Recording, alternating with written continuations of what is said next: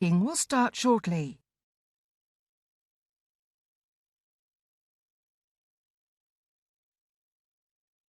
The proceeding will start shortly.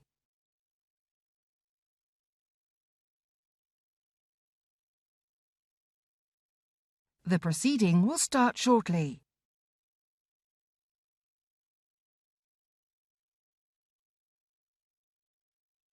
The proceeding will start shortly.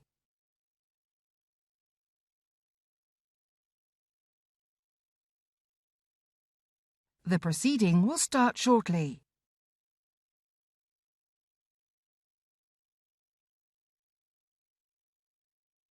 The proceeding will start shortly.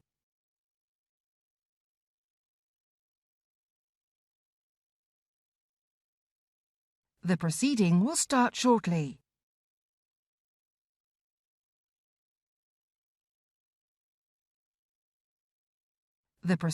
start shortly.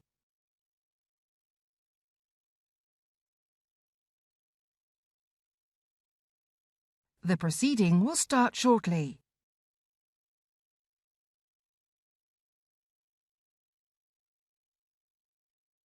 The proceeding will start shortly.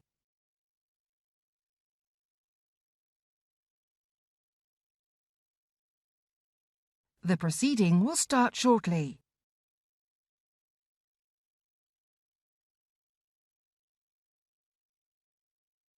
The proceeding will start shortly.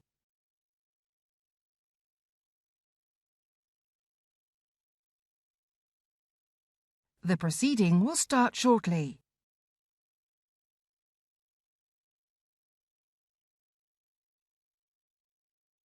The proceeding will start shortly. The proceeding will start shortly.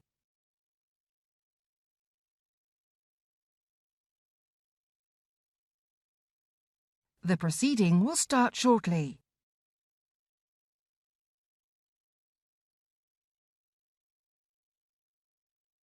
The proceeding will start shortly.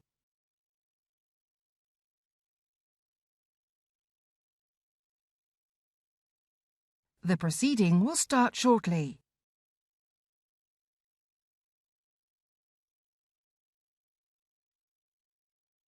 The proceeding will start shortly.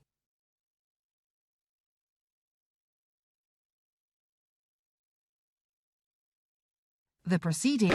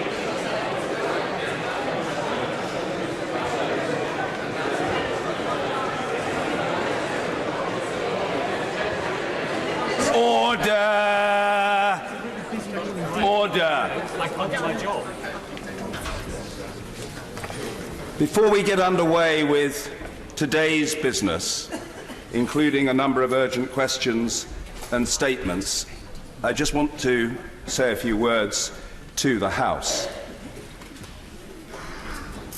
I think there is a widespread sense across the House and beyond that yesterday the House did itself no credit. There was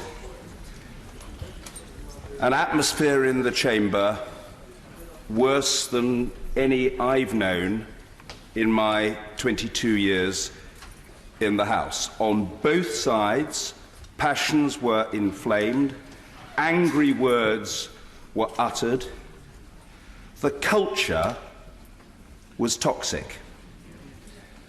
This country faces the most challenging political issue that we have grappled with in decades. There are genuine, heartfelt, sincerely subscribe to differences of opinion about that matter. Members must be free to express themselves about it and to display, as they unfailingly do, the courage of their convictions. It ought, however, to be possible to disagree agreeably, and I can see members on both sides of the House who are fine exponents of that principle and tradition. Yesterday, that was not the majority strain, I'm sorry to say.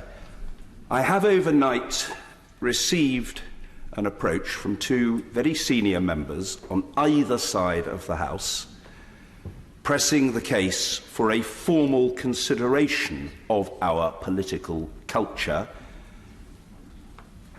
going forward. Manifestly, any such formal structure, any such conference deliberation would not take place under my aegis, and like everybody else here, I just want what is best for the House.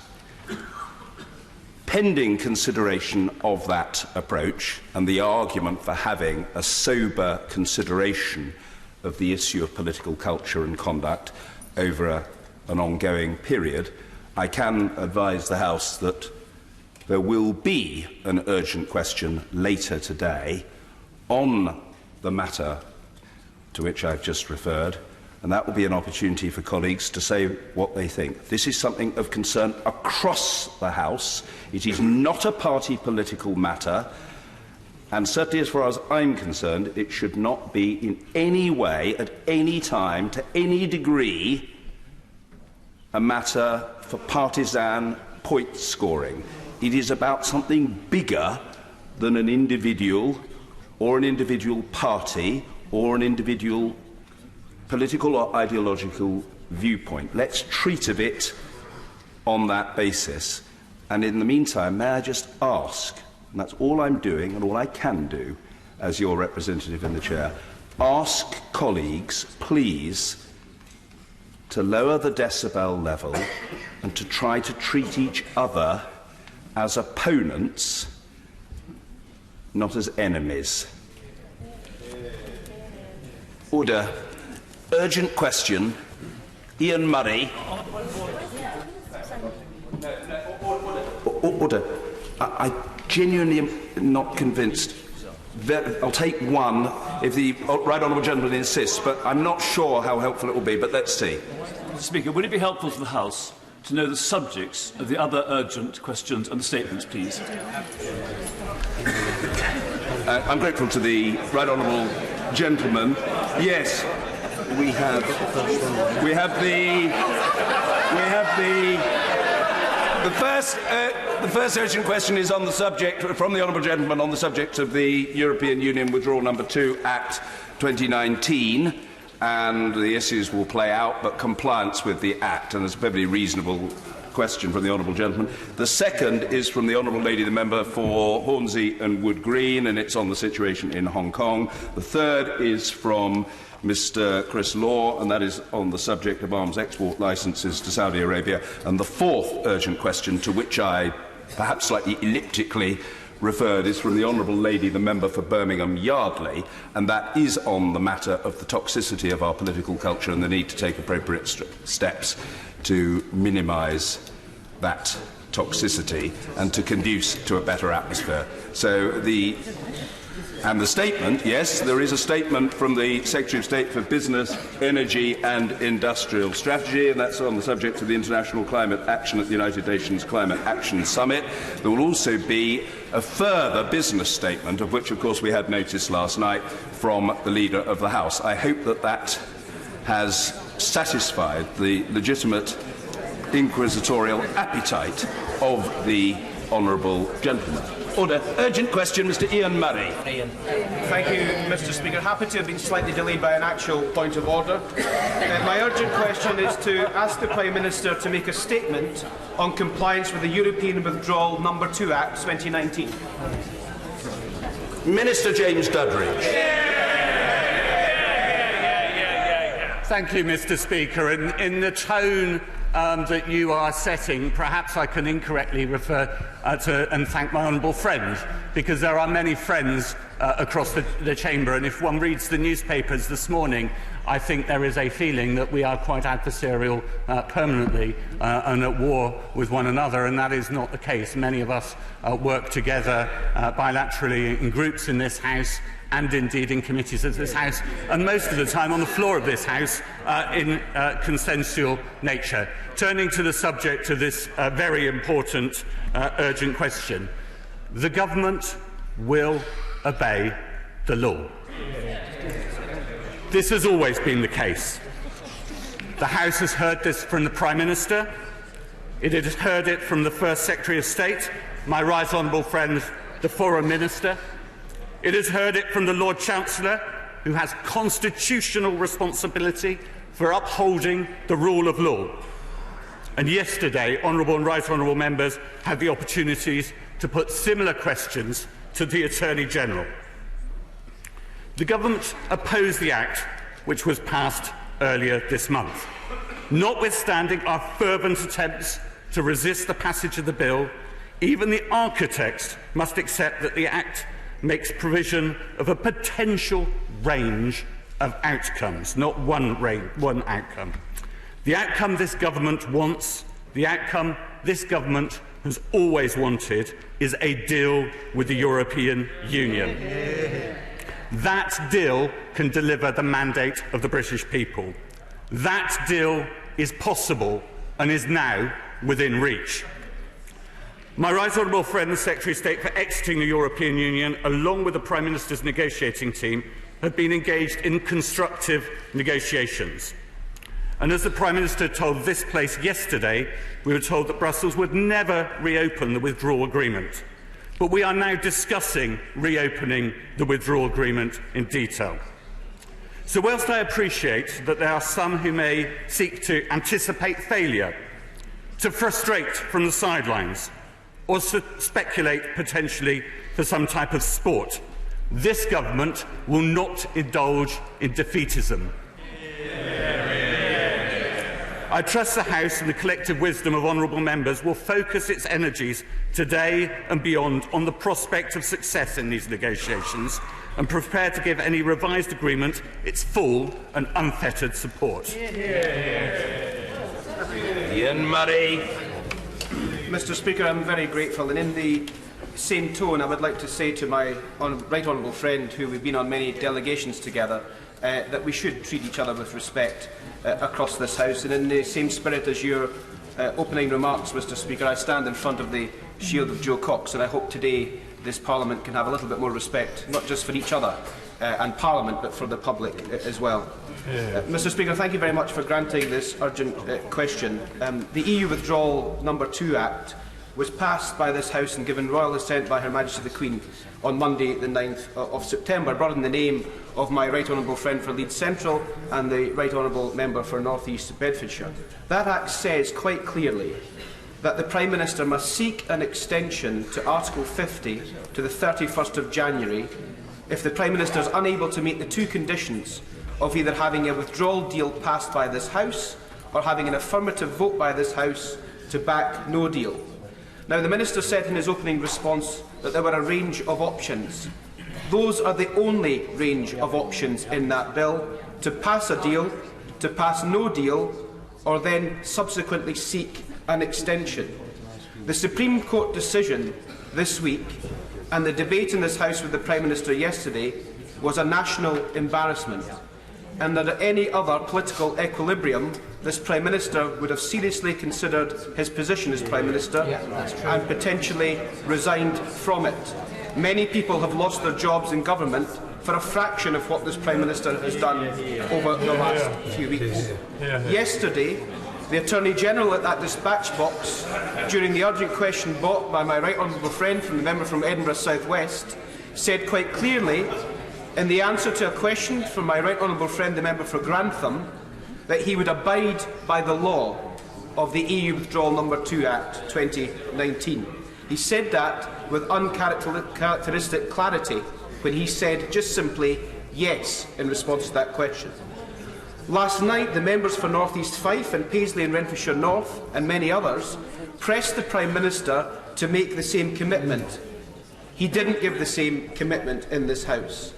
And under questioning from myself, very late in the session last night, when I asked if he would fully comply with the provisions of the Act, should he not get a deal through this House or an affirmative vote for no deal by the 19th of October, and the Prime Minister answered with one word, he answered no. That's all right. That's all right. Yep. Now, the reason I brought this urgent question, Mr Speaker, is A, to seek clarity, and B, to ask the Minister in all good faith to tell us, which he hasn't done so yet, what the Prime Minister meant when he said no. Yeah, exactly. Because, quite frankly, and without and with reference to my earlier remarks about respect across this House, I'm sure there's very few people in this House and very few people in this country, given the events of the last few weeks, that trust the words of the Prime Minister, even when said from that dispatch box.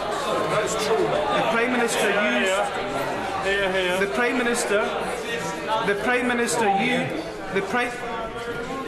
The Prime Minister used, in a direct answer to my question, the word no. So I have several questions to ask the Minister, and in this new level of respect, I hope he's able to answer them directly. Yep, go on in. Go. What does the Prime Minister intend to do? What does the Prime Minister... What does it... What does the Prime Minister intend to do if he doesn't get a deal through this House by the 19th of October, or an affirmative vote for no deal? Question 1. Order. Can I very gently say to the honourable gentleman that he must rattle through the remainder of the questions very quickly, without drama. Very quickly, please. Question 2. Do we have to take the Prime Minister to court again to comply with the law? 3. What message does it send out when the Prime Minister says no to a straight question of whether or not he will comply with the law? And lastly, and most importantly, the Minister said, and the Attorney-General said, and I quote, the government will obey the law. What does that mean? Can the Minister just come to the dispatch box and say that obeying the law means that the government will seek an extension to the 31st of January if the provisions of that Act are not met? Thank you. Minister Doddridge. Mr Speaker, I thank the honourable gentleman for that question. In politics, we quite often get berated for not giving a straight answer. I thought the government position was very, very clear. We will obey the law. Does the Prime Minister, does this government want to extend? No, we don't want to extend. We want a deal. That is our focus. The honourable gentleman talks of equilibrium. Well, in a normal equilibrium, we would be having a general election, and we would ask the public to decide. That will bring back that equilibrium. But the honourable gentleman needs to appreciate the Prime Minister, the government, and I as a Minister in the Department for Exiting the European Union will obey the law, and we will obey the law at every stage and turn of this process. Mr David Gauke. Mr Speaker, my honourable friend will be aware that the Prime Minister has said that he will both obey the law and he will not seek an extension. Can my honourable friend point to any legal argument made by any senior lawyer that suggests that if the conditions are not met, in other words, Parliament hasn't voted for a deal or hasn't approved no deal, there any legal argument that suggests that the Prime Minister has any choice in this? The law is quite clear. He would have to seek an extension. Minister. Well, I was interested this morning to read that the honourable gentleman was nearly Chancellor Exchequer. I apologise, I've never been in such illustrious circles, nor am I like he, a lawyer. But that is a hypothetical question which I don't really want to be drawn into this stage. But we will obey the law. Keir Starmer. Thank you, Mr Speaker. The Act that was passed 3 weeks ago is very simple. If by the 19th of October the Prime Minister hasn't got a deal through, and he hasn't got agreement of this House to no deal, he must seek the extension in the terms set out. Very, very simple. It's true that in this Act, the terms of the letter he must write were set out in a schedule, as was the duty to accept the extension that the EU agrees. Those were not in the previous version of this Act, which was passed in April, because there was a consensus that the then Prime Minister would comply with the law, understood the rule of law and could be trusted, and therefore it wasn't necessary to put them in the Act. They're in the Act now because I'm afraid to say, and this is a low point in our history, across this House, those assumptions no longer hold.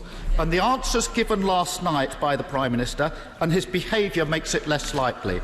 And I say, Mr Speaker, this. If the Prime Minister genuinely wants to get a deal through this House, he wouldn't have divided this House in the way that he did yesterday. That isn't the behaviour of a man who's trying to unite the House and can come together around a deal. And it's not the role of the Prime Minister is to unite the country. This Prime Minister is whipping up division, and I've not seen that from a Prime Minister in my lifetime. So there is a very simple, non-hypothetical question and a precise question. If there is no deal through, passed by this House by the 19th of October, and no agreement of this House to no deal, will the Prime Minister comply with the law by asking for the extension? Because that's what the Act requires. And can I make it clear that if he does not, this will be enforced in the courts, and we will take collective action in this House to do whatever is necessary to make him comply with the law. Minister. The honourable gentleman says that we're at a low point. I would agree. And one of the reasons we're at a low point is we asked the public for their views, and now Parliament is ignoring their views.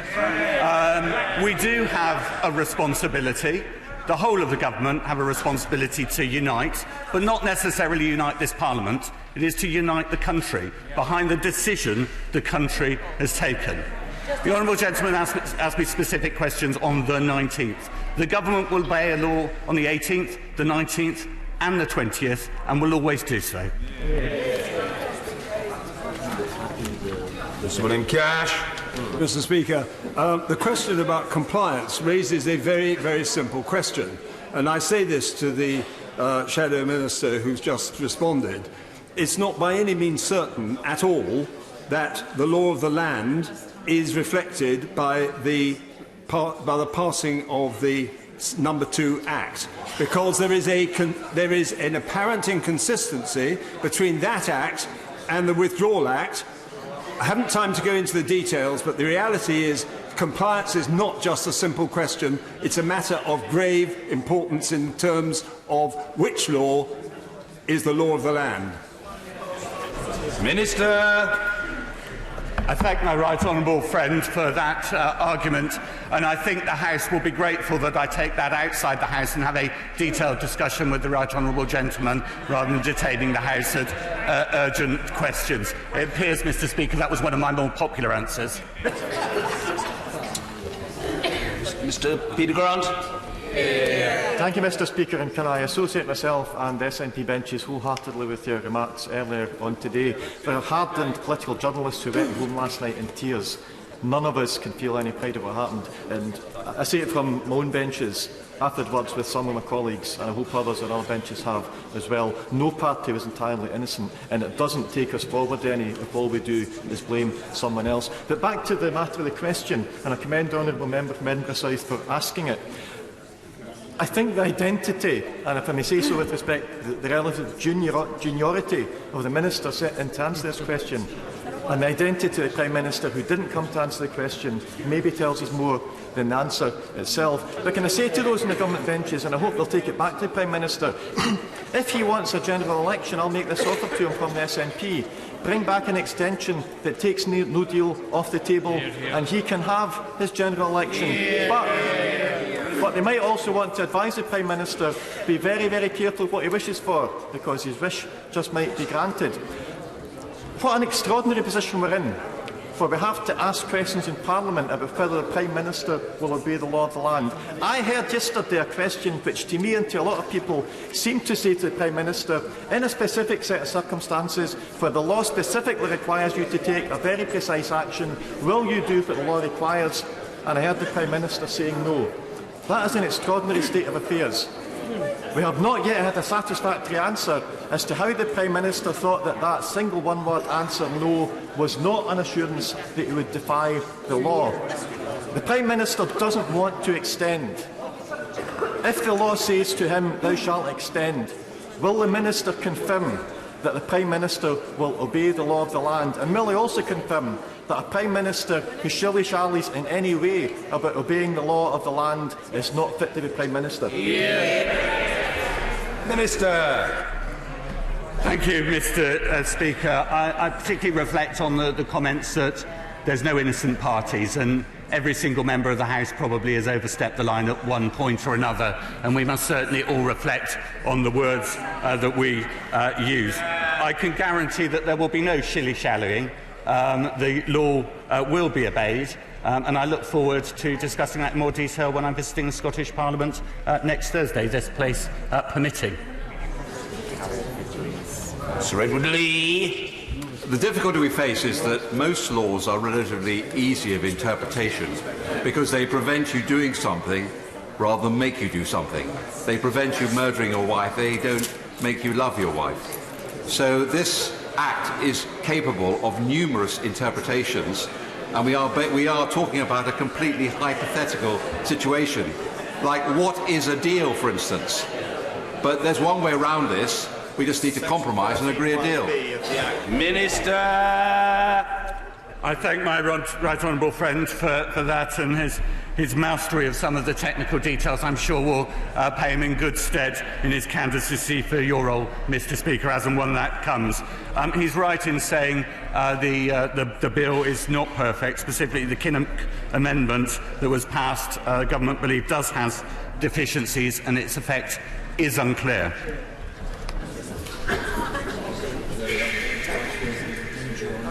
Yvette Cooper. Can I ask the Minister what his interpretation of the law is? If there is no deal agreed by Parliament, if the Prime Minister hasn't got a deal, if Parliament hasn't voted in favour of no deal, does he think that the law then requires the Prime Minister to write a letter? Yes or no? Minister. The government will take legal advice on this and a number of other issues, and as she knows, there's a long-standing constitutional convention that neither the fact nor the content of the law officer's advice is disclosed outside government without their consent, and I'm not intending to break that convention today. Greg Hands. Delighted to hear again of the government's commitment to getting a deal, which is actually what this House ought to be debating in the coming weeks. Could you just tell us a little bit, though, more precisely, how the passage of this Act has made the negotiations and discussions in Brussels more difficult? Minister. I thank the honourable gentleman for that question. There was a big shift in the negotiations when the Prime Minister met with Macron and Merkel, and that has really opened up the dialogue with the Prime Minister's Sherpa travelling twice a week and then 3 times a week, meetings at the UN General Assembly and a number of other forums. That activity has slowed, potentially as a result of the House of Commons position, and what the House of Commons has done is making a deal more difficult and making no deal, which is not what we want, more likely. Tom Brake. Mr. Speaker, if the Prime Minister fails to secure a deal by the 19th of October and refuses to send the letter, as he's required to do so by law, is his intention to resign or to stand down temporarily and let someone else in government sign the letter for him? Minister. The Prime Minister will obey the law. Justine Greening. Thank you, Mr. Speaker. The problem with the answers from the Minister is that he's obviously needing to leave the government significant wiggle room, because clearly the honourable member for Stone has reflected the underlying government policy, which is it wants to find a way to avoid complying with the EU Withdrawal Act No. 2 that this House has passed. I think this does this country a real disservice, because it means it will take us till late October before we actually resolve an answer to that question that the government is clearly raising. Wouldn't it be better for people in Britain if they were simply transparent about their views and intentions, and we could find a way to resolve them much earlier? Minister. If I can try to be clearer, the government wants to be transparent. We want a deal. We'll use every bit of wiggle room we can find to get that deal. Mr. Hilary Benn. Thank you very much, Mr. Speaker. The House is grateful to the Minister for confirming that the government will obey the law, but it should not need saying. And the fact that the Minister is here today having to answer these questions is a sign of the anxiety felt on both sides of the House and by many people in the country about the way in which the government is conducting this matter. The problem we have is that the answer, the very clear answer that the Minister has given, is not compatible with the answer that the Prime Minister gave yesterday evening to my honourable friend, and I just want to read from column 821, The Exchange. If he does not get a deal or no deal through this House by the 19th of October, and those are the two conditions that would mean he wouldn't have to write the letter, my honourable friend went on, will he seek an extension to the 31st of January from the European Union? The Prime Minister, no. How on earth can what the Minister has said in good faith, and I have great respect for him, possibly be reconciled with what the Prime Minister said to the House of Commons last night? Minister. Well, I was here when the Prime Minister made that statement. He came, the honourable gentleman from the SNP said, why is he not here today? The Prime Minister was here for 3¼ hours, asking, I think, over 125 questions. Forgive me, Mr. Speaker. 111. Thank you for rescuing me, Mr. Speaker. I know your encyclopedic memory would be better than ours. The Prime Minister really doesn't want an extension. Every sinew of government is focused on a deal. The honourable members say that is not the case. My day is being filled with trying to find a deal. That is the right thing for the country. It's the right thing for Parliament. It's the right thing to do, and we will obey the law at every single point. Anne Milton. Thank you, Mr. Speaker. And if I may associate myself with the remarks that you made at the beginning of these proceedings. My honourable friend's insistence that the government will comply with the law and his repetition of that sounds like he's dodging something, is the problem. And I am a simple soul.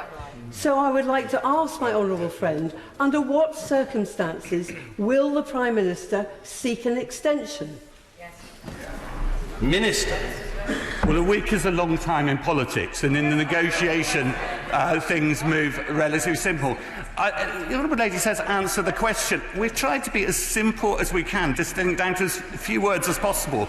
We will obey the law, but who knows what will happen between now and then in the negotiations. We are seeking a deal, and the nature of that deal is moving forward on a daily basis. So beyond saying we will always abide by the law, I'm not going to get into it any further. Angela Eagle. Speaker, but notwithstanding the Minister's answer today, in answer to a question from me, the Prime Minister hinted that he would obey the law. He said directly to my honourable friend last night that he wouldn't, and the Minister's answers today would be listened to with a little bit more belief if senior sources in number 10 didn't keep briefing that they were going to break the law. That's right. Minister. Well, the honourable lady has a minister, not a senior source in number 10. She has someone on the record, a minister, saying we will obey the law. I think that trumps any, so say, off-the-record briefing. Mr. Simon Hall. Thank you, Mr. Speaker. Tomorrow the Prime Minister will hold a political cabinet. Could I ask my honourable friend the Minister to make sure that it is heard that we support the Prime Minister in his pursuit of a deal, and certainly have a huge reluctance to an extension. But it comes to a very bad place in politics when a Tory government's adherence to the rule of law comes under question and is in doubt. There needs to be a change in the mood music emanating from number 10, because we are as a Tory party, We obey the rule of law, and the fact that that is a question in this place should bring shame on all of us. Minister. I'm sure a number of people will hear his comments. I will also pass those comments to the Secretary of State, who will attend the Cabinet on behalf of the Department exiting the European Union, and I thank him for those comments. Joanna Cherry. Mr. Speaker, the Minister has this morning repeatedly said that he will obey the law, but it's the law of the land that if the Prime Minister can't get a deal or no deal through this House by the 19th of October, he must seek an extension to 31st January from the European Union. Last night, as the Right Honourable Member for Leeds Central said, the Prime Minister was asked by my honourable friend, the Member for Edinburgh South, so, for the sixth and final time, if he doesn't get a deal or no deal through this House by 19th October, will he seek an extension to 31st January from the European Union? And the Prime Minister replied no. So again, I asked the Minister to explain how his assurance this morning that the law will be obeyed sits with the Prime Minister's direct denial last night that the law will be obeyed. Minister. The Prime Minister doesn't want an extension. He will obey the law, but every sinew of our efforts is based on getting a deal. And if this House got behind a deal, perhaps we could move forward and change the tone of this place that collectively we are unhappy with. Maria Caulfield. Thank you, Mr. Speaker. Part of the EU Withdrawal No. 2 Act is also to agree a deal by October the 19th. But you would not get the impression, with the obsession of an extension being discussed in this place, would the Minister agree that if people want to avoid a no-deal exit, that all our energies should be behind getting a deal and getting it through this place? Or is the real motive about stopping Brexit completely? Minister. I fear the Honourable Lady is right in that many that are less worried about the law are more worried about stopping Brexit. We've had extension after extension, and the answer to this uncertainty cannot be more extension. Chris Leslie. Isn't the most visible evidence giving us grounds to doubt the government's intention their £100 million billboard advertising campaign saying get ready, 31st of October, here we come, which is actually inaccurate and misleading, because at nowhere, not even in the small print, does it mention that the law of the land may prevent a no-deal Brexit. Shouldn't the government be honest with businesses and consumers? And isn't it time, because I certainly will be, writing to the Advertising Standards Authority, that the government should be honest in its advertising and not mislead the public in that way? Minister. Well, let's be honest, no deal is a very real possibility. Even if this House extends, whether that's through this bill or some other mechanism, it still might be in the same position at the end, and a deal might not be done, and we would be in a no-deal position. It is right that every responsible business prepares for no deal, despite the fact that we want a deal. Chris Green. Thank you, Mr. Speaker. Extension or a renegotiated deal are the two options, but from the debate we've heard today, an extension is all that's been demanded. As the European Union does actually now show it's prepared to renegotiate, should this House of Commons get behind the Prime Minister, send him with the United House of Commons to get the best deal for the United Kingdom? If not, this House is seeking to defeat democracy and the democratic decision of the British people. Minister. I thank my honourable friend for that question. Mr. Speaker, it does worry me that this House seems to consistently agree on what it doesn't want, but fails to grasp what it does want. If we could take some of this energy around semantics of obeying the law and put it into actually getting a deal done, I think this Parliament will be held in greater respect than it currently is by the country. Mr. Chairman. Mr. Speaker, the Minister knows that he's a popular man in the House, and we all know there are people across the House that are more popular and less popular. Indeed, we had a junior minister already went out just now shouting, and I deplore that, and I want all of us to work together harmoniously. But could he just answer this? He said just now he wants greater transparency. There is a rumour running around the place, and it's in the press, that the government is again going to shut down Parliament for its own purposes. Is that right? And why are they doing it? Minister. Well, it's the first I've heard I'm popular, but I thank the honourable member for Huddersfield for that. I think he may very well be misinformed. But when it comes to rumours, I'm slightly conflicted in that I'm not sure whether I have more pleasure here at the dispatch box answering questions from the opposition or being at Conservative Party conference speaking to lobbyists. Ben Bradshaw. People watching this, Mr. Speaker, will notice that the Minister has been at the dispatch box for nearly 40 minutes and has repeatedly failed to answer the simple question, which I'll put to him again. In the absence of this House supporting a deal or no deal, how will the Government comply with the Benn Act and leave the European Union on the 31st of October? Minister. Mr. Speaker, for 40 minutes I've tried to give a consistent answer. I think it's the case that honourable members don't like that answer. No. Angela Smith. Everyone understands that the government is trying to get a deal. We know that. We don't need to hear it again. But this House bears a responsibility to test the government's intentions in the event that on the 19th of October this House fails to agree either a deal or no deal.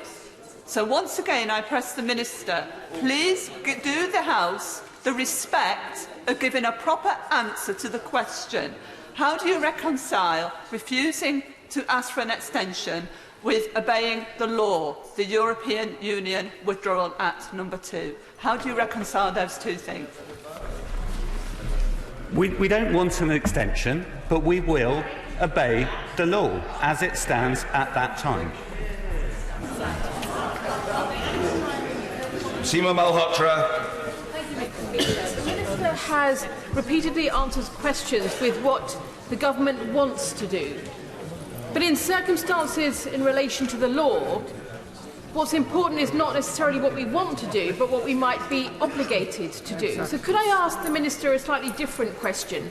What is the Minister's understanding of what the government is being asked to do under the Benn Act in the circumstance that by October the 19th there is neither a deal agreed by this House and nor has no deal been passed?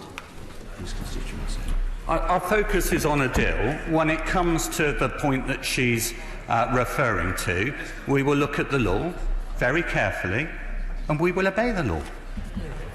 Yeah. Lisa Nandy. Of us in this House who genuinely want a deal and have been working cross-party to try and achieve it. And in fact, we amended this legislation to make it clear that the purpose of this extension would be to achieve and agree a deal. But can I just say to the Minister that we can see what is happening here. We can see what the Prime Minister was doing with that horrendous, divisive language yesterday. We can see that this is a clear electoral strategy to whip up hate and try to divide us and to whip up the hate of people against Parliament. And let me say to him that for those of us who do want to work cross-party to achieve a deal, this is making it much, much more difficult. So will he restore some trust now to this House of Commons and tell us clearly on the record that if a deal is not achieved by the 19th of October, the Prime Minister will sign that letter seeking an extension with the European Union? I want to restore trust in the House. There is genuine division. It's not just an issue of linguistics and language. The House is divided, the country is divided, which is why we want to provide as much clarity as possible that we want a deal, and if we don't get that deal, we will obey the law as it stands at the time. Clive Betts. Thank you, Mr. Speaker. I come back to the Minister. So if this House doesn't agree a deal and doesn't agree no deal by the 19th, is the government saying that they believe then there is a doubt that the law does require the Prime Minister to sign the letter asking for an extension? I'm not going into that legal advice. I've not done that. I think the Honourable Gentleman's asking me if that is the point that I'm making. That was not the point that I was making. And in an early answer to an honourable lady, I talked of legal advice and the normal conventions around legal advice. Mrs. Madeline Moon. Thank you, Mr. Speaker. On Tuesday, I was in Addis Ababa. I was with a delegation from across the NATO Parliamentary Assembly. We were meeting with the United Nations, with the European Union, and with the African Union. I sat with my colleagues and saw the shock on their faces as they saw a pronouncement that the British government was deemed to have acted unlawfully. In an alliance, trust is essential. It used to be that when you talk to the British, we could say, "My word is my bond." They now no longer have that trust. Is the Minister aware, and I understand his expertise, particularly in relation to Africa, of the damage that is being done internationally to our reputation when we hear of a government trying to wriggle their way out of a binding legislative decision by this House of Commons? There is an international danger to our reputation. I saw, as my NATO colleagues watched on their iPad, because they all speak English, the responses from across the British press. They watch this House daily. They no longer have the level of respect and regard for this House that used to be felt. Can I urge the government to rebuild that respect, because its dangers and its risks to this country are huge? Minister. I thank the honourable lady for that question, and also thank her for the work that she does on defence. She gives me an opportunity to confirm this government's belief in the international rule of law, and specifically and incredibly importantly in relation to NATO, as whilst exiting the European Union, quite rightly, is something that's taking up an awful lot of time in this House. The relationship across the eastern border and the importance of NATO is more important potentially than it ever has been for a long period of time, and it's important that our NATO allies, whether they be in meetings or Addis or in normal NATO meetings, should know that they can rely upon the United Kingdom as they have done previously. George Howe. The Minister earlier appropriated the words of Harold Wilson when he said a week's a long time in politics. So what does he think is going to happen in the next week, or for that matter the next month, that will change the terms of the then Act? Oh yes, yeah. Thank you for reminding me whose words I was stealing to try to sound eloquent. I think anybody in this House that predicted where we might be in a week would be a fool. And if anyone does have any certainty, I would suggest they head to the bookie shop. Caroline Lucas. Thank you, Mr. Speaker. It just feels like we've entered into some kind of surreal world, a parallel universe, a bit like Alice in Wonderland, where words mean whatever we want them to mean, where he's outdoing the Queen, you know, who was having the Queen in Alice in Wonderland, who was thinking 6 impossible things before breakfast. If anybody watching this will just think that this government has lost leave of its senses, it cannot be trying to claim 2 incompatible things are compatible. So I ask him again, will he stop hiding behind the falsehood that legal advice is necessary to clarify the law on this, and tell us how the Prime Minister is going to keep to the law? Well, I must say, Mr. Speaker, I didn't quite keep up with all the Alice in Wonderland references, but I'm more than happy to discuss this over a cup of tea, as long as we're not considered 2 mad hatters. 2 what? Mad hatters. Vernon Coker. Thank you, Mr. Speaker. Can I ask the Minister, who I think many of us feel has prevaricated with his answers today, can I just ask the Minister again and try what my honourable friend, my right honourable friend from the front bench was asking him? In terms of complying with the law, the Prime Minister is required to send a letter should a deal or a no deal not be agreed by Parliament. The schedule to the bill actually has the letter. That is part of the law. And it starts with, "Dear Mr. President," and it finishes with "yours sincerely, the Prime Minister of the United Kingdom." How on earth can the Minister stand there and say he can comply with the law without reassuring Parliament that in the circumstances that the two conditions laid out in the Act are not met, that he can't say at that dispatch box that in those circumstances the Prime Minister would sign the letter which is attached in the schedule to the bill? Yeah. I've consistently said the Prime Minister will obey the law, but we don't want to get to that position. We want to get to a deal position as early as possible, and that is what we are trying to do. That's what we are mandated to do by the referendum, by the British people, and that's what previous laws have instructed us to do. Sammy Wilson. Speaker, the Prime Minister hit the nail on the head last night when he described this bill the way he did, because the fact of the matter is he has got two choices: go in all sincerity and negotiate a deal which we know will be voted down by those who don't want us to leave the clutches of the EU, or to crawl to Brussels begging to be allowed to stay at the cost of £1 billion a month. Would the Minister not agree with me that if there is such distrust in the Prime Minister, the courageous thing to do would be to allow a general election, allow the people of UK to decide what they think of this humiliating piece of legislation, and if it wasn't for the fact that the scary cats on this side of the House are running away from the electorate, they would do that today?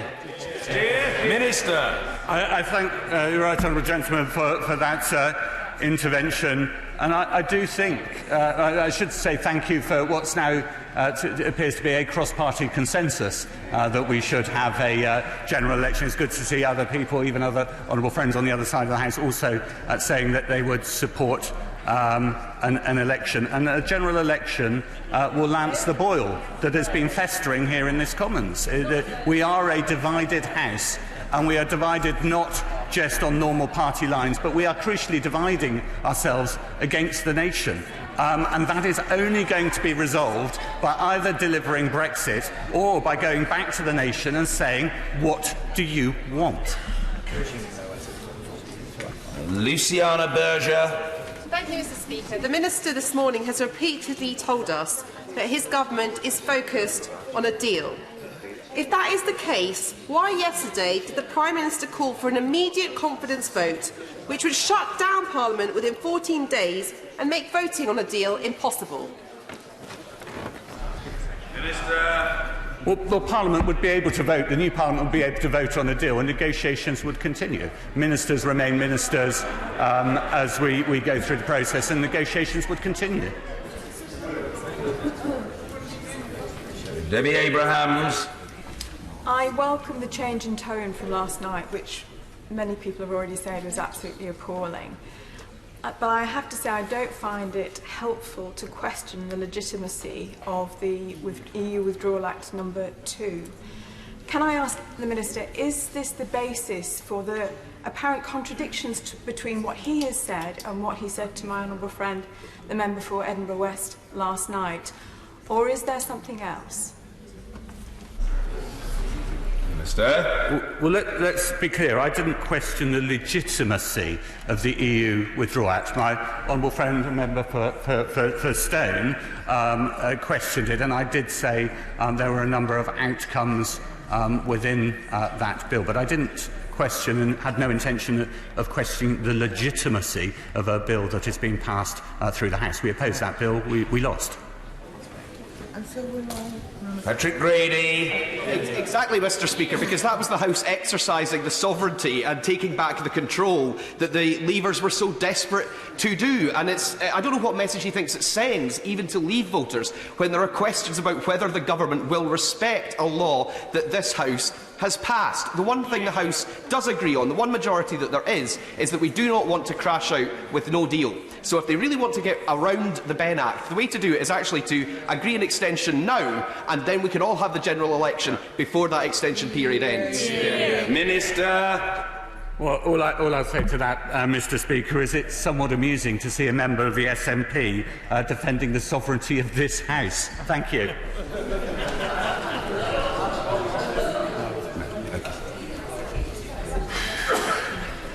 Kate Green. Mr. Speaker, I accept what the Minister says, that the Prime Minister wants to secure a deal. But may I respectfully suggest that the best way for us to do that with our European friends and allies is in a relationship of mutual regard and respect.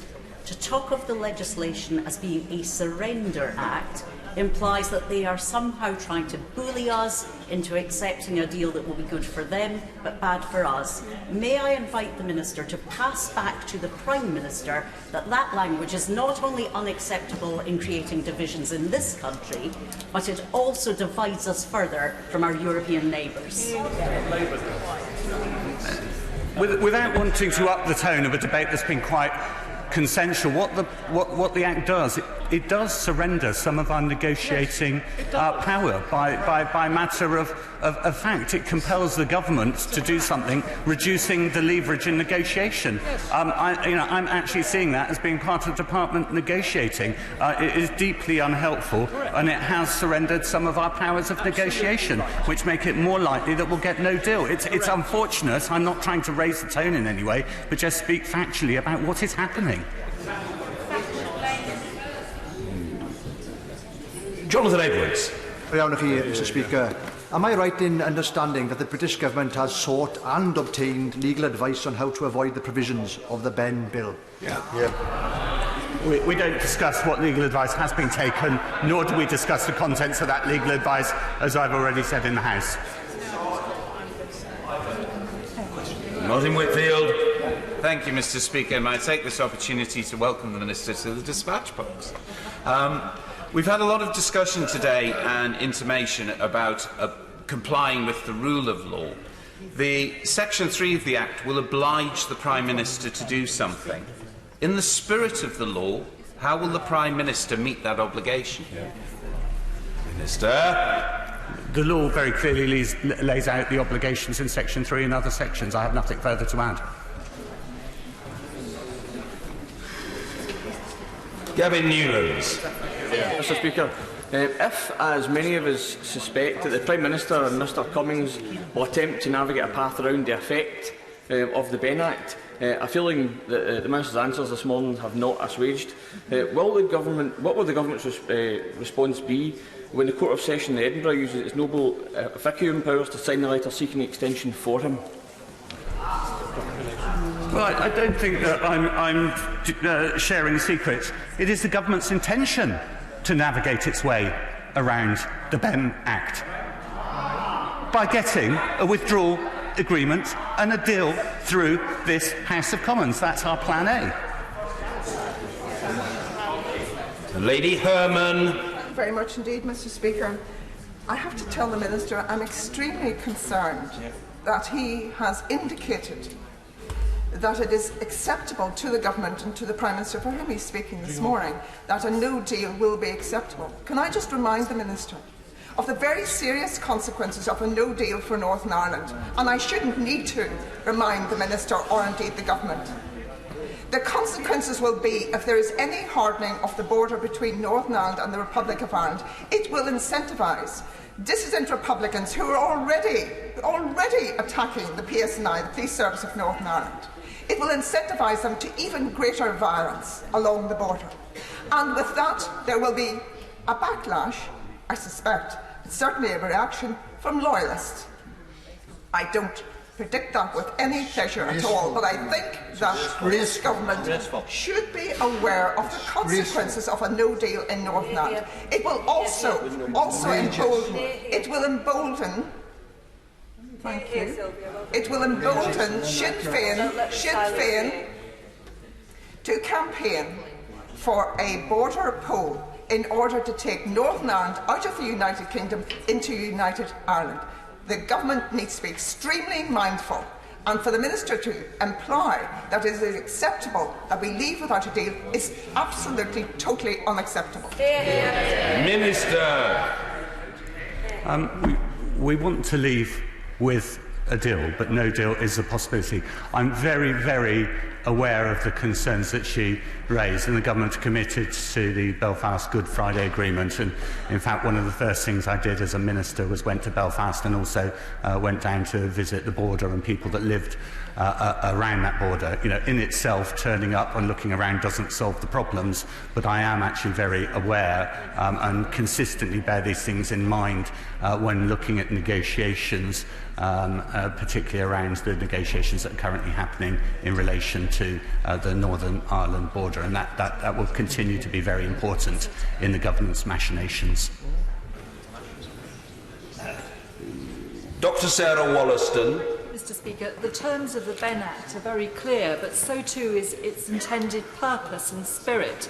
The Minister hasn't been asked today whether the Government and the Prime Minister wanted to comply with the terms of the Act. He's been asked a very specific question as to whether, if by the 19th of October this House hasn't agreed to a deal or a no deal, will he write the letter as set out in the Benn Act asking for an extension? Can he answer yes or no? Because I'm afraid we're just having no clarity at all on that very specific question today. We will obey the law. Andrew Slaughter. Mr. Speaker, the Minister's knowingly confusing the Government's negotiating position with the authority of the law as made in Parliament and enforced by the courts. The Prime Minister says without evidence the Supreme Court is wrong, and now he is saying he won't follow a very clear provision in an Act of Parliament. Does the Minister accept that that trivialises and undermines the rule of law? No, it is not the government that is causing the confusion. It is the Act itself and the constitutional position we found ourselves in for a number of areas, including the Fixed-Term Parliament Act, which means that we can't have a general election and resolve this by going back to the people that have already decided in a referendum. Predecessors of this House fully supported. Alan Brown. Thank you, Mr. Speaker. Mr. Speaker, to any rational person, the law of the land states that if the government doesn't get a deal through the House of Commons or gets a mandate for no deal, then the government must write a letter on the 19th of October asking for extension.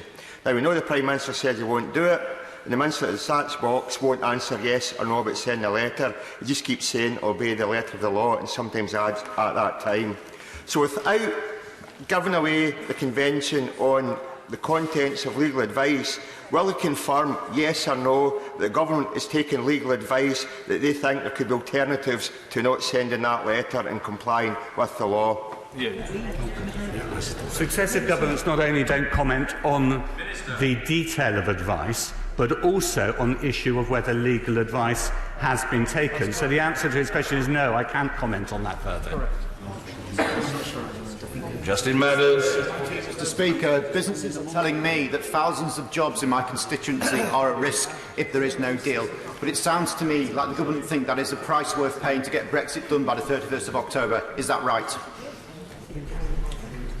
We've got the highest rate of employment since decades. I myself am specifically responsible for small and medium-sized enterprises in deal and no deal. And what I would say is, well, some of the larger businesses are well prepared. There's still more room for further preparations of smaller businesses, and would recommend they contact through the government website, which is absolutely superb and very detailed. Last week I was in Birmingham, and whilst there were some specific issues raised that we're working on, they were impressed with the government's preparations.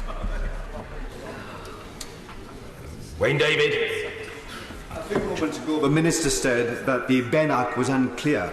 Could he explain to the House why he thinks it's unclear? Good question. That's a fair question, but as I've already, it's a fair question, but I'm not necessarily going to give him an answer that he's happy with.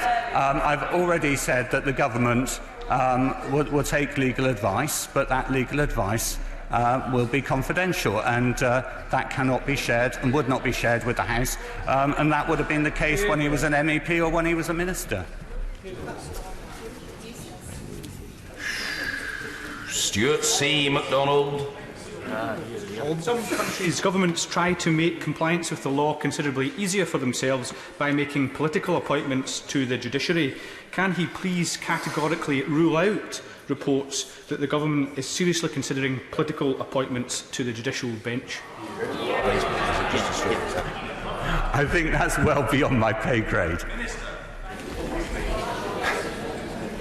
I say for the benefit of those observing our proceedings as much as for members of the House, there is a notable, though on the whole I think healthy competition between two honourable members who share the same surname, but whose first name, though Stuart in each case, is spelt in one instance EW and in another instance UA. One is Stuart C. MacDonald, the other is Stuart Malcolm MacDonald. I've called Stuart C.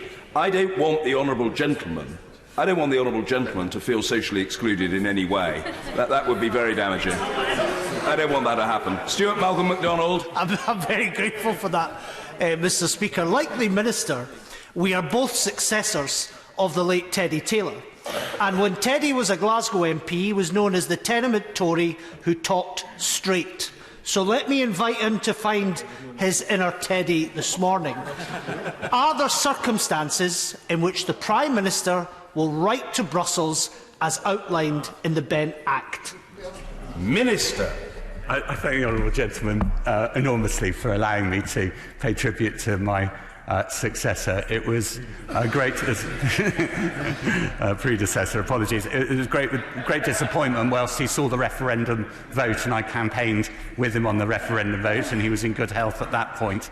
That he's now passed away. Even when we passed that vote, and we knew he was in ill health, but we thought that we would have Brexit by that point. I think, looking down on us, he will be disappointed collectively that the House haven't continued in that light and delivered on the Brexit result.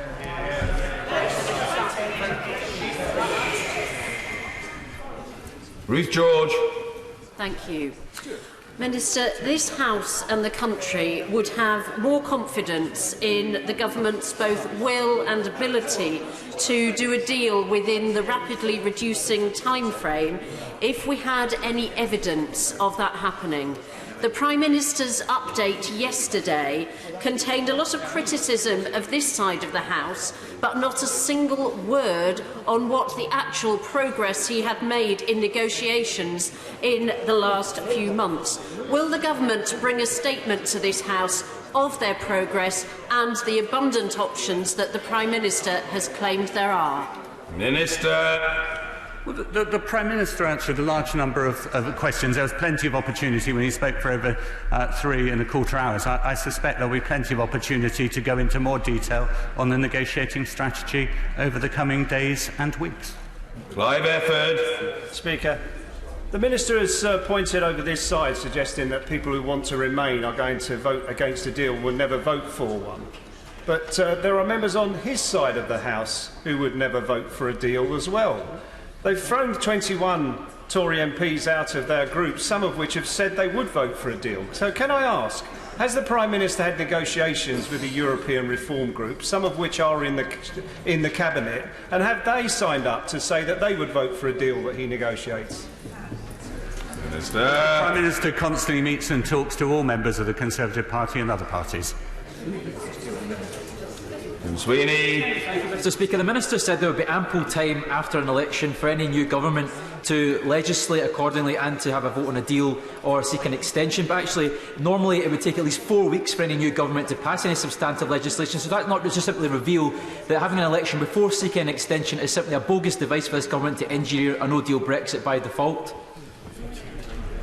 No, not at all, but the honourable gentleman is right. It is a highly constrained timetable, but after 3½ years we only have ourselves to blame collectively as a House.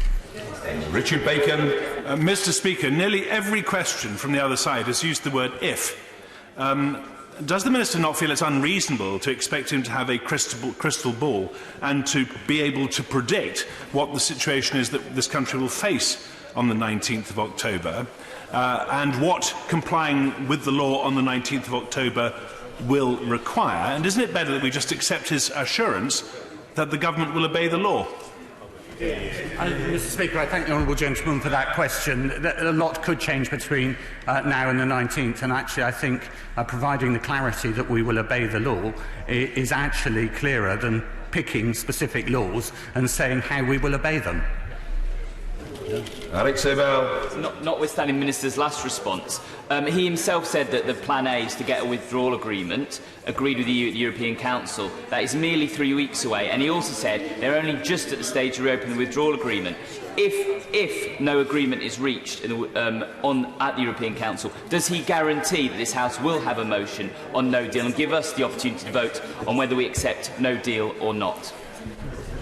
Well, it's not that negotiations have just restarted. Michel Barnier's mandate to negotiate hasn't formally started, and that can't actually happen formally until the European Council, where effectively all the work will be done. But right from the point of the meeting with Macron and Merkel, there was a step change in meetings, both at Schurfer level, at political level and technical level with the Commission. That was the point that I was trying to make, not that negotiations had only started recently.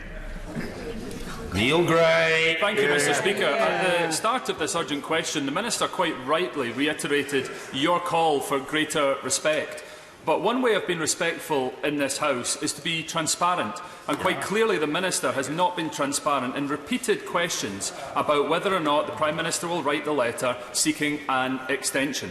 So I give the Minister one final opportunity now to be clear and unequivocal in his response, not just hiding behind some form of words about obeying the law and dodging the question, but will he confirm now, if the first two conditions of the Benn Act are not satisfied, will the Prime Minister write the letter seeking that extension, yes or no? Minister. I hate to disappoint the honourable gentleman, but we will obey the law. Thank you. Order. Urgent question, Catherine West. Thank you, Mr. Speaker. To ask the Foreign Secretary for an update to the House on protests in Hong Kong. Thank you. The Secretary of State for Foreign and Commonwealth Affairs, Secretary Dominic Raab. Thank you, Mr. Speaker. Can I thank the honourable member for Hornsey and Wood Green for her urgent question, and can I also just say that I think on all sides of the House, this is an example where we can come together and discuss an issue which is of joint concern across the political spectrum. I remain seriously concerned by the situation in Hong Kong. Protests are now in their 16th week. Millions have exercised their right to peaceful protest. The majority are doing so peacefully and lawfully. However, I know the House will join me in condemning violence that we have seen on the streets of Hong Kong from a minority of those engaged in those protests. It is essential that protests are conducted peacefully and within the law, and that the response of the authorities are proportionate. With that in mind, the United Kingdom supports the one country, two systems model and framework, and of course the rights, freedoms and the high degree of autonomy granted to Hong Kong and its people under the Chinese-British Joint Declaration. That joint declaration was signed by the government of the People's Republic of China and Her Majesty's government in 1984, and the autonomy, the rights and the freedoms it guarantees enshrined in the Hong Kong Basic Law. It remains as valid today as it was when it was signed almost 35 years ago. It is a legally binding international treaty, and we expect China to live up to its obligations under that treaty, and indeed as a permanent member of the UN Security Council under its wider international human rights law obligations and indeed the UN Charter. The UK government believes that a resolution can only be achieved with meaningful political dialogue which builds trust with all the parties on all sides. And I welcome Carrie Lam's formal withdrawal of the extradition bill on the 4th of September, and indeed some of the incremental steps that she has taken to improve the credibility of the Police Complaints Council. The initiative this week from the Hong Kong government to consult with the people it serves will be a first step on the essential path towards a more inclusive political dialogue, one which builds trust with all communities in Hong Kong. In recent weeks, Mr. Speaker, I've spoken to both the Hong Kong Chief Executive Carrie Lam and to the Chinese Foreign Minister, State Councillor Wang Yi. I've made clear that the UK continues to support one country, two systems. But I've also made clear our concern about human rights, and in particular the mistreatment of those exercising the right to lawful and peaceful protest. And the concerns of those peaceful protesters should be addressed by political dialogue, not crushed by force. I've also spoken to a wide range of my counterparts internationally, and I welcome the strong statements from our international partners. The Prime Minister raised Hong Kong at the recent G7 meeting, where all G7 partners reaffirmed the importance of the joint declaration and called for an end to violence. We will continue to engage with Hong Kong and the Chinese government, reiterating the fundamental importance of upholding the UK-Chinese joint declaration. Hong Kong's high degree of autonomy is what guarantees its future prosperity and success. It is incumbent on all sides to respect it. From West. Thank you, Mr. Speaker. Throughout the summer, Hong Kong has continued to be gripped by protests, with tens of thousands of demonstrators filling the streets each weekend to demand their fundamental rights. Although the Chief Executive of Hong Kong, Carrie Lam, has announced that the controversial bill, the extradition bill, will finally be withdrawn, this, for some, is far too little too late.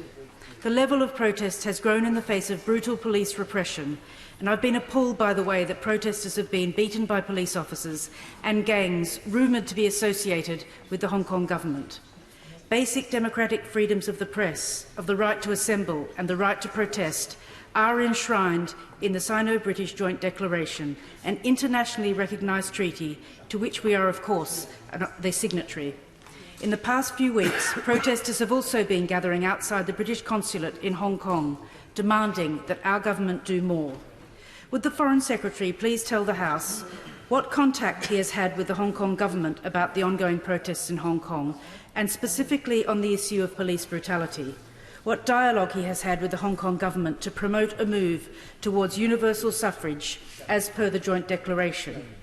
What steps the government is taking to support any holders of a British National Overseas Passport, or BNO, in Hong Kong who are facing undue arrest or harassment as a result of taking part in the protests? And finally, when is the next six-monthly report on the Joint Declaration going to be published? Foreign Secretary. Mr. Speaker, can I thank the Honourable Lady for her questions and her interventions on the substance, and also the very constructive way with which she's presented them to the House. Can I also be clear at the outset that I share her concerns about the repression of peaceful protests, mindful, as I've already said, that some of the protests have been violent, and that is unacceptable too.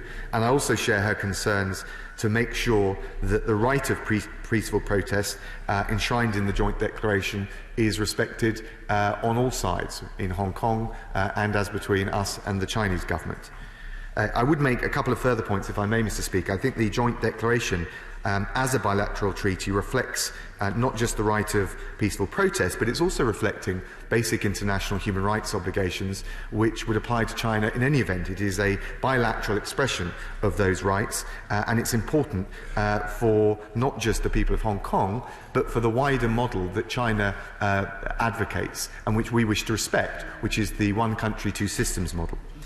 The Honourable Lady asked what contact I'd had with the Chief Executive, Carrie Lam. I spoke to her on the 9th of August at length, and I raised all the issues that I've already expressed, but in particular the disproportionate use of force by the police against the protesters. I also raised the issue of the Police Complaints Council.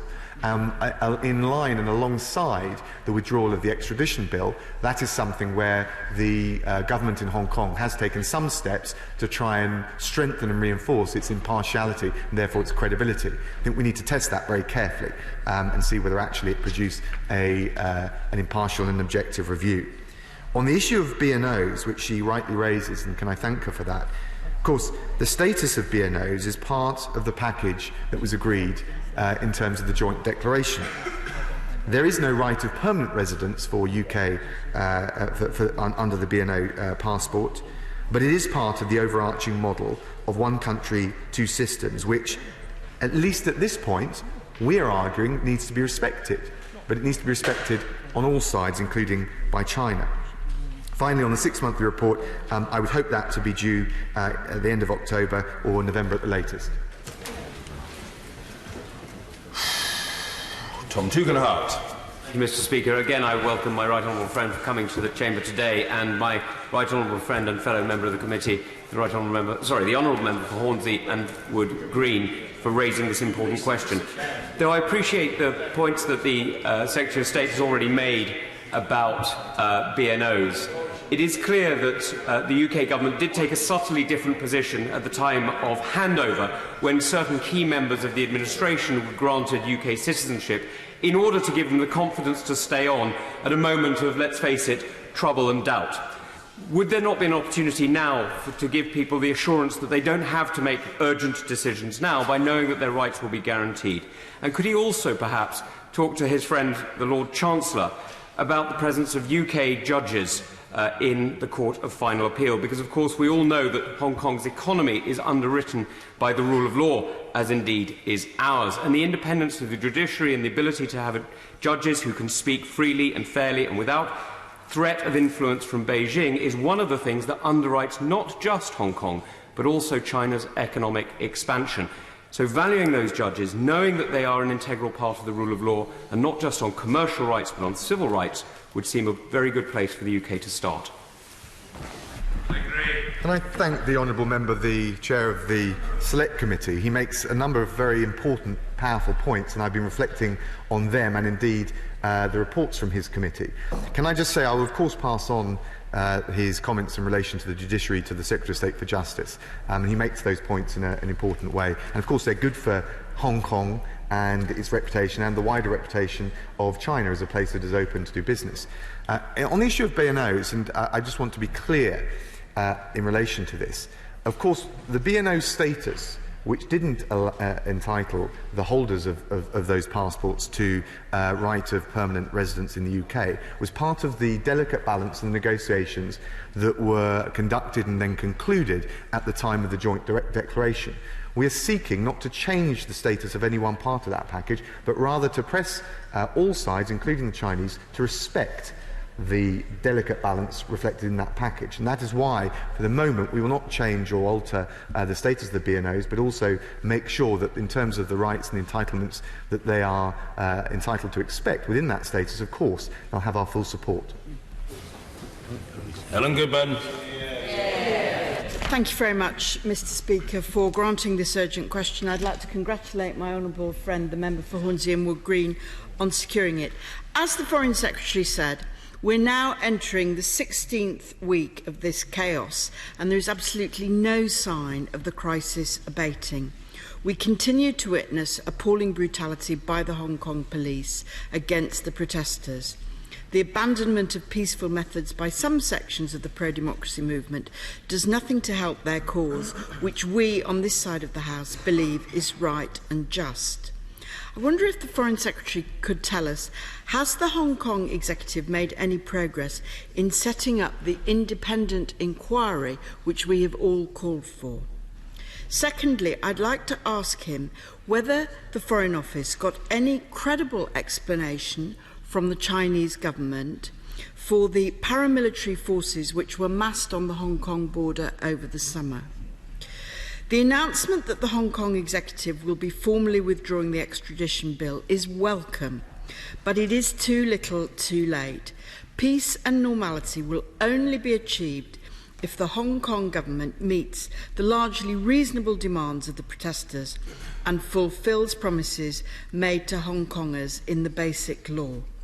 This needs to start with democratic reform and moves towards universal suffrage.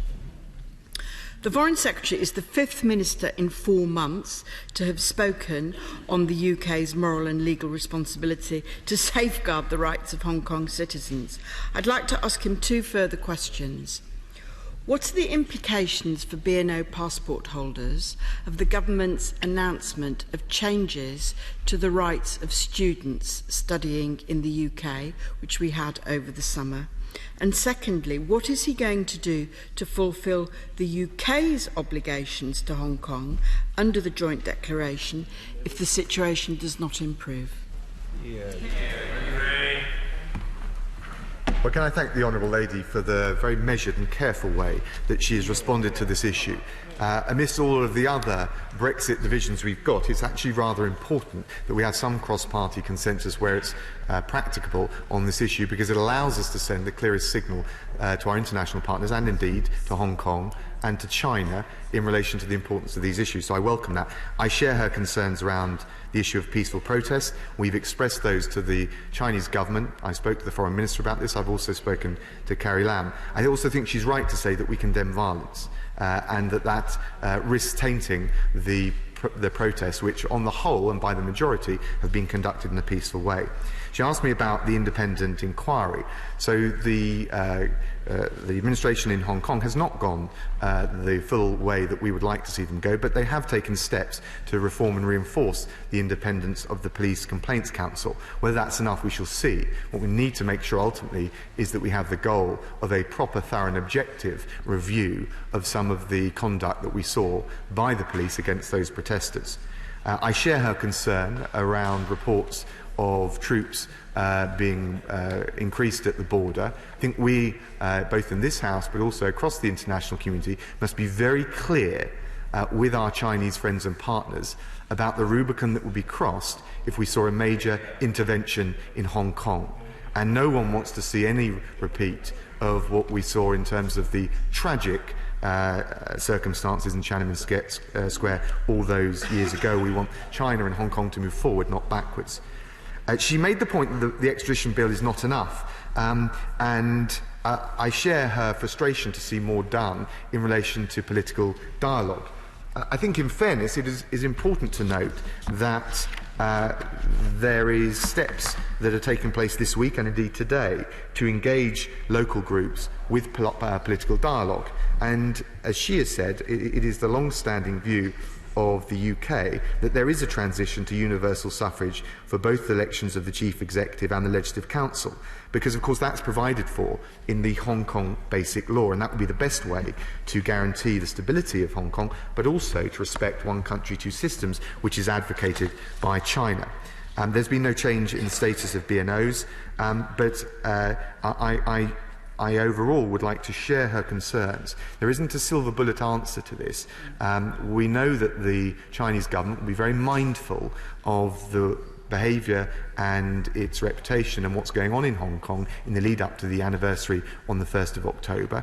What we need to make sure, both in this House but across the international community, is we're seized of this issue, that we're making it very clear to the government of China that we want to respect one country, two systems, but that also needs to be reflected on their side. Fiona Bruce. Freedom of speech, including on constitutional matters, is one of the rights enshrined in the Joint Declaration. Absolutely. And yet recently we've seen pressure being exerted on individuals to desist from dialogue on certain issues. Pressure which is completely unacceptable in any country, let alone in Hong Kong, where these rights were enshrined in the Joint Declaration. What can our government do publicly to ensure that the right to free speech is upheld in Hong Kong?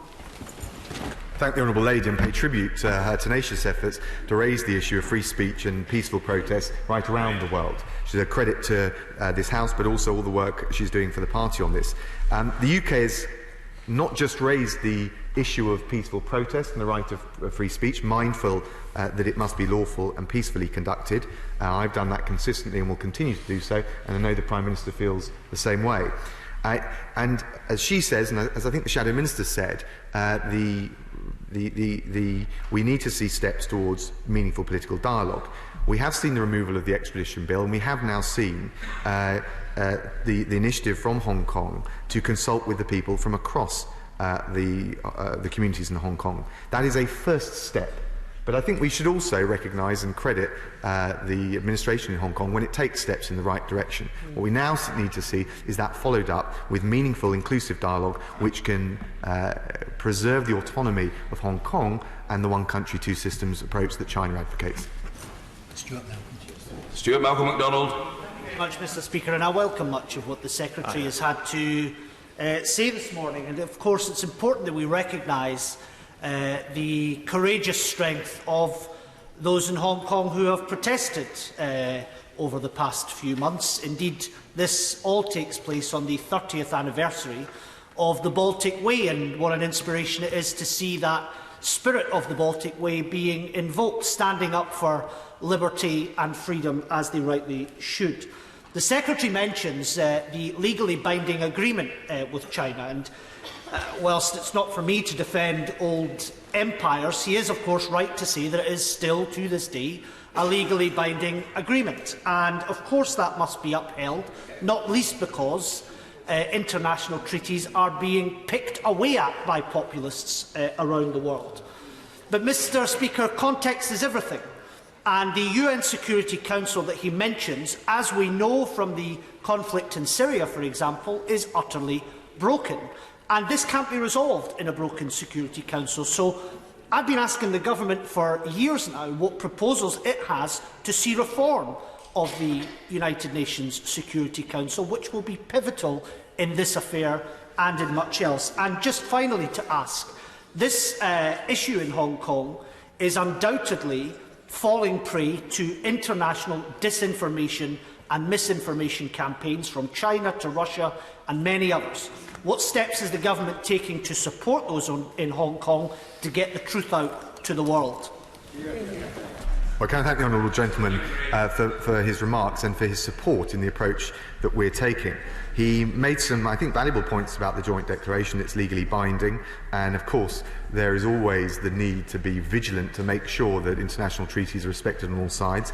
It's also not just a bilateral arrangement. It reflects wider international human rights obligations, particularly those reflected in the ICCPR on peaceful protest. I don't think that the situation in Hong Kong is analogous particularly to Syria, but I do share his... I know, but he made the reference, but I do share his sense that we need to make the UN work as effectively as possible. We've been out in the UN General Assembly this week. It's been curtailed, as he will know, but these are the kinds of things that we talk about.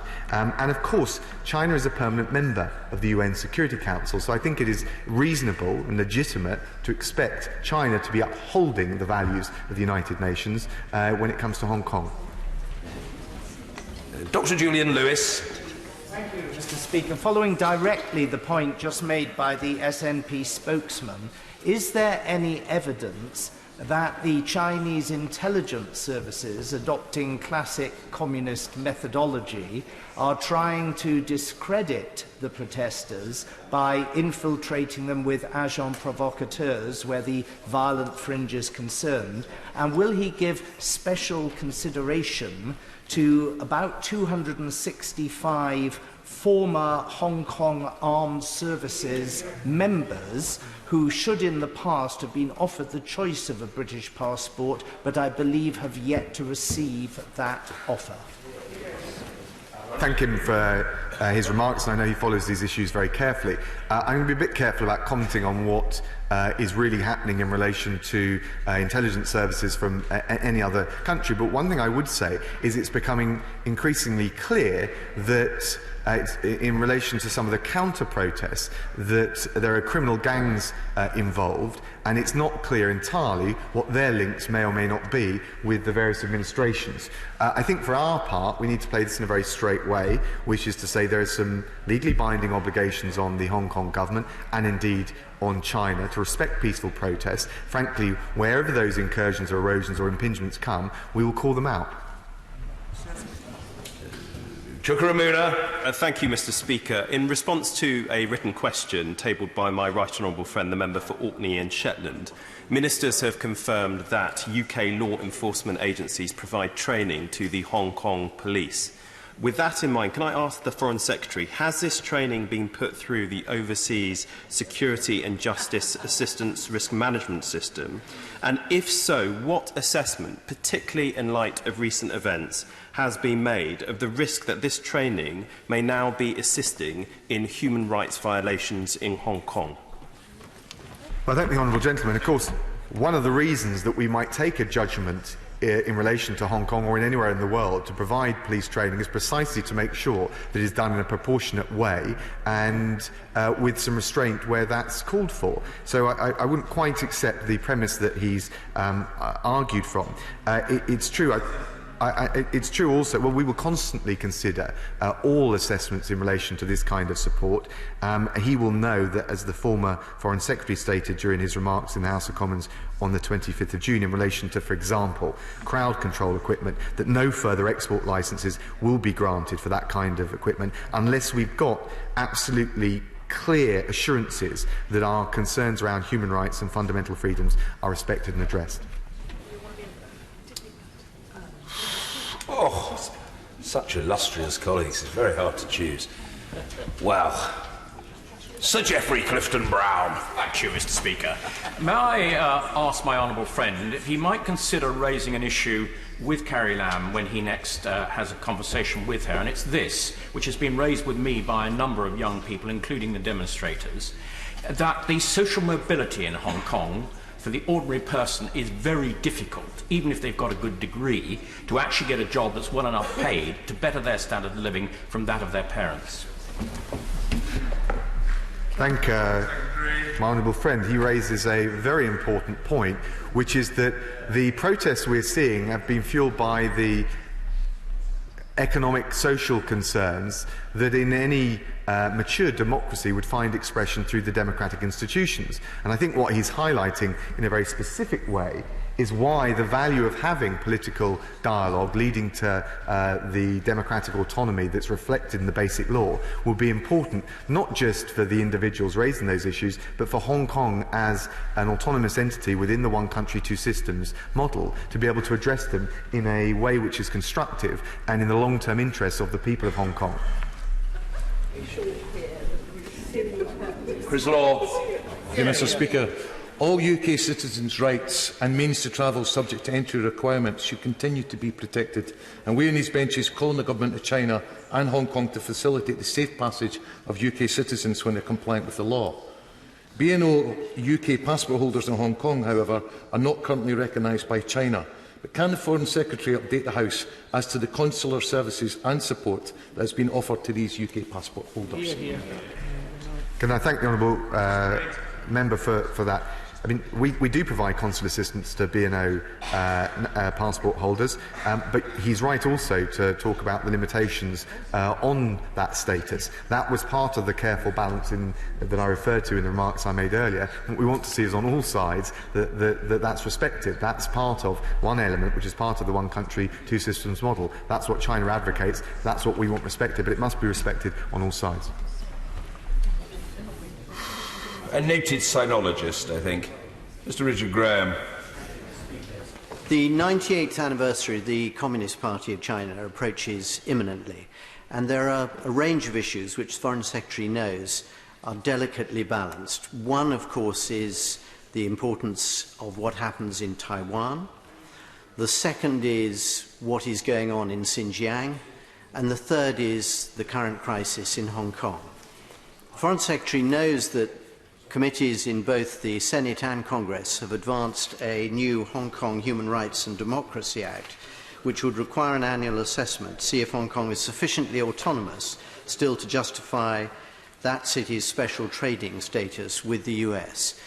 Can my right honourable friend tell the House whether he's discussed this with his US counterparts and whether things are at a stage where Hong Kong's special trading status could be seriously endangered from the situation?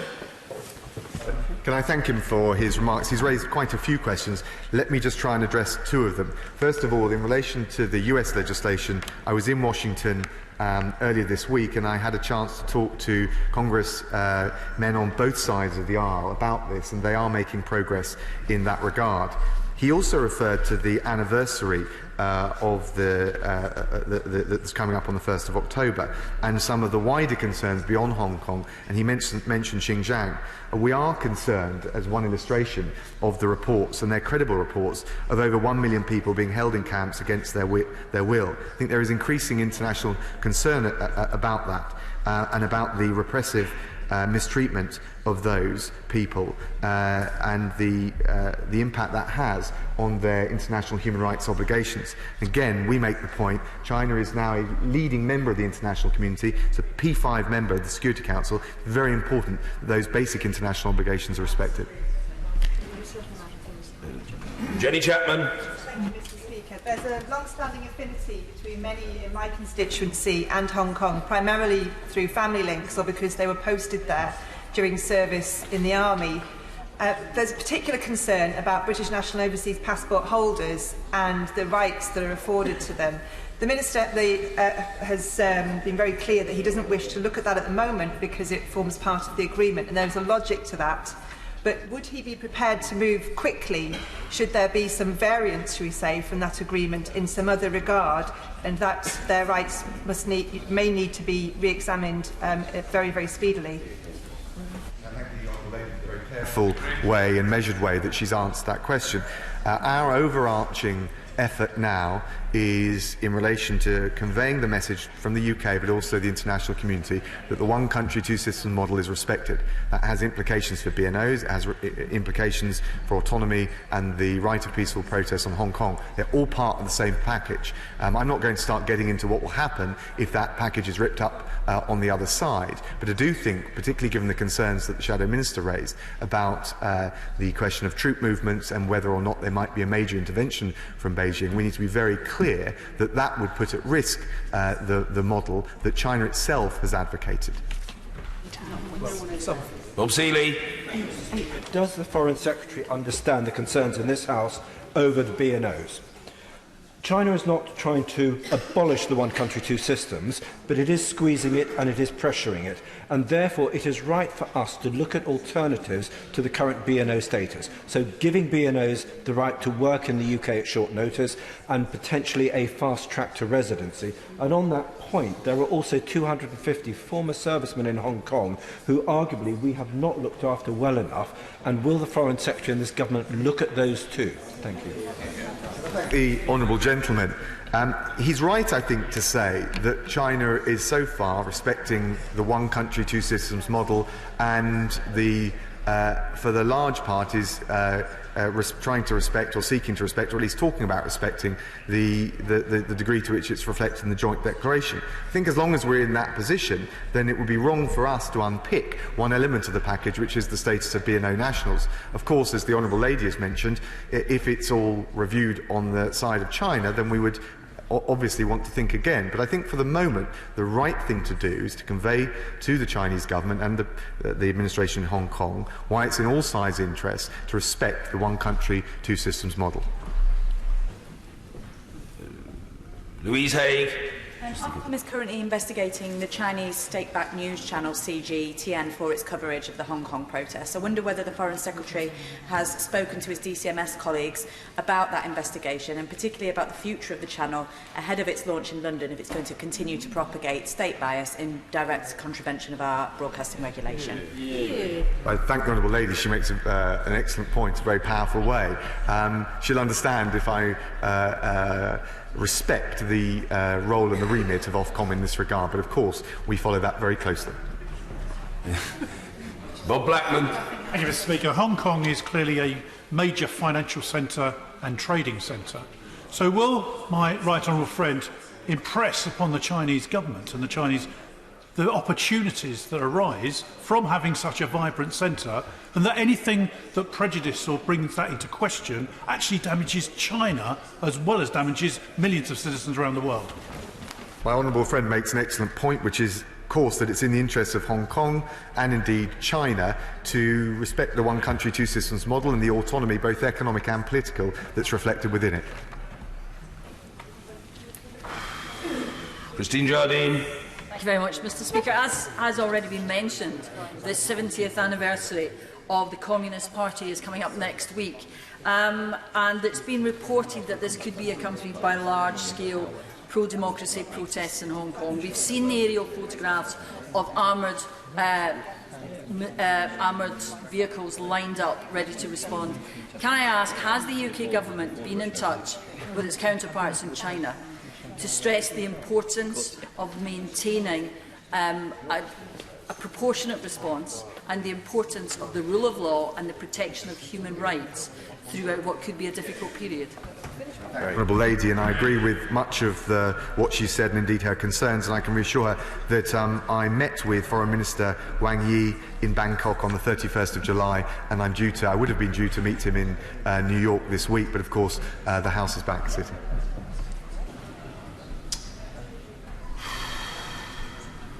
Luke Graham. Thank you very much, Mr. Speaker. I welcome some of the comments from my right honourable friend, especially condemning violence but praising peaceful protest. Can I ask him how he can use his offices and our position in the UN to make clear that the Sino-British Declaration is a live international treaty and not a historical document, as many Chinese officials have tried to allude to?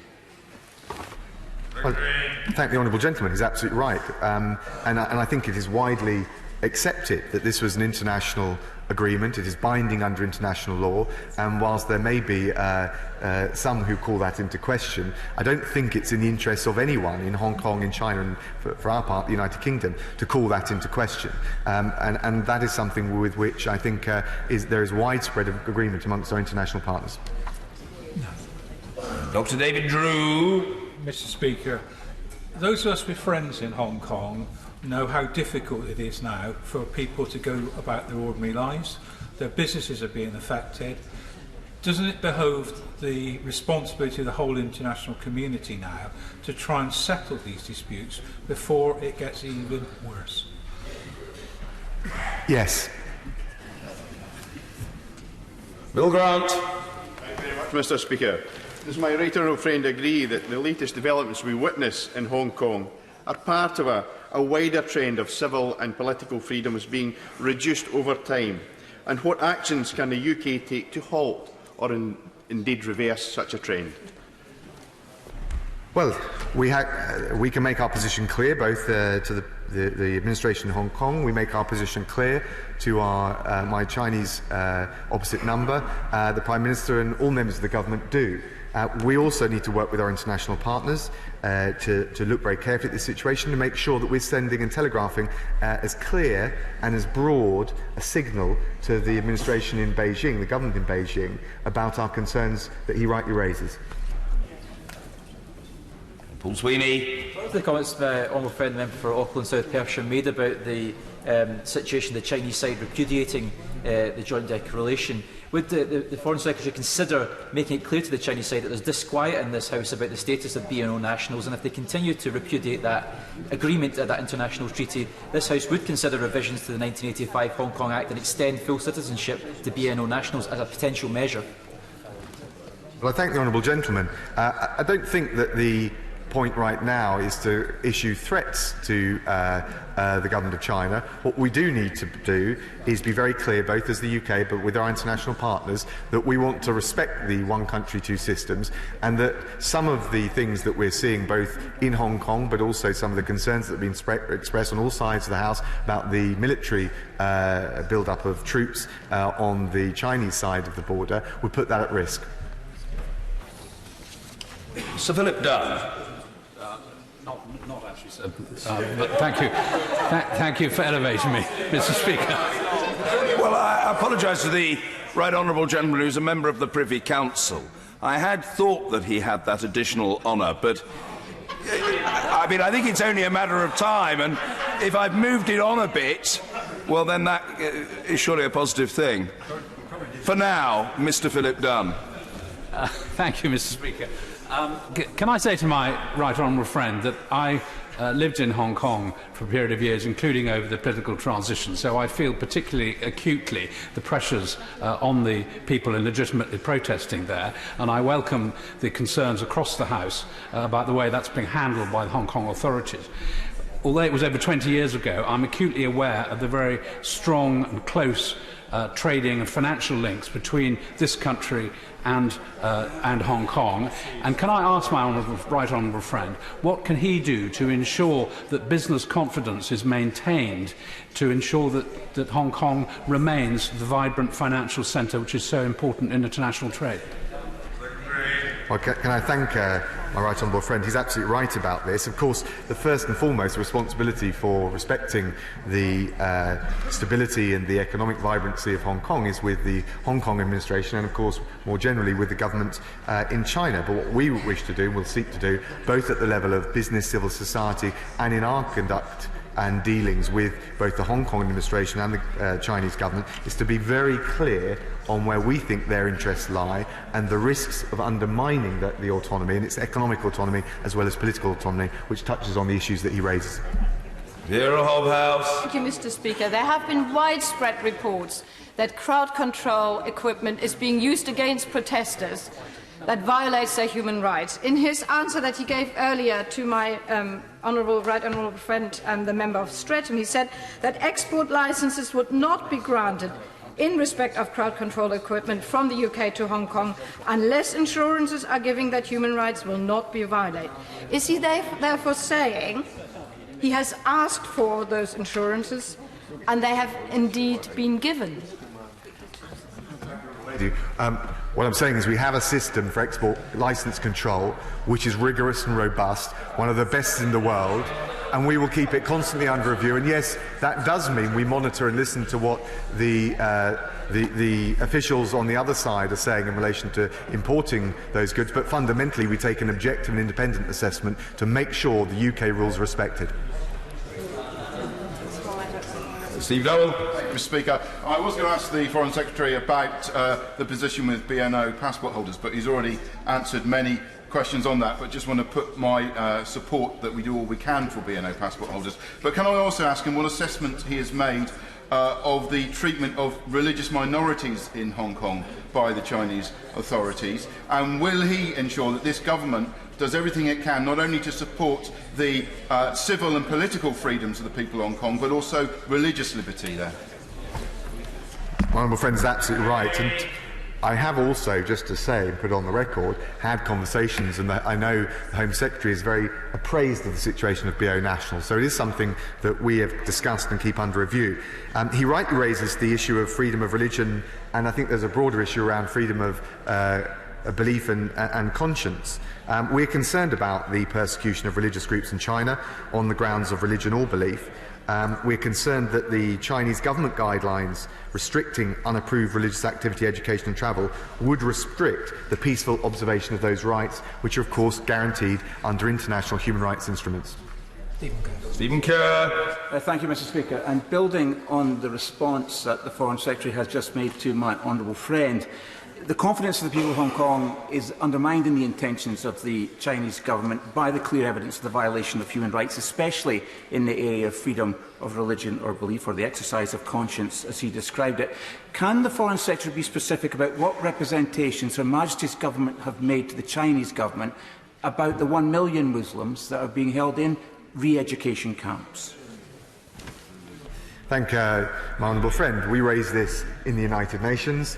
I've been very clear on the UK's position, which is we are very concerned about that. The reports look credible and they look like they violate the most basic undertakings under international human rights law, and we'll continue to make sure that those concerns are expressed very directly and candidly. We want a friendship and a partnership with the government of China. I've said that to the Chinese Foreign Minister, but with all good friendships you must be able to talk candidly where you have concerns. Thank you. Order. Urgent question. Chris Law. Thank you, Mr. Speaker. To ask the Secretary of State for International Trade if she'll make an urgent statement on the recent unlawful award of armed export licences to Saudi Arabia in contravention of a Court of Appeal ruling that determined that the UK must cease arms exports to the country.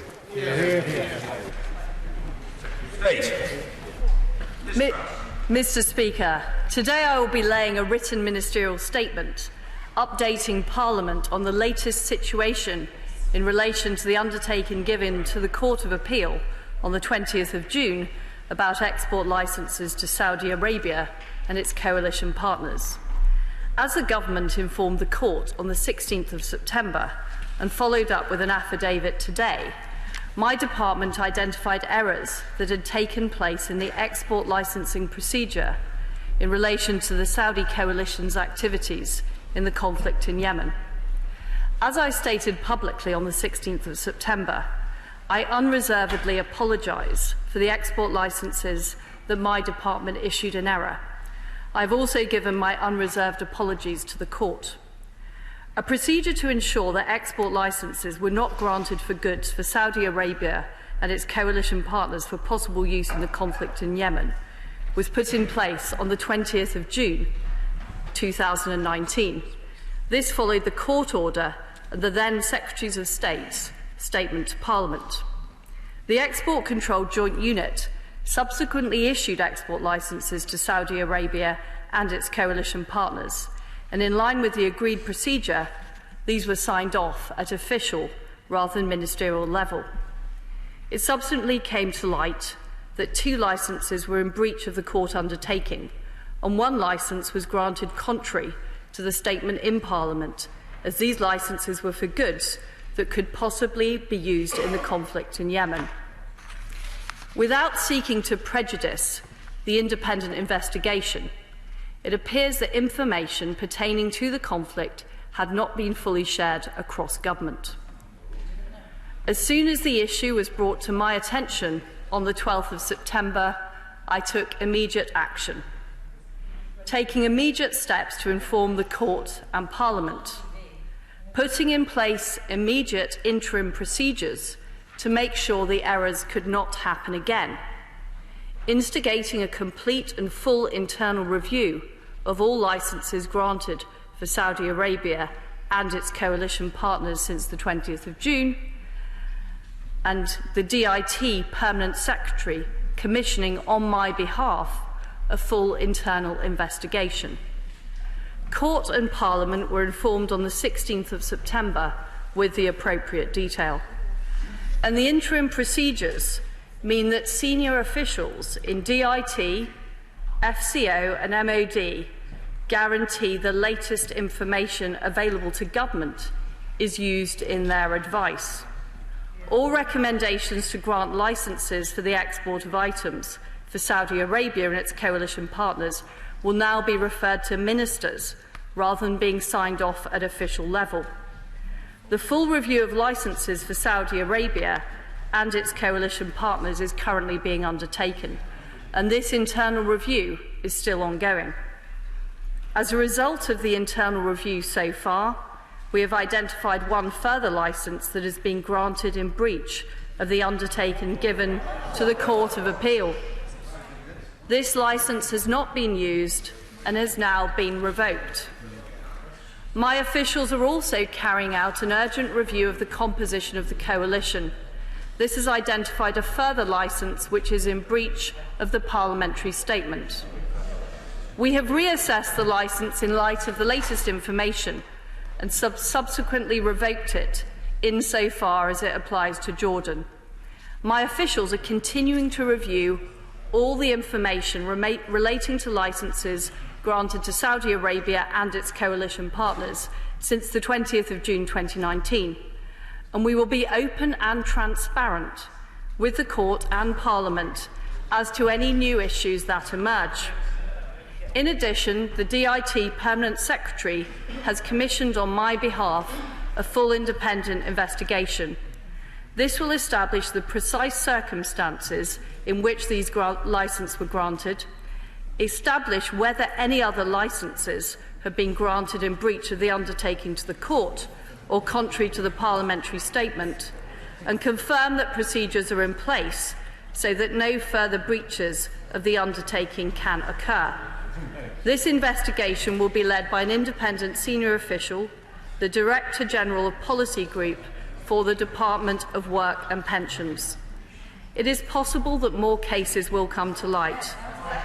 As I have done so far, I will keep the Court and Parliament informed as to any new information that emerges.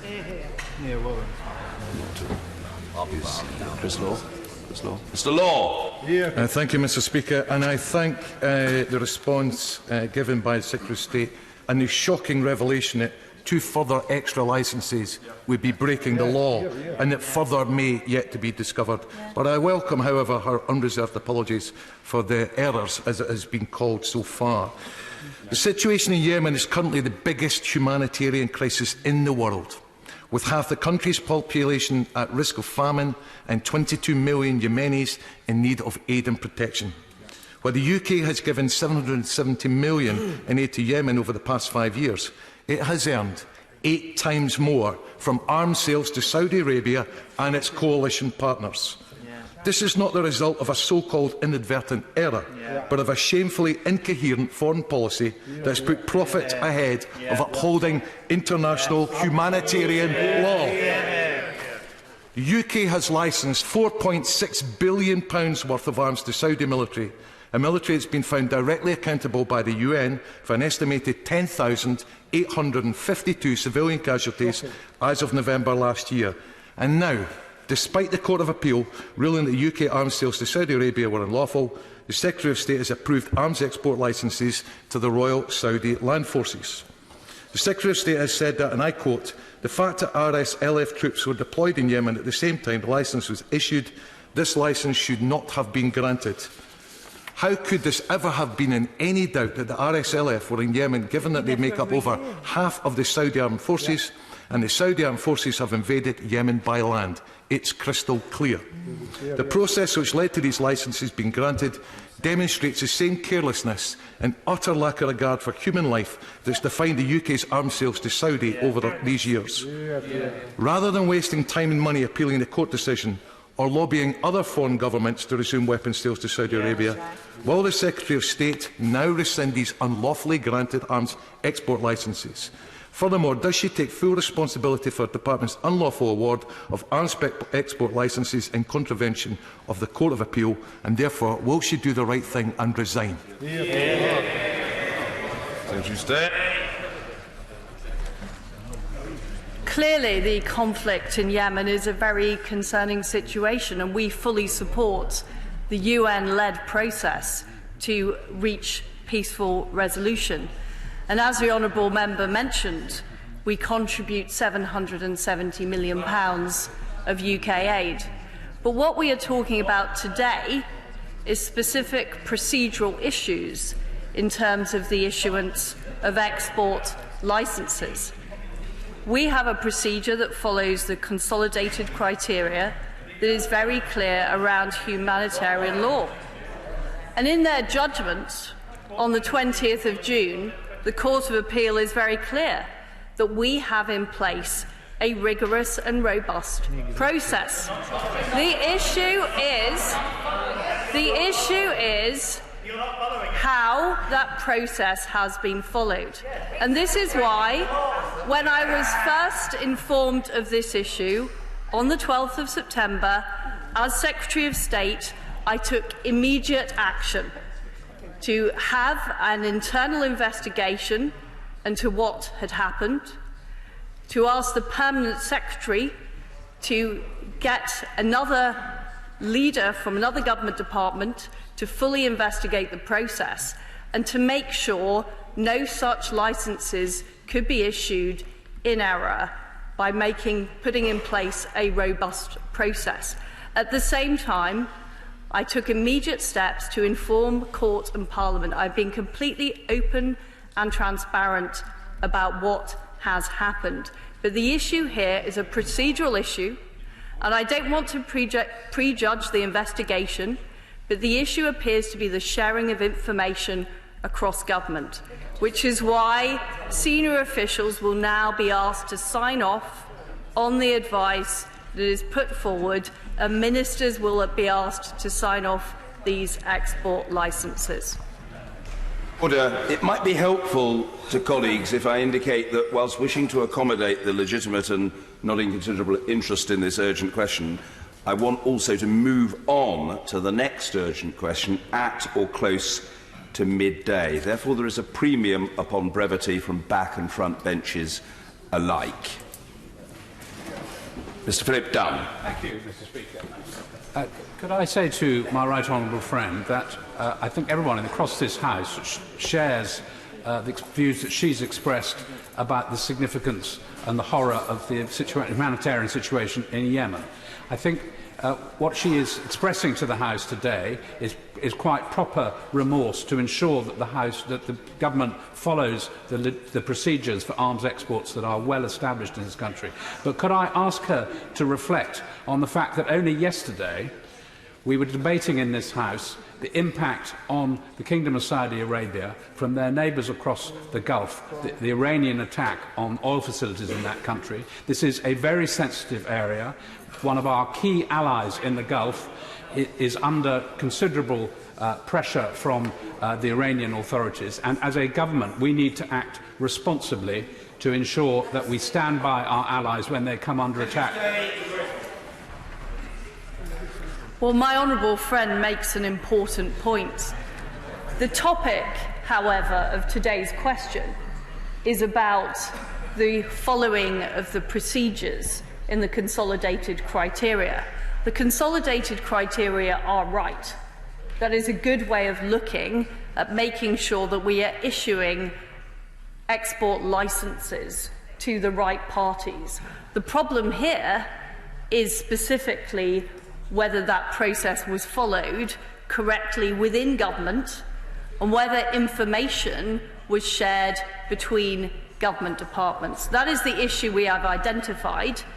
I've taken immediate steps to make sure that information is properly shared when those decisions are taken, as well as investigating what went wrong with those processes being followed. But of course, I take full responsibility as Secretary of State, and I have made an unreserved apology both to court and to Parliament. Order. Enviable eloquence to be equalled by breathtaking brevity. Mr. Barry Gardner. Indeed, Mr. Speaker. They did know. The government did know. They just didn't tell the Secretary of State's department. Yeah. Which department knew? Which minister had the responsibility to tell the Secretary of State? And why are they not sitting alongside her making an apology to Parliament? Yes. The evidence presented during the court proceedings earlier this year and the recent revelation proves that the government has failed to abide by its own undertaking. On 2 occasions since the Court of Appeal's verdict, licences have been awarded in contravention of the determination precisely because a careful assessment had not been carried out. I'd ask the Minister to confirm the extent to which the reports that were made in 2015, the widespread reports that Saudi troops had been deployed on the ground and were leading the coordinated efforts of coalition forces in Yemeni territory, why were those reports not properly investigated and assessed by her department? I note her letter to the Committee on Arms Export Control that the inference is that no such investigation had ever been carried out. Now, her predecessor advised that there were a number of ways that they monitor potential breaches, one of which was the ground military and diplomatic staff through our positive close relations with the Saudi Arabian officials. The Saudi Arabian officials must have known that their own troops were on the ground. So why did this fail to communicate in the close positive relations that our staff had with them? I welcome the fact that the Secretary of State has launched a full inquiry, but it won't have escaped her notice that just a short while ago the arms export fair took place in London. £6.3 billion of arms exports have been exported to the coalition by this government, 5.3 to Saudi Arabia. What further deals were done there?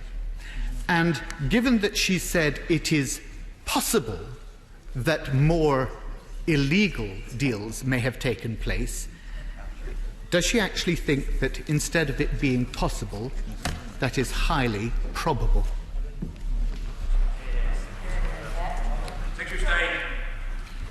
Well, the honourable gentleman asked me first of all about the process that took place within government.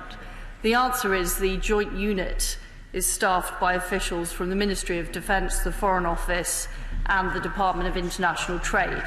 And there clearly was a failing in terms of sharing information across government. We are conducting an investigation which is being conducted by a Director General at the Department of Work and Pensions, looking precisely at the question of which department issued the information or did not issue the information, how was that shared? And that will be put forward in due course. It's very important. This is a complex area. The Export Controls Unit approve approximately 16,000 licences per year. So it is important that we get this right and we don't rush to an answer before we are ready to do so. In terms of the consolidated criteria on licensing, it's also important, of course, that we adhere to the terms of our undertaking to the court and our statement to Parliament. And what I was talking about earlier was specifically breaches of our undertaking to court and of our statement to Parliament. Sir George Hollingberry. Thank you very much indeed, Mr. Speaker. This is clearly a matter of serious moment, and I welcome the tone that the Secretary of State has taken today, and indeed her admission that things have not gone right. Can she assure me of two things? First, that there is a full and complete investigation going on, and I think she's talked to that already, but particularly the aim of this investigation will not just be to find out how this happened, but to ensure that it cannot happen again. Well, I can assure my honourable friend that, first of all, I have put in place an interim procedure to make sure there is sign-off from senior officials within all three relevant departments and ministerial sign-off as well on any proposed export licences to the relevant parties. And secondly, that we are conducting this investigation, which will be led by a Director General from the Department of Work and Pensions, into exactly what went wrong in this case to make sure it cannot happen again. Thank you, Mr. Speaker. Can I recognise the Secretary of State's apology and welcome it, and her acceptance of responsibility, which I also welcome. I'd also say it's true that the breaches in the export licences which form this urgent question may well be described, as she said, as procedural. But this case highlights some profound problems with her department.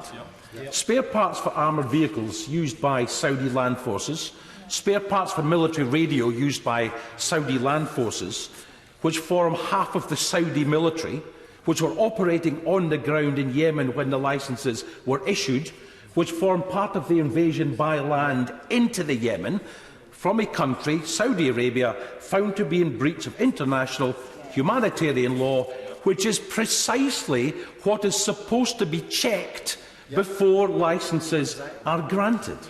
So can the Secretary of State tell us, was the provision of incomplete information shared across government a simple incompetence? Was her department and others not aware of their responsibilities in this regard? And can I say, she'll have to be convincing, because I'm not convinced the actions being taken so far remove the perception that this government and this department are prepared to ignore the law, in this case from the Court of Appeal, when it suits them to do so. The Court of Appeal were very clear in their judgment that there is a rigorous and robust process in place across government. The question is about the specific sharing of information between government departments. I have absolute confidence that the unit, when they receive information, implement that in doing their work. The issue is the sharing of information. And this is why we have conducted an internal review into the licences already issued, as well as asking another government department to look across the board at where information was shared. But this is not an issue about the process, which was deemed by the Court of Appeal to be rigorous and robust. This is about how that process has been followed. And there are a lot of people saying, well, why can't we do this quicker? It is very important we get this right. And in the interim period, I have put in place a procedure that makes sure there is senior sign-off from all three departments, the Foreign Office, the Ministry of Defence and DIT, as well as ministerial sign-off. And there wasn't ministerial sign-off on these licences. This was under the previous procedure. There will now be ministerial sign-off on all those relevant licences. Can I appeal to colleagues, please, to ask single-sentence questions and for brief replies, because that way we'll get through as many as we possibly can in a truncated period of time. Luke Graham. Thank you, Mr. Speaker. I welcome my right honourable friend's statement. It's important when we get things wrong, we own up to it and take responsibility. Can my right honourable friend please assure this House that no further licences will be granted to Saudi Arabia or its coalition partners for weapons that could be used in the Yemen, especially when many are Scottish-made?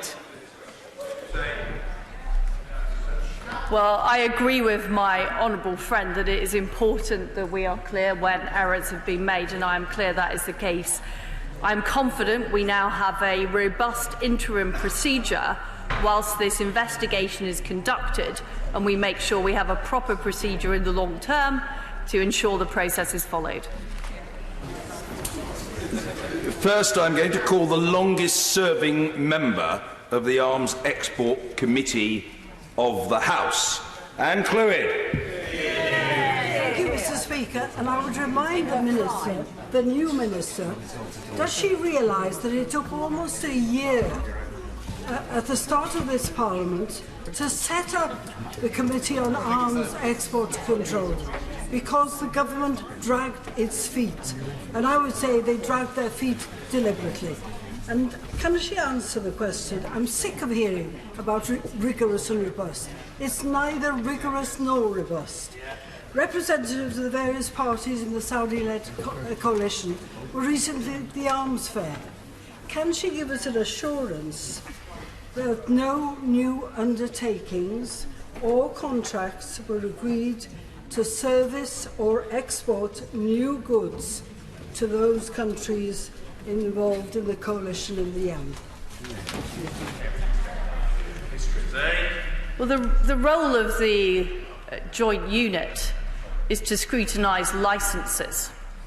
And what I can assure the Honourable Lady is that we have put in place an interim process to make sure that all available government information is reflected in advice to ministers on the issuance of those licences to Saudi Arabia and its coalition partners, and that will specifically have ministerial sign-off.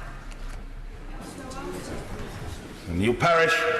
Mr. Speaker, I also very much welcome the Secretary of State's statement. Britain plays a leading role in both diplomatic and humanitarian aid in Yemen.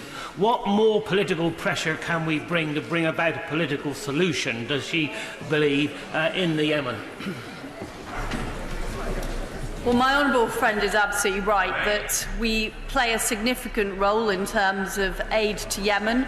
We have provided £770 million worth. And I think it is important that we work through the UN, which the Foreign Secretary is committed to seek as quickly as possible an end to conflict in Yemen.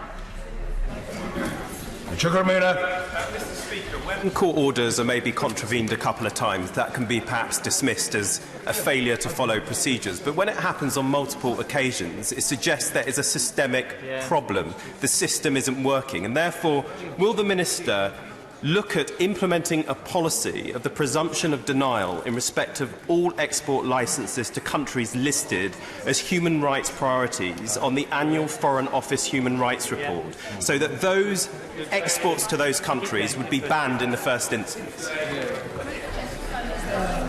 Just to be clear for the honourable gentleman, on the 12th of September, that's when the errors were identified within the department and notified to me. We then notified the court and immediately conducted an internal review of all the licences already issued. So all of these issues relate to decisions that have been made before the 12th of September. And that's why we've put in place the new interim procedure. Stephen Kerr.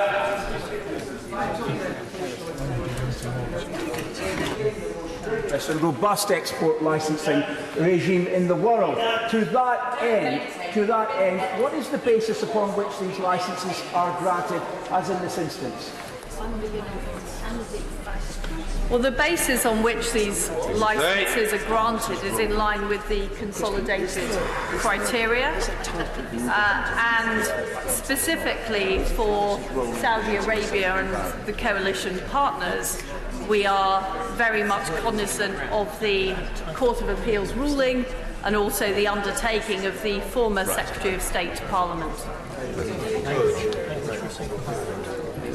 Ellie Reid. Mr Speaker, despite repeated assurances from the government over the years that they'd acted within the law concerning export licences for arms to Saudi Arabia, last week we found out the government had acted unlawfully, and today that there might be further breaches. When will this government recognise the plight facing the Yemeni people and immediately suspend all existing and future arms exports to Saudi Arabia?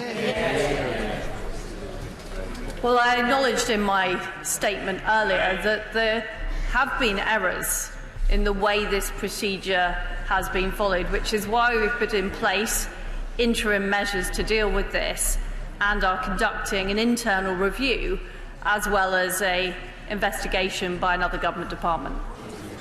Keith Vaz. The Minister's apology is welcome, but the narrative is shameful. In August of this year, 236 Yemenis were killed, and the bombing raids reached 20,000. And last week, a bomb fell on a mosque, and a bomb fell on a family eating their dinner. What do they put on the death certificate? Do they put death caused by administrative error? Well, as I said earlier, I unreservedly apologise for the errors that were made, and that is why on the 12th of September, when this was brought to my attention as Secretary of State, I took immediate action to stop this happening.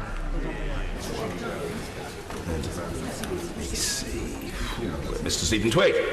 The Court of Appeal identified a failure by the government to meet its legal obligation to make a systematic assessment of past possible violations of international law. The Secretary of State today has acknowledged a failure to share information across government. Surely these failures demonstrate that we no longer have a robust system of arms control in this country.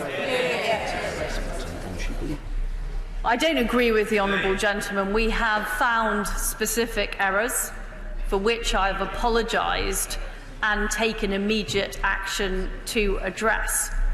But overall, as the Court of Appeal themselves point out, we have a robust and rigorous process.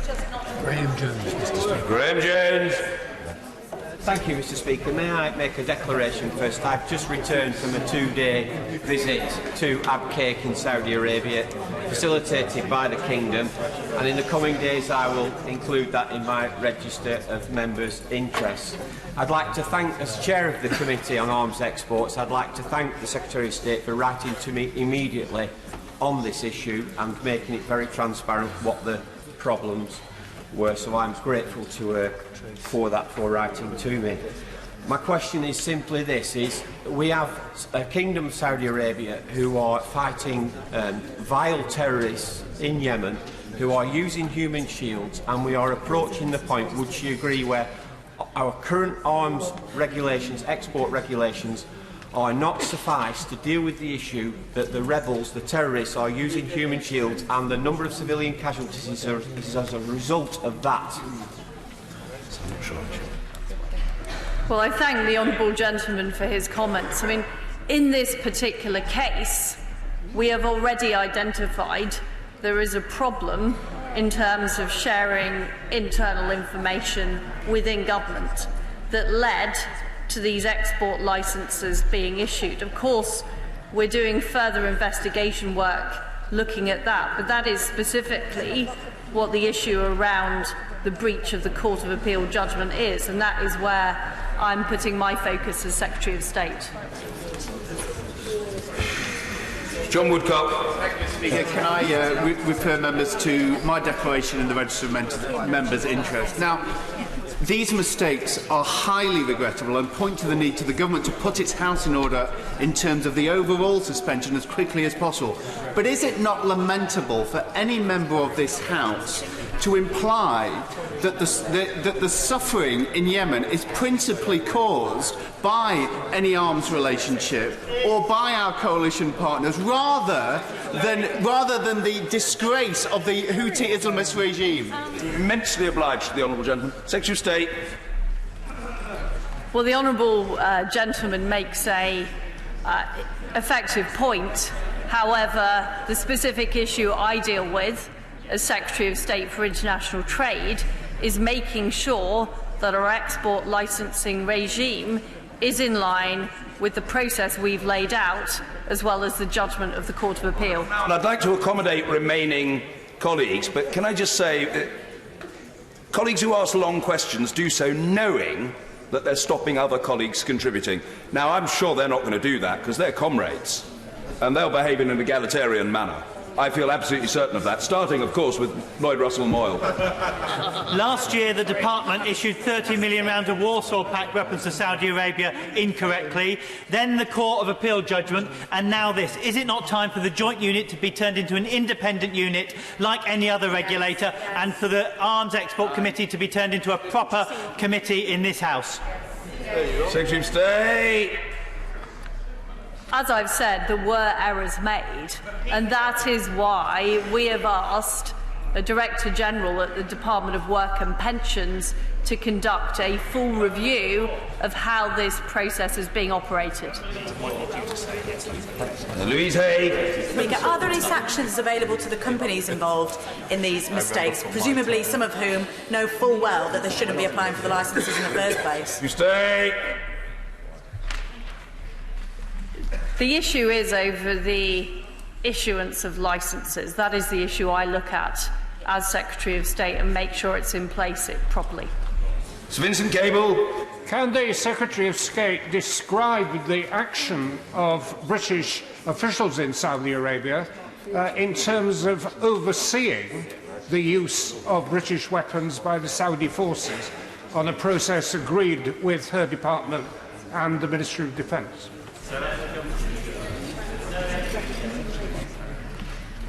This specific issue around our process is looking at how it was administered within government, and the specific cause of these errors, as we've identified so far, has been the lack of information sharing, but of course I will take up the honourable gentleman's point too.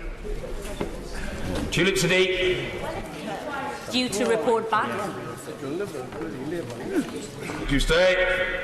I hope to have the results of the internal review that we're doing within the next few weeks. Was there a change to UK policy on arms sales to Saudi Arabia in 2016, that is to discontinue consideration of past Saudi humanitarian law breaches?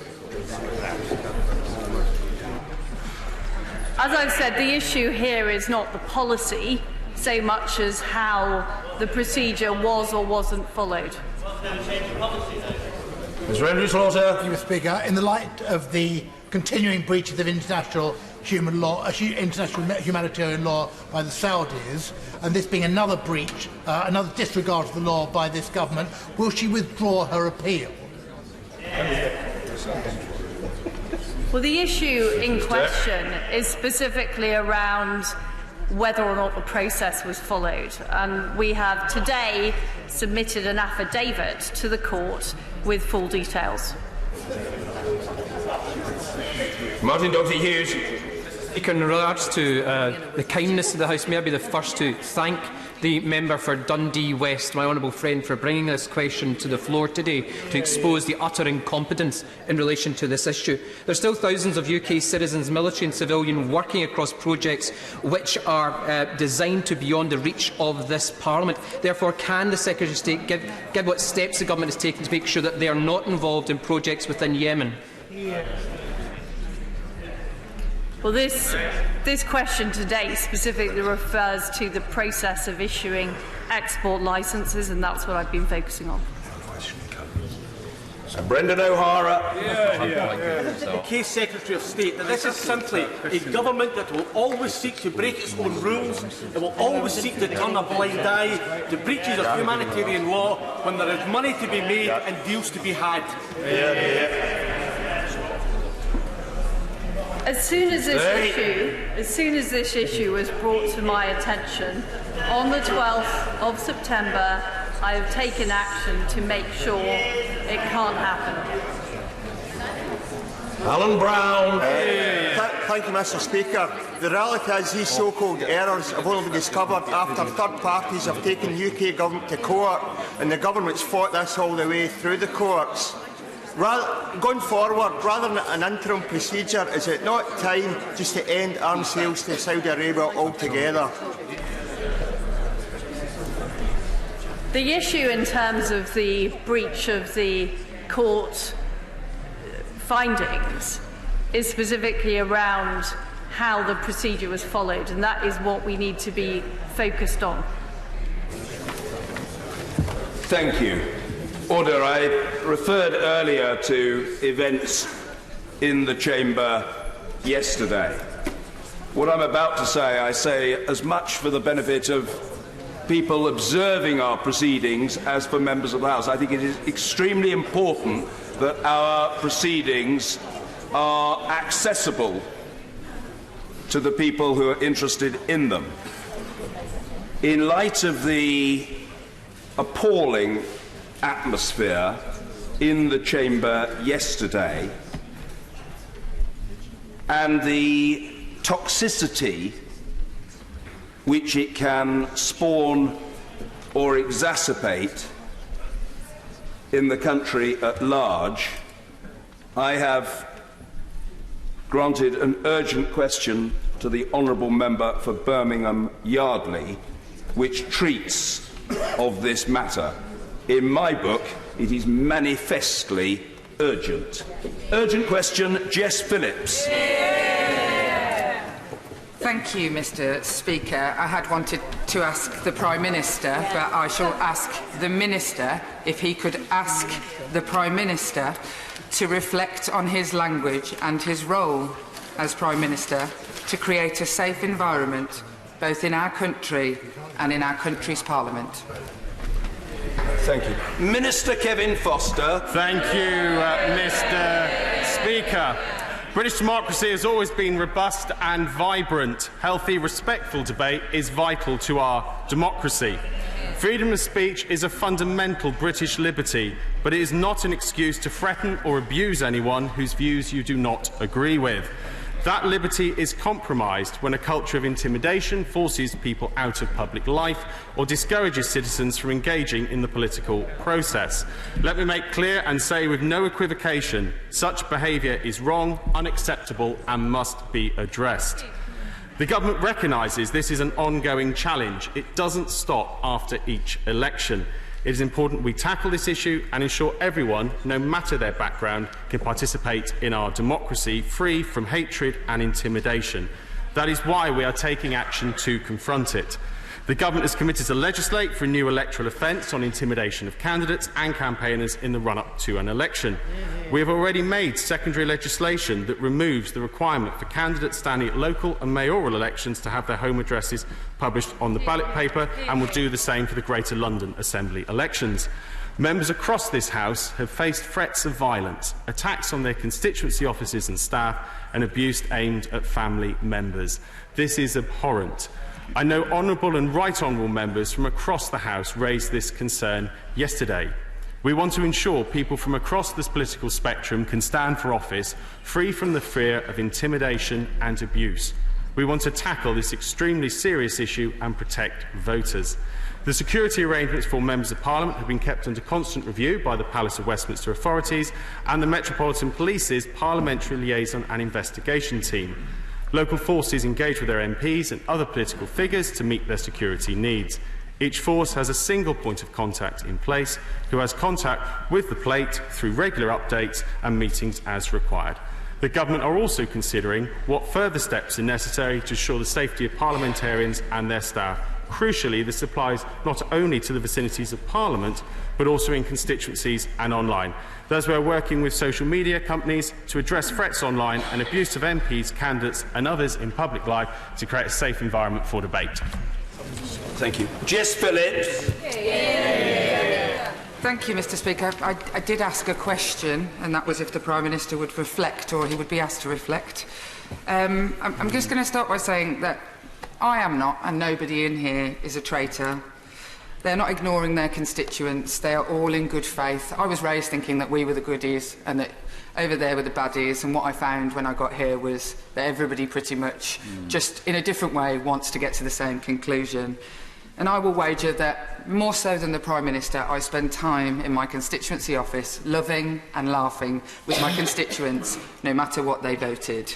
I don't just want to probe into the idea that we all get abuse, and no doubt we're going to hear a lot of that today, because we all get abuse, and I've had a death threat this week that literally quoted the Prime Minister and used the Prime Minister's name and words in a death threat that was delivered to my staff. So we know that it gets out. What I want to look at today, and what I want answers to today, is when there is a clear strategy to divide. The use of language yesterday and over the past few weeks, such as the surrender bill, such as invoking the war, such as talking about betrayal and treachery, it has clearly been tested and workshopped and worked up, and it is entirely designed to inflame hatred and division. I get it. It works. It is working. I mean, we're all ambitious. I'm not going to pretend that I'm not ambitious, but I also have a soul. It is not sincere. It is totally planned. It is completely and utterly a part of a strategy designed by somebody to harm and cause hatred in our country.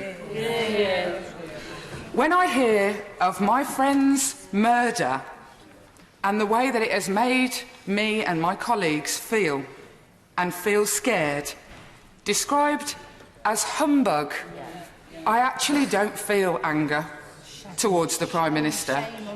I feel pity for those of you who still have to toe his line. You, the people opposite me, know how appalling it was to describe the murder of my friend as mere humbug. Can I ask everybody to act with calm and dignity in this moment? I want to ask the Prime Minister to apologise and to tell him that the bravest, strongest thing to say is sorry. It will make him look good. It will not upset the people who want Brexit in this country if he acts for once like a statesman. Calling me names, putting words in my mouth and in the mouth of my dead friend makes me cross and angry. It makes me scared even. But I will not react. The Prime Minister wants me to react so that I join in the chaos that keeps this hatred and fear on our streets. I simply ask the Minister today to request to the Prime Minister, who's notable by his bravery today, I ask him I ask him to ask the Prime Minister to meet with me in private, with his advisers and some of my colleagues and my friends from Joe's family, so that we can explain our grief and try to make him understand why it is so abhorrent that he has chosen a strategy to divide rather than to lead. Minister Foster. Thank you, Mr. Speaker, and I will show a calm and dignity in my responses today as well. I would be very clear that the government is looking at how we create a safe environment, and not just in terms of for members of Parliament, but for journalists and for the others in public life who can face abuse merely for wanting to be involved in what they do, and of course members of the judiciary. I'm always clear no one is a traitor for saying what they believe or for arguing a different political point. That is part of public debate. The last actual traitor was in 1946, someone who tried to support those looking to overturn this democracy by violent means. But I think it is right to say that the government is moving to take action. We have the online harms white paper, working with colleagues in the Department for Culture, Media and Sport to tackle some of the corrosive nature of the debate online. We see some of the work being done across government to try and tackle where things are being done and to make sure people do feel safe to express their views, and being very clear that the law applies as much online as it does in the physical world. And I think we can all look at what may have been said over years, and I'm sure the honourable member will look at anything she said over the years about particular political figures as well.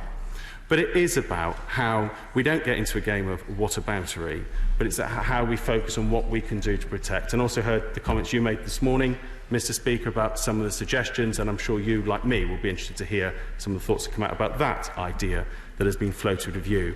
And of course, as the Minister whose responsibility it is for our Defending Democracy programme, I'll be only too happy to meet with the honourable member to discuss in a different format to where it comes, and ultimately to see where we can go with the approach to help. And as I say, we're already committed to legislate around intimidation election time, one of the things that many picked up last time round following the election, and see this as an ongoing debate. Plus, even actually yesterday, if this House hadn't been meeting, I was due to be having a meeting with the police to discuss what we could do to ensure all candidates received support in any future general election, as it's not just about when people are members of this place that they would face intimidation and abuse. I would say, Mr. Speaker, the government is taking a range of actions, and ultimately it is for everyone to think about what they say and also how they've contributed. And certainly today, what they'll get from the government is a calm dignity in response and making clear what we are doing to tackle this issue and create a safe environment for all, not for debate, not just members of Parliament. Maria Miller. When it comes to creating a safe environment in this place, we have a very clear code of conduct, which is enforced, Mr. Speaker, by you in this chamber. Yesterday, you were rightly, I think, rigorous with the Prime Minister, as ever, in the enforcement of his behaviour in accordance with that code. Now, I have the very greatest respect for my honourable friend, the member for Birmingham Yardley. We serve on the Select Committee together, and I know how passionately she feels on many issues. But I'm afraid it was yesterday she was the person I could hear screaming the loudest from her bench. So noticeable was it that she was actually having a conversation with one of the whips that was standing by the side of your chair, Mr. Speaker.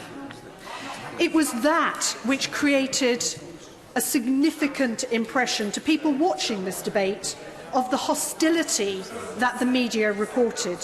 Mr. Speaker, isn't one of the issues here the equal implementation of the Code of Conduct, so that all members of this House feel as affected by the Code and its requirement for all of us to treat each of us with respect, regardless of party?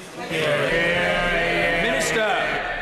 Thank you, Mr. Speaker, the right honourable member makes a valid point that it's for all of us to look at how we contribute to respectful debate in this chamber. Of course, in terms of what happens in this chamber, it will be yourself, Mr. Speaker, and your deputies that will ensure that members stick to the codes and practices of conduct, and of course you have taken action when you believe that that is not occurring. But ultimately it is about, certainly for the government, not just about this place, but about the whole of democratic debate, because there are people who will be thinking of doing their democratic duties, they see it, in standing for this place, giving their fellow citizens a chance to vote for a particular set of policies, who will want to know that in doing so they'll have their arguments put to the test, they'll have their thoughts put to the test, their proposals put to the test. What they'll not have been put to the test is just how thick a skin they've got. He's absolutely right, what the Minister has said. That code of conduct has to be enforced and, indeed, so far as the Chamber is concerned, adjudicated by the Chair. The record is clear. The evidence is there for all to see. People can observe week after week after week after week that there can be abuses on both sides, for example, during Prime Minister's questions, and every time, without fail, the Chair intervenes to seek to restore order. It has been the case, it is the case, it will always be the case. It isn't a matter of party politics, it is a matter of procedural propriety, and that's the way it has to continue to be. Jeremy Corbyn. Thank you, Mr. Speaker. I start by congratulating my friend, the member for Birmingham Yardley, for securing this question. It's extremely disappointing that the Prime Minister has not respected this House by attending here today. The Prime Minister's language and demeanour yesterday was frankly nothing short of disgraceful. 3 years ago, our colleague, our member, Joe Cox, was murdered by a far-right activist shouting, "Britain first, this is for Britain." The language that politicians use matters and have real consequences. To dismiss concerns from members about the death threats they receive and to dismiss concerns that the language used by the Prime Minister is being repeated in those death threats is reprehensible. To dismiss those concerns in an abusive way, as he did, is completely unacceptable. And I pay tribute to my honourable friends for Dewsbury and for Batley and Spen and other members, including the member for Broxtowe, for what they said yesterday. Today, I've written to all members of the Parliamentary Labour Party, expressing my solidarity to my friends and set out the conduct expected of all colleagues. No side of this House, as you've said, Mr. Speaker, has a monopoly of virtue. Inappropriate language has been used by all sides. But we all have a duty to keep our debates political and not to descend into personal abuse. I disagreed profoundly with the previous Prime Minister, but she did offer cross-party talks to try to find a compromise. She also set out her approach to this House, allowing for scrutiny and debate. I was also pleased to participate in a meeting with the former Prime Minister and other party leaders about conduct and abuse in the House and around the parliamentary estate. The current Prime Minister, unfortunately, has sought to entrench divisions, refused to set out any detail of the deal he is seeking, and continues to pledge that they will leave with no deal on the 31st of October, despite the fact that this House has voted against and legislated against an outcome. Not only should the Prime Minister comply with the law, he should come to this House and apologise for his conduct yesterday, which fell well below the standards expected by the people of this country of the way their elected representatives should behave, should speak and should treat each other. Minister Foster. Thank you, Mr. Speaker. And I think it's clear that, having already outlined what the government is doing, but of course our Leader of the Opposition mentions the murder of Joe Cox, a dreadful crime committed by an extremist. And many of us who were in the House at that time were exactly where we were when we heard the news of that appalling attack, in my case attending a constituency event, in the same way that many from a previous generation of politics remember where they were when they heard that our colleagues Anthony Berry or Robert Buckland or Airey Neave had been assassinated by those looking to bring terror to this country.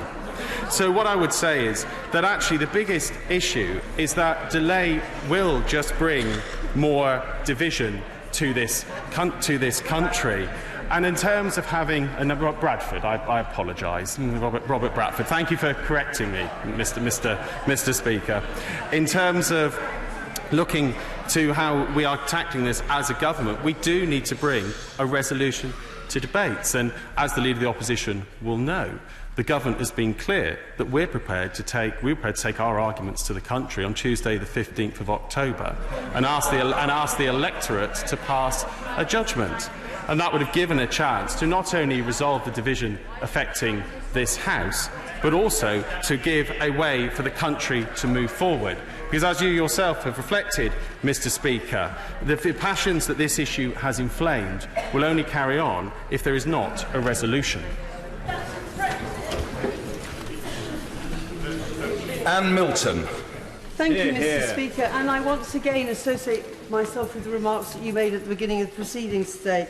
I fear that the Minister is going to go to great lengths to take this argument to the wider issues of MP safety. But what this question is about is what happened here yesterday.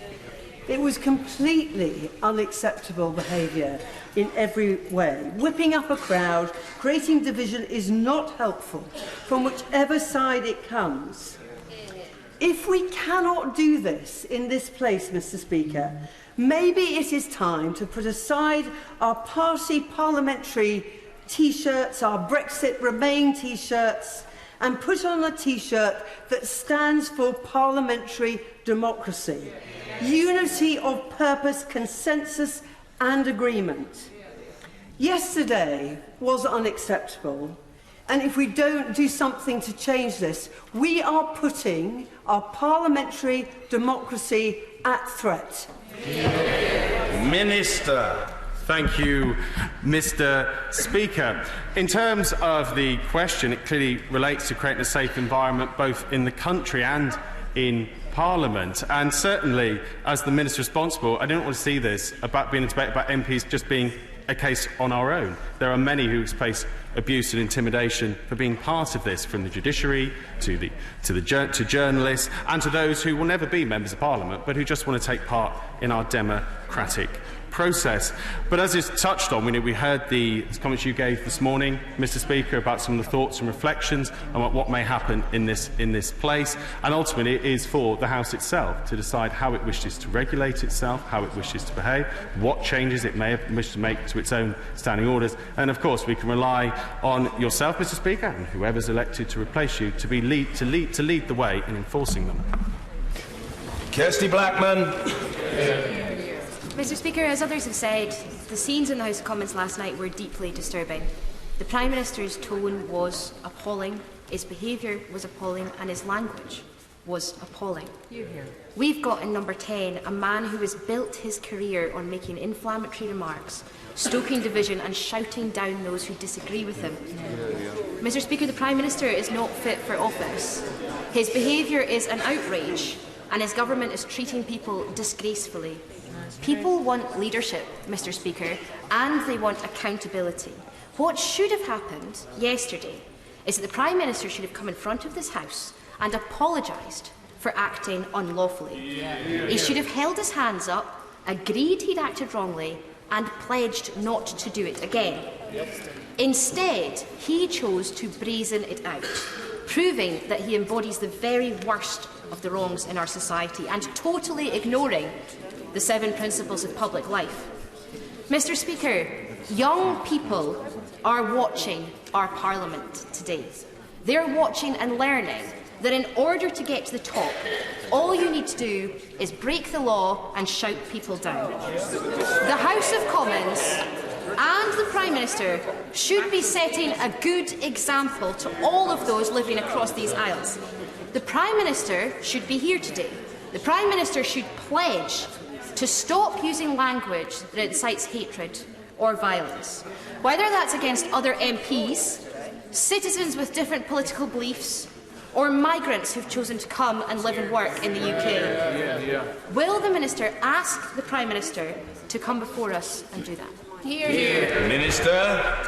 Thank you, Mr. Speaker. I have to say, when we look at how we reflect on creating a safe environment for debate, I'm sure many colleagues will be reflecting on exactly how that was shown in the Times online in the 2014 Scottish independence referendum.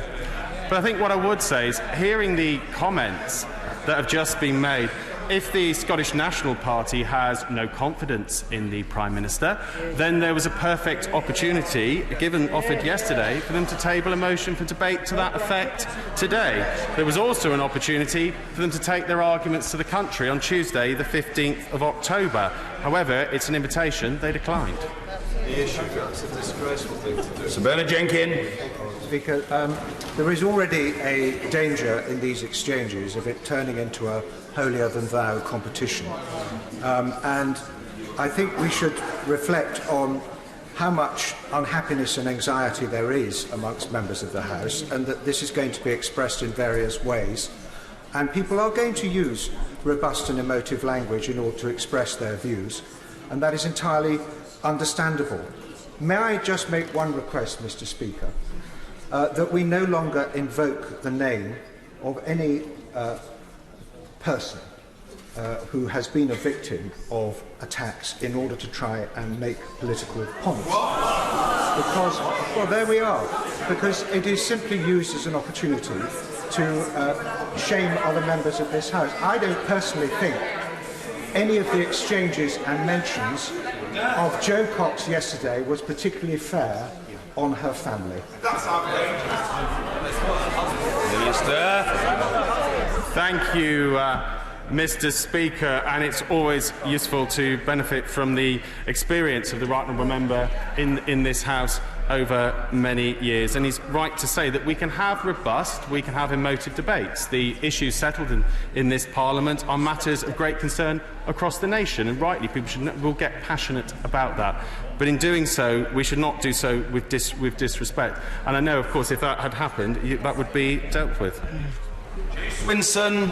Thank you, Mr. Speaker. And I would just gently say to the honourable gentleman opposite that I don't think it is for any member of this House to determine whether another member can talk about their own grief and how they feel in a certain circumstance, and whether that should somehow not be allowed. The language that leaders use matters because it sets the tone for public debate.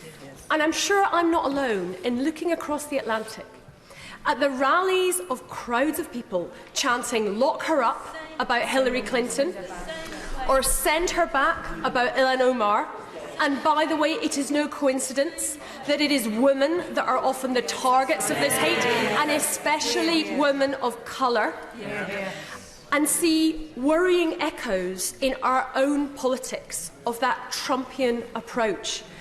And so I ask the Minister whether he can give any assurance that there will be no deliberate campaign to use that kind of language to inflame.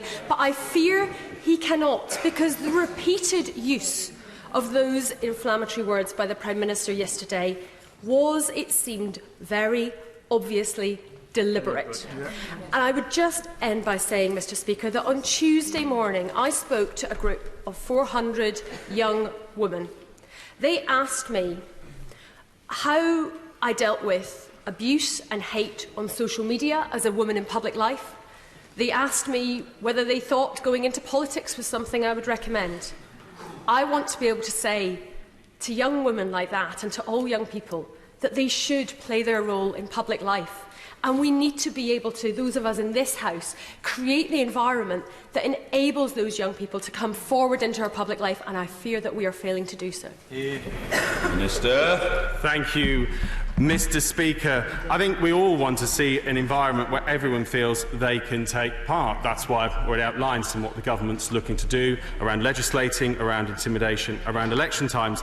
And she gives some examples of what we've seen over the Atlantic. I'm sure she'd join me, and whilst I never voted for him, seeing a group of people chanting Tony Blair can F off and die is something that we would all condemn. I see her indication of that as well. But what actually would inflame further debate is the idea that if we just have more delay and people feel that when they do vote and do have a say, they are then ignored. That is why we do need to bring the Brexit matter to a resolution, as the government is seeking to do. Mr. Kenneth Clark. I was only just beginning to stir, Mr. Speaker. You spotted me rather promptly. What concerns me about all this is whether there's any sense of a deliberate strategy in all this, and I'd like my honourable friend to reassure me. I assure him I have been a junior minister myself, so I do realise he's probably not consulted closely about strategy, but I'm not sure that many members of the Cabinet have much idea of what the strategy is at the moment. But can you allay two fears I have? It seems to me that, firstly, the Prime Minister is absolutely desperate to have an election before the 31st of October, so he can fight it before the chance there is of perhaps some untoward effects after that date. And I also fear that the strategy is to fight it on this People versus Parliament platform that Nigel Farage invented and which we're now being imitating. Can my honourable friend assure me that what happened yesterday was one of these occasions when people lost control of themselves and the House, not for the first time, erupted in disorder, and this isn't part of some grand discrediting of the usual political institutions in order to fight a populist and nationalist campaign? Thank you, Mr. Speaker. Well, as a junior minister, it's always welcome to benefit from the advice of the Father of the House. What I would reassure him is that the strategy the government has is to do what the vast majority of the nation wants to see, which is to bring a resolution to Brexit and deliver the referendum result. And I notice, given his own views, the Father of the House has voted for deals and seeing that as compromising and moving forward. And where the government will look to fight a general election is a platform of resolving Brexit, no more delay, pointlessly, for bringing 20,000 extra police officers onto our street, increasing school funding and taking our economy forward. And I have to say our platform will be far stronger than one opposite. Having called the Father of the House, I want now to call the Mother of the House, Harriet Harman. Thank you, Mr. Speaker, and I thank my honourable friend for bringing this urgent question, and to you for your comments last night and for your comments from the Chair this morning. I agree with the Father of the House in everything that he said, and I think that what happened last night was just an ugly spectacle of things getting even worse that have been happening for months and months. And we all know that honourable members on all sides of the House have felt inhibited in doing their work that they are elected to this place to do. It is important, it's essential, that everybody who's elected to this House is able to speak out without fear or favour to say what they believe in. And nobody in this House should do anything that stops any other member exercising that right. And whether it's threats to people who are Remainers or whether it's people in balaclavas bursting into a university meeting which was being addressed by the Leader of the House, we cannot allow that in our democracy. Nor can we have a situation where members are fearful not only for themselves and their own safety, but their staff and also their families. Now, the Government Minister has mentioned a number of initiatives, And heaven knows we've had enough discussion and wringing our hands about these problems over the months in this chamber. We have had a number of initiatives, but there is a lack of coherence and focus for action.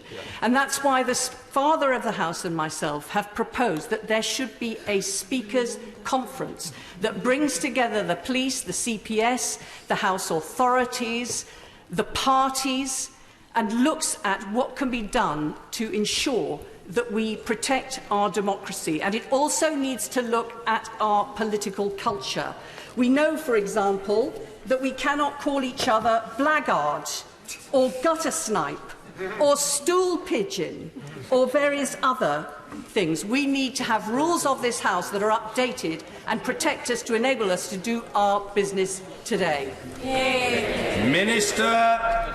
Thank you, Mr. Speaker, and I can reflect the productive conversation and meeting I had when the Mother of the House was present with the Women's Caucus. When again, people should be able to speak out. I think the example given there of one female candidate being advised that the solution to the problem was to not be on campaign on social media was a completely unacceptable solution that had been advised by a local council, thinking that was the way, was that women couldn't engage in politics in the same way as men, which was a completely unacceptable suggestion. But I do think to reverse to some of the rules of this House, clearly, Mr. Speaker, that would be something that you may wish to reflect on, or whoever happens to be elected by this House to replace you may wish to work on, as well as some of the expressions used are ones that probably aren't in common parlance today and compared to other statements that are. But certainly for the government, our focus is that this isn't just about members of Parliament, this is about all who engage in public life, journalists who face abuse for what they say, and others who just want to either discharge a public duty or to share their opinion in our democracy, and we need to make sure they are covered by any proposals as well. Justine Greening. Thank you, Mr. Speaker. I think, like many people in this chamber, I was shocked by the unacceptable conduct I felt of the Prime Minister, and particularly his attitude, which frankly succeeded that of the attitude of the Attorney General earlier in the day to how this House works. And my concern, Mr. Speaker, is that these institutions, both the one that we had debated earlier, the Supreme Court and the judiciary, and of course Parliament, the place where laws are set in the first place, are absolutely crucial to the well-being of people in our country. And we all rely on them. And all of those who are part of these institutions are effectively custodians for protecting their well-being in the future. And what we are seeing right now in British politics is effectively a deliberate, in my view, race to the bottom of a form of gutter politics that I have to say, unfortunately, directly disadvantages those of us not willing to be part of that race. And I think the sooner that the leadership of the main political parties in this country rise to the challenge of showing the levels of integrity in their conduct and behaviour that the British people are entitled to expect, the better. Minister.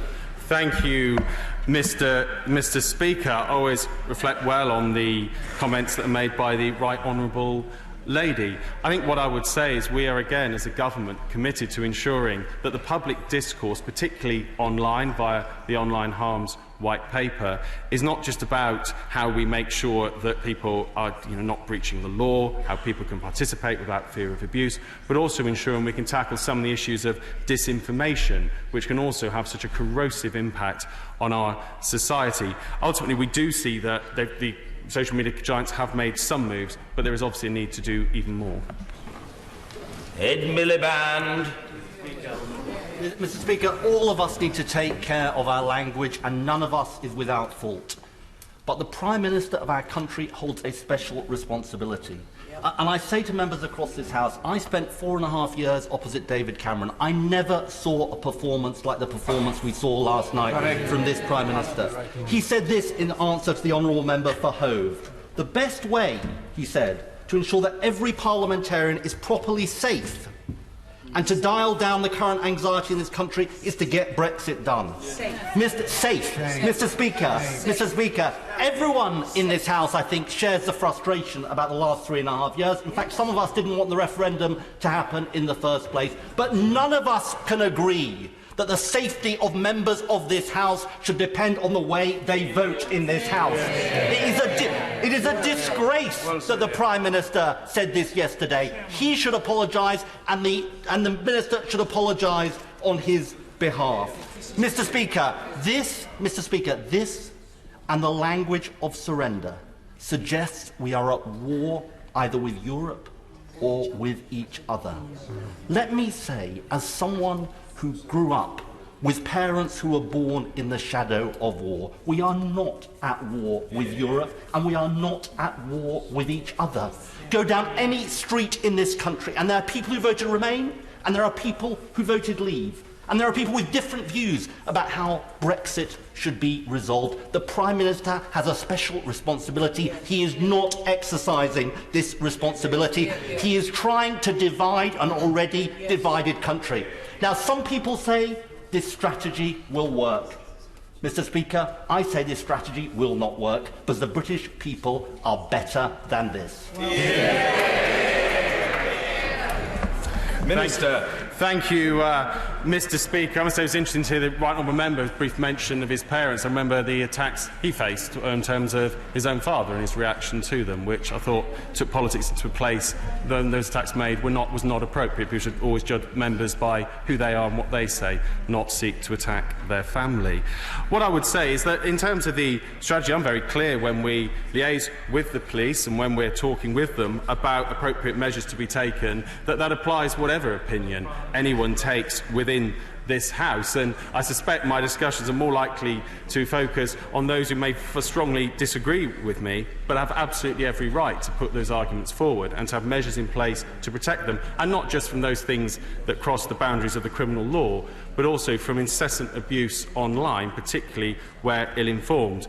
But as we all know, we did give the British people an opportunity, we were to give as a government the British people an opportunity to express their views on Tuesday the 15th of October 2019. Sadly, for the first time in history, a government that wanted an election to resolve a matter was blocked from doing so by the opposition. Sir Desmond Swain. There is a strategy. The Prime Minister is the last thing standing between ending the Brexit enterprise entirely. He can expect no quarter. Absolutely everything is going to be thrown at him, isn't it? Minister. Well, thank you, Mr. Speaker.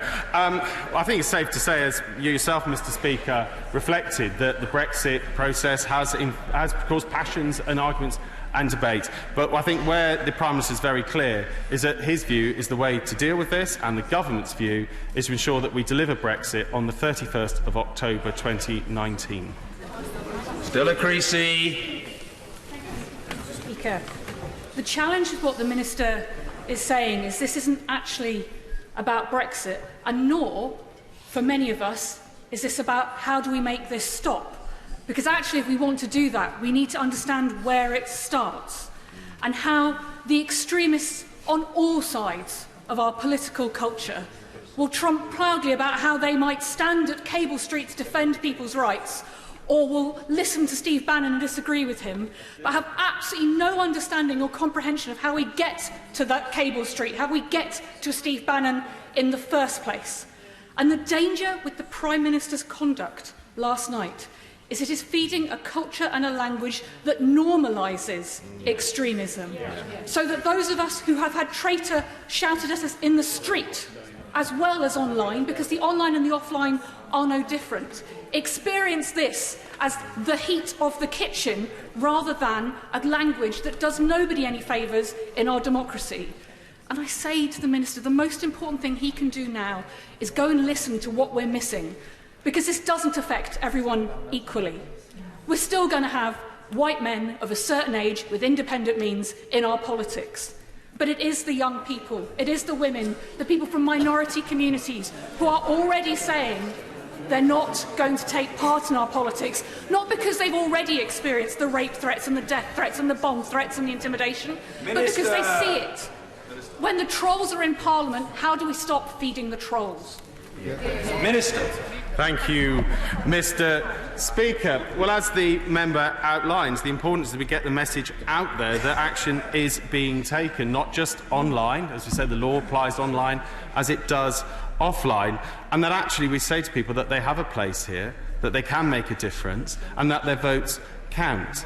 And ultimately, the longer indecision goes on one issue, Brexit, the more that there will be frustrations. But that doesn't justify people crossing the line of abuse, hatred and intimidation. And it needs to be clear that the same legal standard will apply whichever end of the extreme people are. Ultimately, some people are just two sides of the same coin of hate.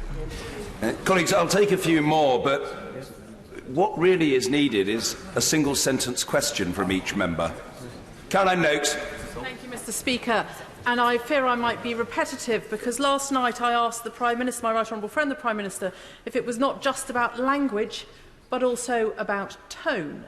Now, I commend my honourable friend for his tone today, but how should he suggest I would respond to those in the beautiful marketplace of Romsey who 3 Saturdays ago told me I was a traitor who deserved to be shot, when the language of traitor is heard in this House? Minister. Thank you, Mr. Speaker. Well, as I said earlier, there is no one in this House who is a traitor. There is no one in this House who should be threatened in that way, and that those who shouted that in the marketplace should realise that if they are making those sorts of nonsense and that sort of threats, that there is a criminal law they can be held accountable to. Luciana Berger. Thank you, Mr. Speaker. Mr. Speaker, our words carry consequences. They reverberate far and wide beyond these 4 walls. And the Prime Minister, who holds the highest office in our land, also bears the greatest responsibility for what he says and inspires. I don't believe the Minister can in one breath tell this House that he seeks to reduce online harm, while the Prime Minister booms out toxic, divisive soundbites, the clips of which are immediately posted and promoted on online, hate-filled social media channels. We've seen the incidents of hate crime in our country increase. And as a member of this House who has seen no fewer than 6 people convicted of the harassment and the hate crimes directed at me, can I ask the Minister to take back to this Prime Minister that he has to urgently reconsider this deliberate strategy of sowing seeds of division in our country? Thank you, Mr. Speaker. And as the honourable member rightly points to, those who behave in certain ways will face the criminal justice system and conviction for their offences. But I would just gently reflect on the idea of a national party going round with bollocks to Brexit isn't necessarily going to help tone down the debate. And ultimately, for us all, there is, bringing a resolution to this issue is a key part of what this Parliament is meant to be here for. And if we cannot do it in this Parliament, then I'd look forward to having a mature, sensible and informed debate with the electorate that we should have been having on Tuesday, the 15th of October. Sir Alan Duncan. Speaker, if you were to reread your Samuel Pepys, you will find a line in the diaries of over 350 years ago which says that so low has this rump fallen in the eyes of the people that the lads in the street cry, "Kiss my Parliament." If we are to avoid that same reputation persisting today in our current politics, may I ask the Minister and all in this House to apply the same standards, Mr. Speaker, you are asking for today to our conduct of social media, and that it should include us, journalists and the wider public if we are not to see the continuing debasement of the body politic. Minister. Thank you, Mr. Speaker. I'm not sure whether I'm going to be reducing the "to kiss my Parliament" adage again. But he's absolutely. But he's absolutely. Well, I suppose, you know, never kissed an MP. There's a new take on a famous T-shirt some people like to wear. But in terms of it, he's absolutely right to say that it's not just about MPs. It is about journalists, judges, anyone involved in public life. Some of the comments this morning we've seen directed at one journalist would hardly be seen to be as the top brow of political debate. But as I say, it is about the government's looking to create an environment that's safe for all to engage in, not just within this House, because ultimately it's that culture of debate outside this House that will reflect in the politics of Parliament that is elected to be in this House.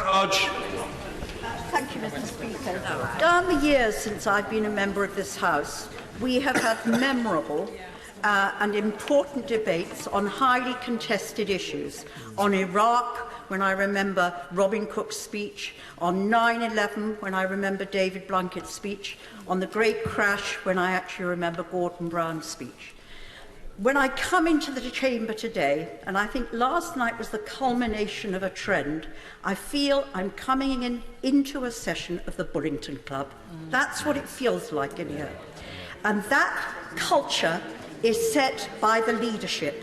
It is always set by the leadership. I think that the courageous thing that the Prime Minister could have done today was to come to this House and explain to us why he thinks that leadership is appropriate. In his absence, will the Minister tell us what are the practical steps that the Prime Minister will undertake to set a new culture of leadership which brings this House back to sensible debate on critical issues and makes us the important chamber we should be? Minister. Thank you, Mr. Speaker. I do sometimes wonder and reflect, if we look at some of the great debates and issues of the past, how the political discourse may have been affected if things like Twitter, Facebook and social media had existed at that time, certainly going back to the 1975 referendum. But I think what I would say the Prime Minister, when the government will do, is we will continue the work we've already outlined to tackle intimidation, hatred and abuse, and also, in terms of, for this Parliament, bringing back a deal that will deliver the referendum and finally put the Brexit issue to bed. And I hope that's one we can look forward to wide cross-party support for. Helen Grant. Thank you, Mr. Speaker. In terms of creating more diversity in Parliament, does the Minister agree with me that this toxic, nasty, aggressive behaviour coming from all sides of the House, it just does, is something that's stopping many more women and some men from coming to this place, from feeling safe, for enjoying it, and believing Parliament is a place where they can achieve and progress and reach their full potential? Hear, hear. Oh, thank you, Mr. Speaker. I hear the honourable member's passion, and we do want to see more people coming in and feeling that they can stand, and not just as members of Parliament, but also in terms of their local council, to be an elected mayor, to be a police and crime commissioner, and not face some of the type of abuse that some sadly have faced over recent years. But ultimately also it's about people seeing Parliament as a place where things are decided, where things move on, not as a place that literally ends up going on a merry-go-round of delay, but not actually making a decision on behalf of the nation. Because that's ultimately why people stand, is to make that difference, and we want to see people from all backgrounds. I'm a comprehensive school kid, the son of a painter labourer. Not many of my type used to get into Parliament. I can now. Thank you, Mr. Speaker. Yesterday, I asked the Prime Minister to moderate his language, and I desperately wanted to remind him that words have consequences. And I accept that it's necessary for all of us in this place to reflect on our language and our behaviour. After all, I do accept that I have been known to have the odd heckle in here. And I'm grateful this morning for the solidarity from my fellow MPs, including many on the government benches. But last night, I was literally horrified to see a tweet from the member for Middlesbrough South and East Cleveland, and I have informed his office, Mr. Speaker, that I would be raising this issue this morning. I will not refer to him as honourable. He sent a tweet last night appearing to mock me, referring to the Labour Party as toxic, which sadly brought more abuse. The Minister this afternoon said his government wants to stamp out abuse, but how can we believe him when the Prime Minister refers to genuine concerns from female MPs as humbug. And the Prime Minister's official spokesperson this morning has confirmed that the Prime Minister has no regrets about the language that he used. So, will the Minister confirm to me that the tweet from the member for Middlesbrough and East Cleveland reflects that of the government? And will he also take the opportunity, further to the comments from the Prime Minister's official spokesperson, to say that he stands by the Prime Minister's comment that threats to female MPs, death threats and daily abuse is humbug? Thank you, Mr. Speaker. Having had the odd heckle of my own speeches from the honourable member, I always recognise the spirit in which they are done, of passionate competition rather than and disagreement rather than necessary disrespect of the remarks I make. I think what I would say is the government is looking at the Defend Democracy programme, is taking action around online harms, and is looking to tackle the social media giants about this issue. And ultimately, I think where I would say, as the Minister who's got responsibility for this policy area, is that actually it's about looking what the government will bring forward. I hope we'll certainly have her support in doing so when we do bring legislation forward around intimidation before an election, and that's ultimately where the test of this will be, is in what difference we can all make in terms of legislation and in tackling those who feel an impunity to abuse people online in a way they would never do on the street. Vicky Ford. Thank you, Mr. Speaker. It's a sad fact that a study of parliaments across Europe showed that more than 4 out of 10 women MPs have received threats of death, rape or beating. The language that we use does matter, and the language yesterday, actually from all sides of the House, was unacceptable. We need to dial it down.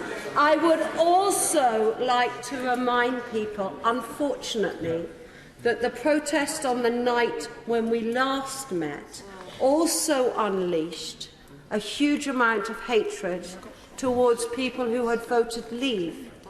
And colleagues who had voted leave on this House have literally had to pull nails and screws out of their car tyres last week because of the threats and the language used against them. And the Liberal Democrats, sadly, are not innocent here either. 4 actions I'd like to see. 4? First of all, Mr. Speaker. One sentence. Mr. Speaker, please can you continue to make sure you are fair and balanced, because sometimes it doesn't feel like this. Secondly,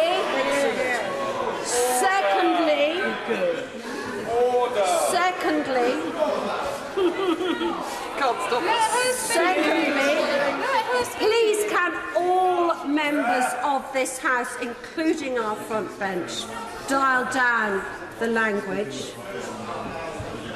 Thirdly, please can we all work together to heal the divisions in our country, and that means respecting democracy. And fourthly, because it matters, please can we bring the domestic abuse bill back to this House?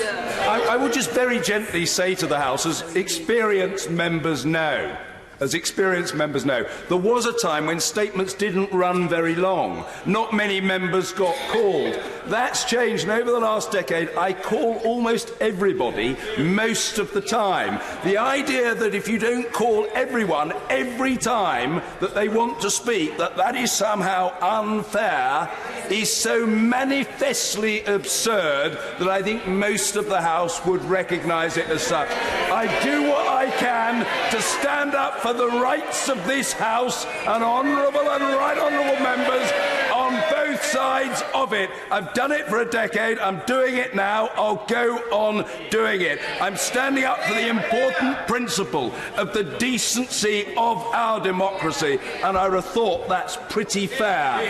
Minister. Thank you, Mr. Speaker.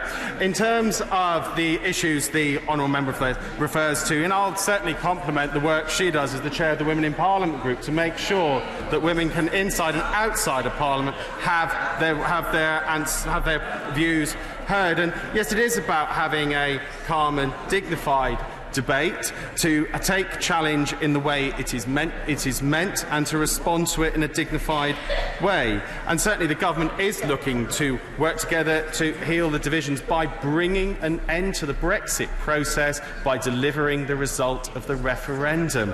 The longer the delay goes on and indecision, the more, sadly, this argument continues. Dr. Rosanna Allen-Khan.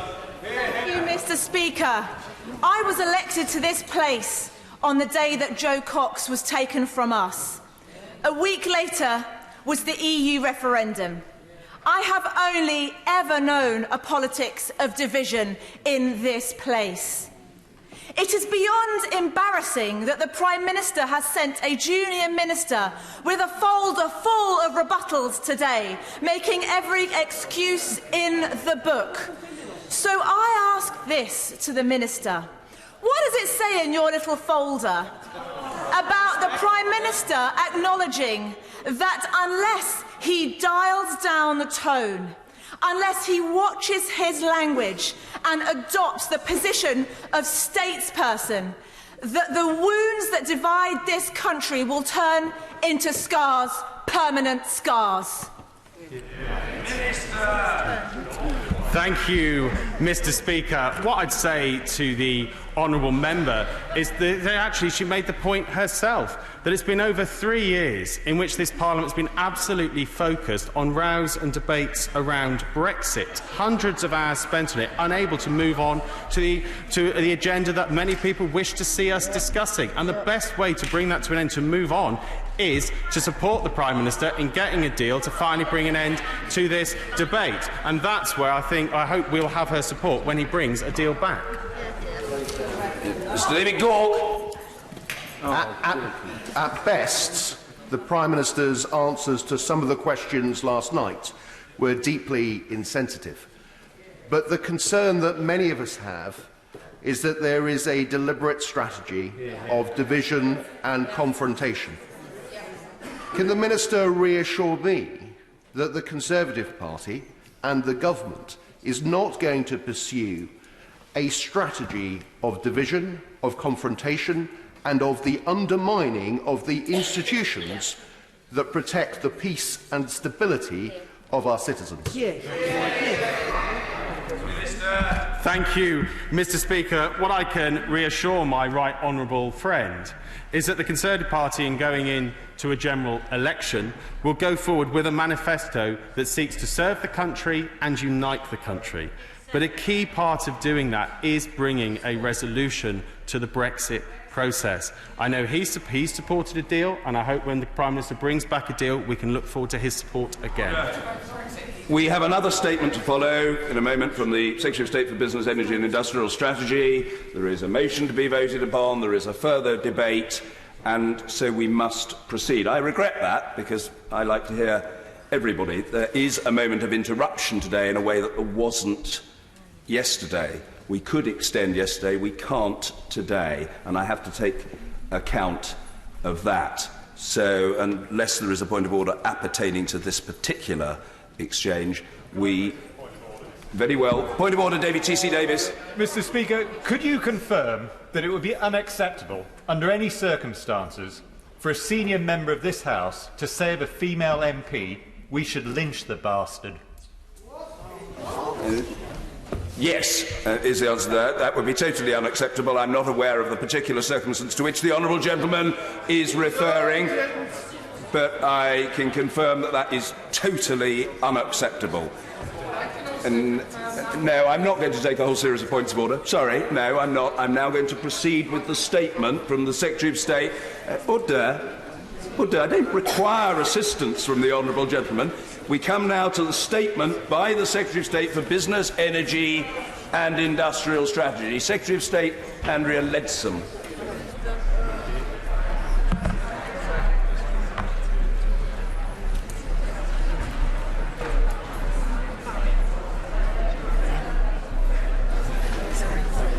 Order. If people who are leaving the chamber could please do so quickly and quietly, we can attend to the terms of the statement from the Secretary of State. I think there is now something approaching calm. The Secretary of State. Thank you, Mr. Speaker. I'm delighted that my first statement as the Business and Energy Secretary is on a subject that matters so much to every member of this House and also to every person on the planet.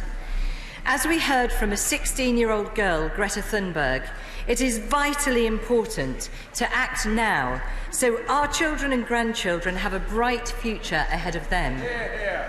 We only have this planet, and it is all of our duty to do everything we can, cross-party, cross-country and cross-world, to leave it in a better place than we found it. So today, with permission, I would like to make a statement on the UN Climate Action Summit in New York that took place on Monday this week.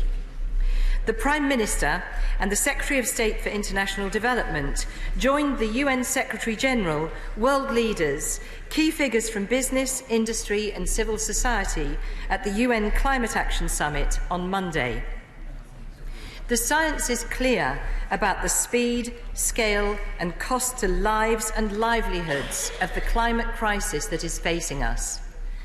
Costs show that the total global damages from climate-related events were more than $300 billion in 2017 alone. And we know that globally, emissions are continuing to rise year on year. And with tragic impact, we also know that the world's most vulnerable are being hit hardest by the impacts of climate change. Natural disasters are already pushing 26 million people a year into poverty, with hundreds of millions of people potentially facing major food shortages in the coming decade. Mr. Speaker, the Prime Minister and other world leaders met because they are determined to take decisive collective action to cut emissions and to improve the resilience of countries and communities. And the Prime Minister showed very clearly what decisive climate action looks like at home and abroad. In the UK, we've cut emissions by 42% since 1990, while growing the economy by 72%, cutting our use of coal in our electricity system from almost 40% to only 5% in just 6 years, and leading the world in deployment of clean technologies like offshore wind. In just that one renewable sector, the UK is home to almost half the world's offshore wind power. We became the first country in the G20 to legislate for net zero greenhouse gas emissions by 2050. And we're already seeing that thousands of jobs are being created as part of this transition. Almost 400,000 people are employed in the low-carbon sector and its supply chains, a number that we plan to grow to 2 million by 2030. We're also playing a critical part on the world stage. In his closing speech, the Prime Minister set out his determination to work together with others to tackle the climate crisis. He called for all countries to increase their 2030 climate ambition pledges under the Paris Agreement and confirmed that the UK will play our part by raising our own nationally determined contribution by February next year. And to help developing countries go further and faster, we also committed to double the UK's international climate finance from £5.8 billion to £11.6 billion over the period 2021 to 2025. This funding will support some of the most vulnerable communities in the world to develop low-carbon technologies and to shift from fossil fuels to clean energy, helping replace, for example, wood-burning stoves and kerosene lamps that are used by millions of the world's poorest families with sustainable and more reliable technologies like solar power for cooking, heating and lighting. This new funding will also help our incredible rainforests and mangroves, which act as vital carbon sinks, and help restore degraded ecosystems like abandoned land, which were once home to forests, mangroves and other precious habitats.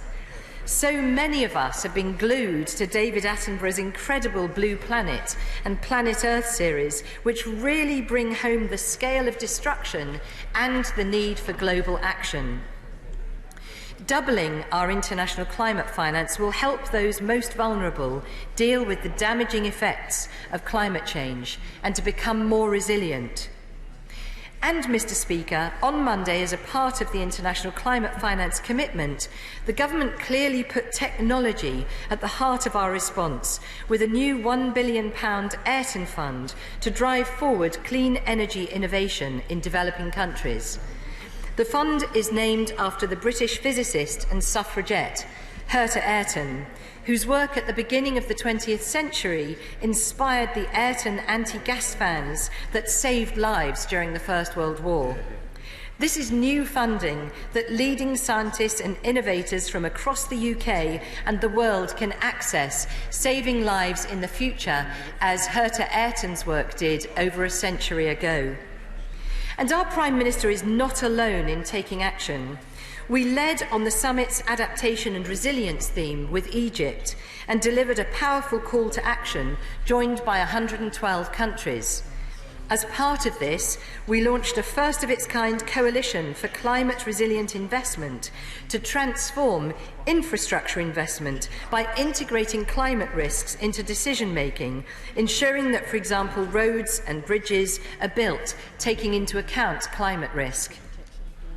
We also launched a new risk-informed early action partnership which will help keep 1 billion people safer from disaster by greatly improving early warning systems of such dangerous events as floods and hurricanes, giving people vital extra hours, days and even weeks to prepare for them.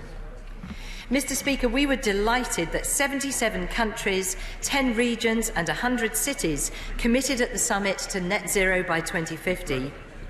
We saw the incoming Chilean COP25 presidency announcing a climate ambition alliance of 70 countries, each signalling their intention to submit enhanced climate action plans or nationally determined contributions. And businesses are taking action too. Over 50 financial institutions pledged to test all of their $2.9 trillion in assets for the risks of climate change. And 9 multilateral development banks committing to support global climate action investments by targeting $175 billion in annual financing by 2025. But, Mr. Speaker, the Climate Action Summit was by no means an end in itself. It was a call for global action, one that the UK and many others heeded. We cannot and we will not be complacent. Coming out of the summit, the combined commitments of all those countries and all of that goodwill still does not put us on track to meet the temperature goals of the Paris Agreement. People right across the country and right across the world are every day sending a clear message that we all must go further. And as the Secretary-General said, time is running out. Globally, much more is needed.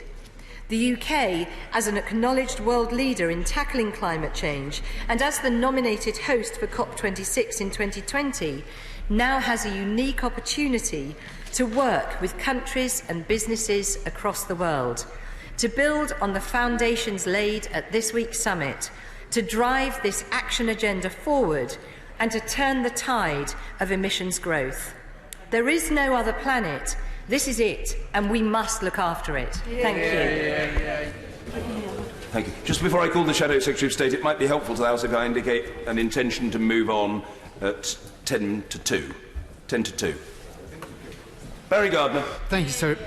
First of all, I thank the Secretary of State for advance sight of her statement. Mr. Speaker, the climate emergency is worse than we feared.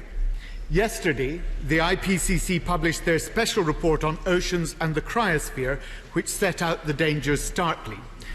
Sea levels threatening nearly 1 billion people living in low-lying coastal regions, and tipping points in the permafrost that could release hundreds of billions of tons of carbon. This report makes clear yet again that we must do everything to reduce emissions as fast as possible to limit global warming to 1.5 degrees, beyond which climate breakdown will be catastrophic. The purpose of the UN Climate Action Summit was to spur on greater climate ambition towards this aim. But none of the world's large polluters met this challenge. China, India, and the EU all were unable to announce tougher NDCs. Brazil and the USA refused even to turn up. Our country must now step forward to fill this vacuum of political leadership on the world stage. The UK's commitments at the summit need close scrutiny. The new Ayrton Fund that the government has announced allocates £1 billion to help British scientists and innovators create new clean technology. That's great. But this funding has come from the aid budget. We shouldn't be siphoning off overseas development assistance to spend on UK universities and firms. That should be funded from non-ODA finance. So can the Secretary of State explain why this funding is diverting precious resources from mitigation in climate-vulnerable nations? And if the Minister claims this money is classified as aid because it will help export clean technologies to the developing world, perhaps she can today commit to follow Labour's lead and pledge to provide to the citizens of the Global South free or cheap access to green technologies that we develop here. The government's pledge to double international climate finance, again welcome, also raises questions. Can the Secretary of State confirm that this money will be disbursed predominantly through grants rather than loans, which unfairly saddle the poorest nations with debt in order to pay the costs of a problem that they did very little to cause? Climate change is already wreaking hundreds of billions of dollars in damages on these communities. Will the Secretary of State commit to devoting any of these resources to cover loss and damage caused by climate disasters? After all, this government is perpetuating the fossil fuel economy for the poorest nations abroad, completely undermining our international climate finance. From 2013 to 18, UK export finance gave £2.6 billion in export support to the energy sector, 96% of it to fossil fuel projects, overwhelmingly in low and middle income countries. So will the Secretary of State today commit to ending taxpayer support for fossil fuels abroad, as so many other countries have done? Because what we do abroad matters more than ever. The UK is hosting the UN Climate Conference, COP26, in Glasgow next year, the most important climate summit since the Paris Agreement. The Right Honourable Member for Devizes is president of COP26. But COP presidents are normally ministers in their government, and she has indicated her intention to stand down at the next election. So I would ask the government, what staffing resources will the office of the COP president be provided with? How much funding does the government intend to provide to COP26 preparations? What regular reports will the COP president be able to give to cabinet? And what objectives has the COP president been set by the cabinet? These resources must be devoted, because at COP26 we will need to use our diplomatic leverage to persuade other nations to bring forward much tougher NDCs. And I'm deeply concerned that staffing levels are inadequate. In 2009, under the Labour government, the Foreign Office had an army of climate staff 277 strong. 7 subsequent years of austerity halved that. When this Prime Minister was Foreign Secretary, the number of officials working full-time on climate change fell to just 55. Does the government intend to restore the workforce to levels last seen a decade ago in recognition of the huge diplomatic resource that is now required to support the agenda of a UK-led COP26? The failures of the UN Climate Action Summit raised the stakes of that COP so much higher. We cannot afford for these talks, or those at COP25 in Chile, to stumble. The issue of climate breakdown is far greater than the party political divides that afflict this Parliament. And I do urge all members of this House to find common ground in the pursuit of a healthy and stable climate. And in this spirit, I offer to the Secretary of State that I and my colleagues in the Labour Party are fully committed to doing everything we can in a cross-party manner to ensure that COP26 delivers the very highest possible ambition. Well, can I thank the honourable gentleman opposite, and he and I have... Thank you. He and I have worked together on energy issues some years ago also, and I certainly welcome his willingness to work cross-party on this issue, which I know he cares a great deal about and he is extremely knowledgeable on. And I would also like to pay tribute to his right honourable friend, the member for Doncaster North, for his excellent efforts on the Climate Change Act of 2008, from which so much of the UK's ambition in this space has led. And I absolutely encourage him to work cross-party. I'll be delighted to meet with him and his colleagues to discuss how we can take this forward in a shared endeavour to tackle global climate change. He asks some very specific questions, and I will seek to answer them all. If I can't or have missed some, I'm delighted to meet and tackle them further. In terms of the recent report on the IPCC report on the ocean and the cryosphere, he's absolutely right. This report does provide the best available science on the wide range of impacts of climate change on the ocean and the cryosphere and potential measures for building resilience to those impacts. It's something that the government welcomes. We're very concerned about the impact of climate change on the oceans, and of course, as an island nation, the United Kingdom, its overseas territories, our Commonwealth partners and close friends are especially dependent on a healthy and sustainably managed ocean. So we will be looking very carefully at those recommendations. He asks about the fact that the tougher NDCs weren't met at the climate summit, and he's right to raise that point. He'll be aware that those targets are supposed to be raised by February next year. The UK is committed to do that, and we will, of course, be urging all others to raise their NDCs by next February. He asks about the Ayrton Fund and its use for scientific work coming out of overseas development aid.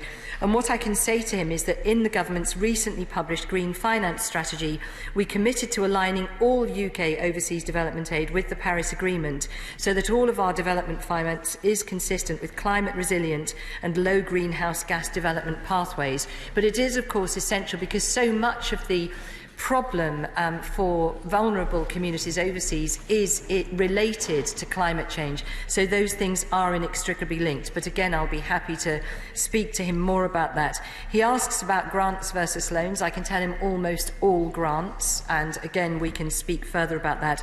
He asks about fossil fuel export finance, and as he will know, the Committee on Climate Change has made very clear that actually to achieve net zero does require a transition through lower carbon fossil fuels. And I would just point again to the fact that in just the last 6 years, we've gone from a 40% reliance on coal, the dirtiest fossil fuel, to today only 5%, I'm sorry. And that is quite an achievement. There's much more to be done, but we do recognise that there will be the need for ongoing use of fossil fuels during that transition period.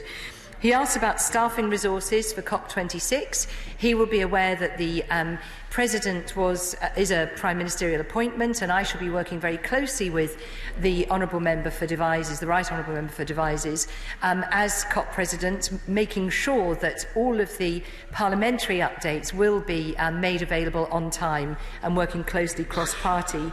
And I just want to finish up by saying the UK has a huge ambition for decarbonisation and for retaining our global leadership in tackling global climate change. Sarah Newton. Speaker, I very much welcome the determination which the Secretary of State has communicated to us, because this is the greatest challenge that we face as a country, and I'm sure we can maintain the excellent radical consensus achieved by the member for Doncaster North through the Climate Change Act, that this remains above party politics. Everyone in the country will expect us to do that. And on the road to COP26, would my right honourable friend assure me that there will be road shows and lots of opportunities for businesses and enterprises, the length and breadth of the country, who are coming up with the solutions that will enable not only us here at home to meet our net zero carbon, but so many developing nations around the world? Yes, my honourable friend is exactly right. It'll be very important that during 2020 we spend a good amount of time promoting not only the work that government's doing in supporting, but also the brilliant ideas from UK scientists and the efforts around the world to try and improve tackling global climate change. Henry. Thank you, Mr. Speaker. Can I also thank the Secretary of State for advance sight of the statement and welcome her to her position.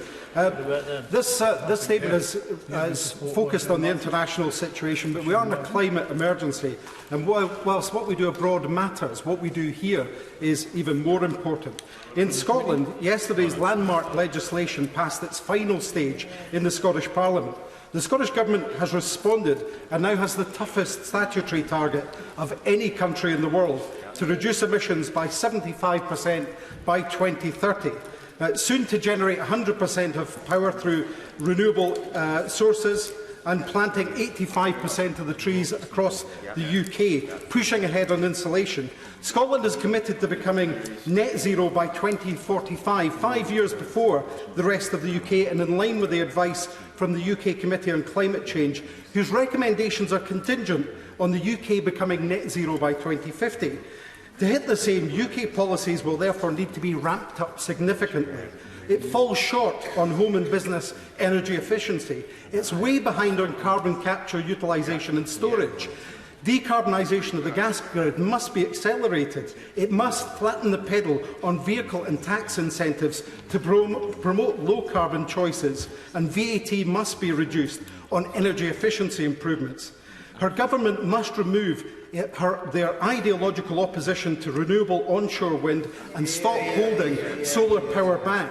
The Secretary of State is new in post, so will she therefore commit to presenting a clear plan and target to address these issues? Finally, yesterday, buried amongst other news, was the revelation that the cost of Hinkley C nuclear power plant, already the most expensive development on this planet, will rise by nearly £3 billion. The UK Government should not be pouring money down this bottomless pit of new nuclear, when onshore wind, for example, is now less than half the price for consumers. Will she take action on this? Deeply grateful to the honourable gentleman. Secretary of State. Well, I'm grateful to the honourable gentleman for a raft of points. I'll try and tackle them all. First of all, I congratulate the Scottish Government for their work in also legislating to achieve net zero by 2045. And of course, they, as the UK Government are following the advice and recommendations of the Committee on Climate Change, and we will need to work together to ensure that we all meet those targets. He asks whether there will be a clear plan and pathway for net zero. There absolutely will be. My department is working flat out to provide particular pathways for us to consult on.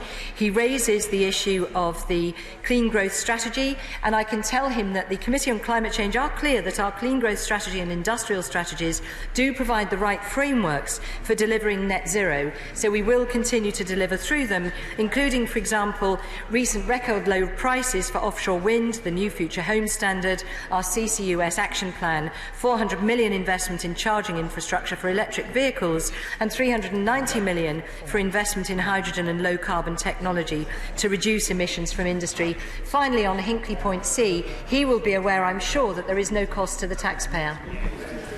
Ed Vasey. Thank you, Mr. Speaker. May I welcome my right honourable friend to her post, and may I, through her, thank her excellent officials for the brilliant work they have done in replicating the Euratom treaty provisions, and also for her department's continued support for nuclear fusion, which is such an important industry in my constituency. Can she assure me that in her no doubt very long tenure in this new post, she will continue to support investment and research in nuclear fusion, where Britain helps to lead the world? Well, my honourable friend raises a really important point that's very important in his constituency too, and I can assure him that my department is looking very carefully at many different innovations, including nuclear fusion. Wait for a second. Mr. Ed Miliband. Thank you very much, Mr. Speaker. Can I welcome the Secretary of State to her post, and I know she is deeply committed on this issue, and she certainly has a big task in front of her. I want to ask her about the strategy for COP26, which is obviously a very, very important moment, not just for Britain, but for the world.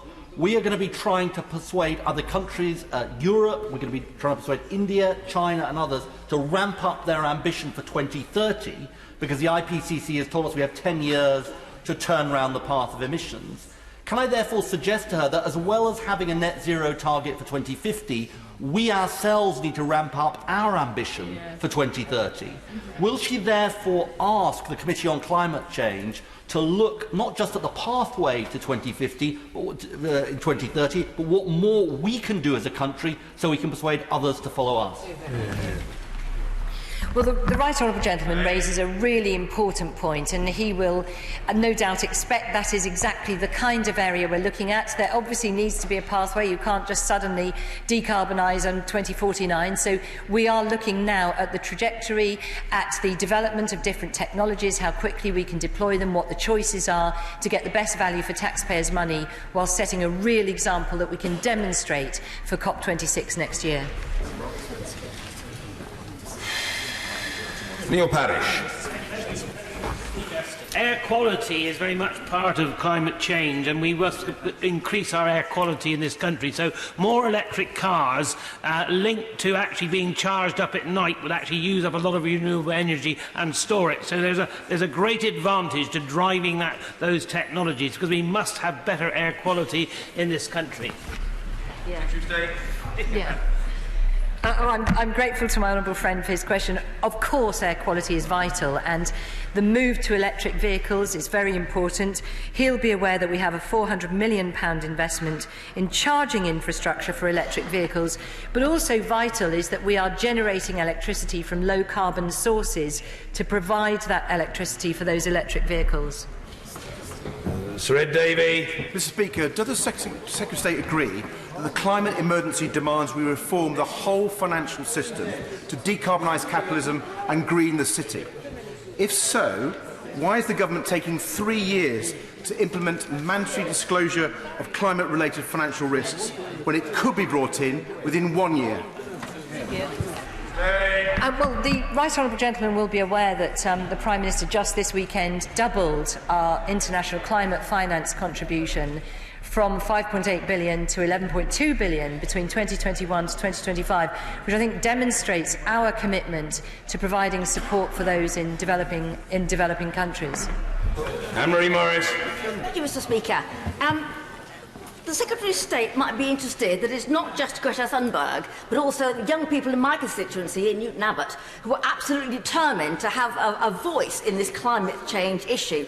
And they themselves, they attend Torquay Grammar School, have got on YouTube something which has gone viral, but they want to know how they can get involved. Could you tell my constituents what they need to do, how they can engage with government to have young people's voices heard? Yeah, my honourable friend raises such an important point. There are so many young people taking part in demonstrations and wanting to know what they can do to help.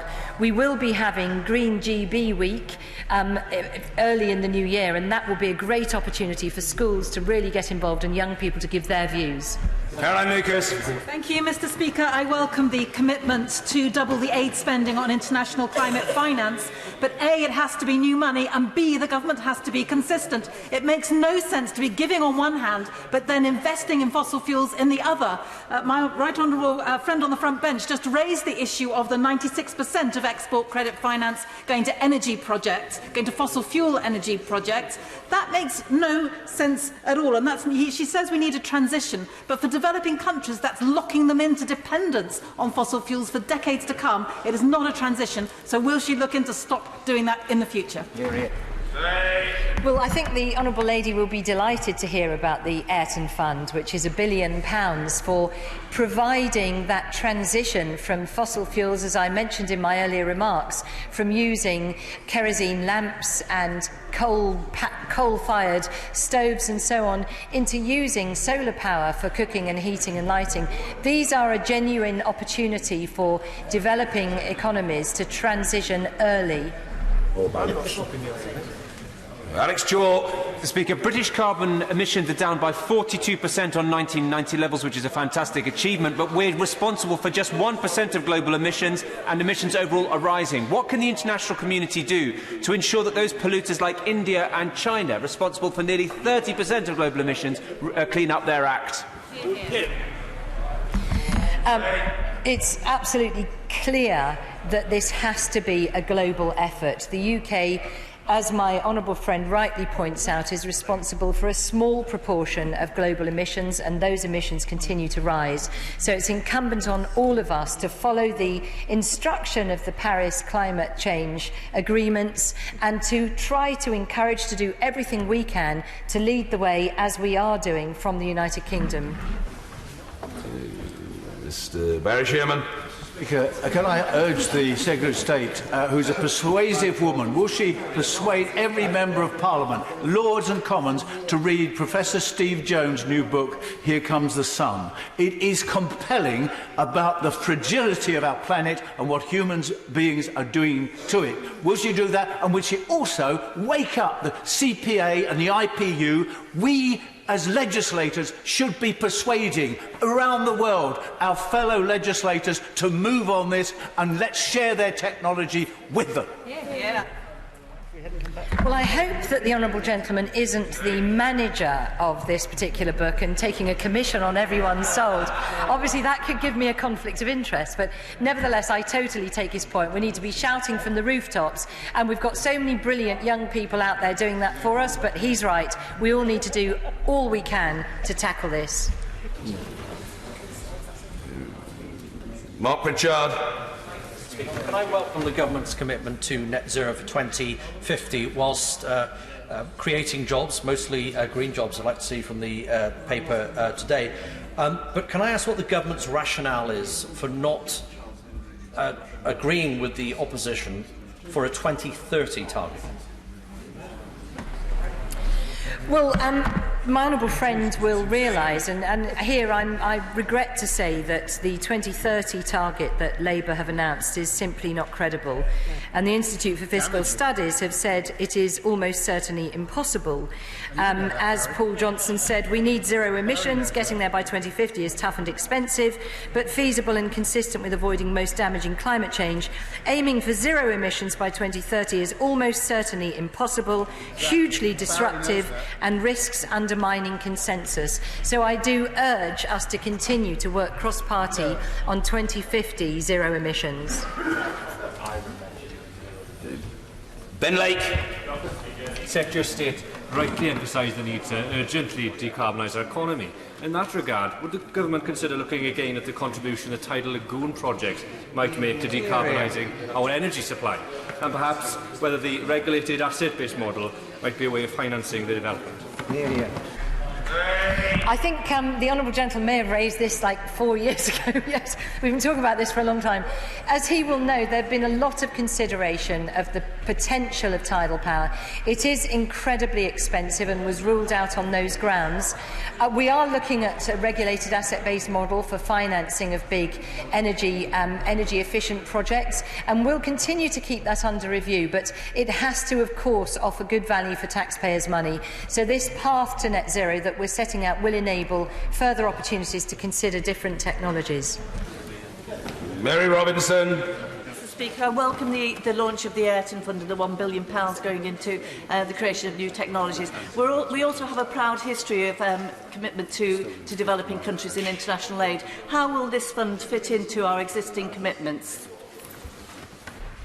Well, as my honourable friend knows, the UK government has committed to spending 0.7% of our national income on aid, and analysis does show that without urgent action on climate change, development progress is at risk. So tackling climate change and protecting the environment is bound up with development, so it's right that it has to be a priority for UK aid.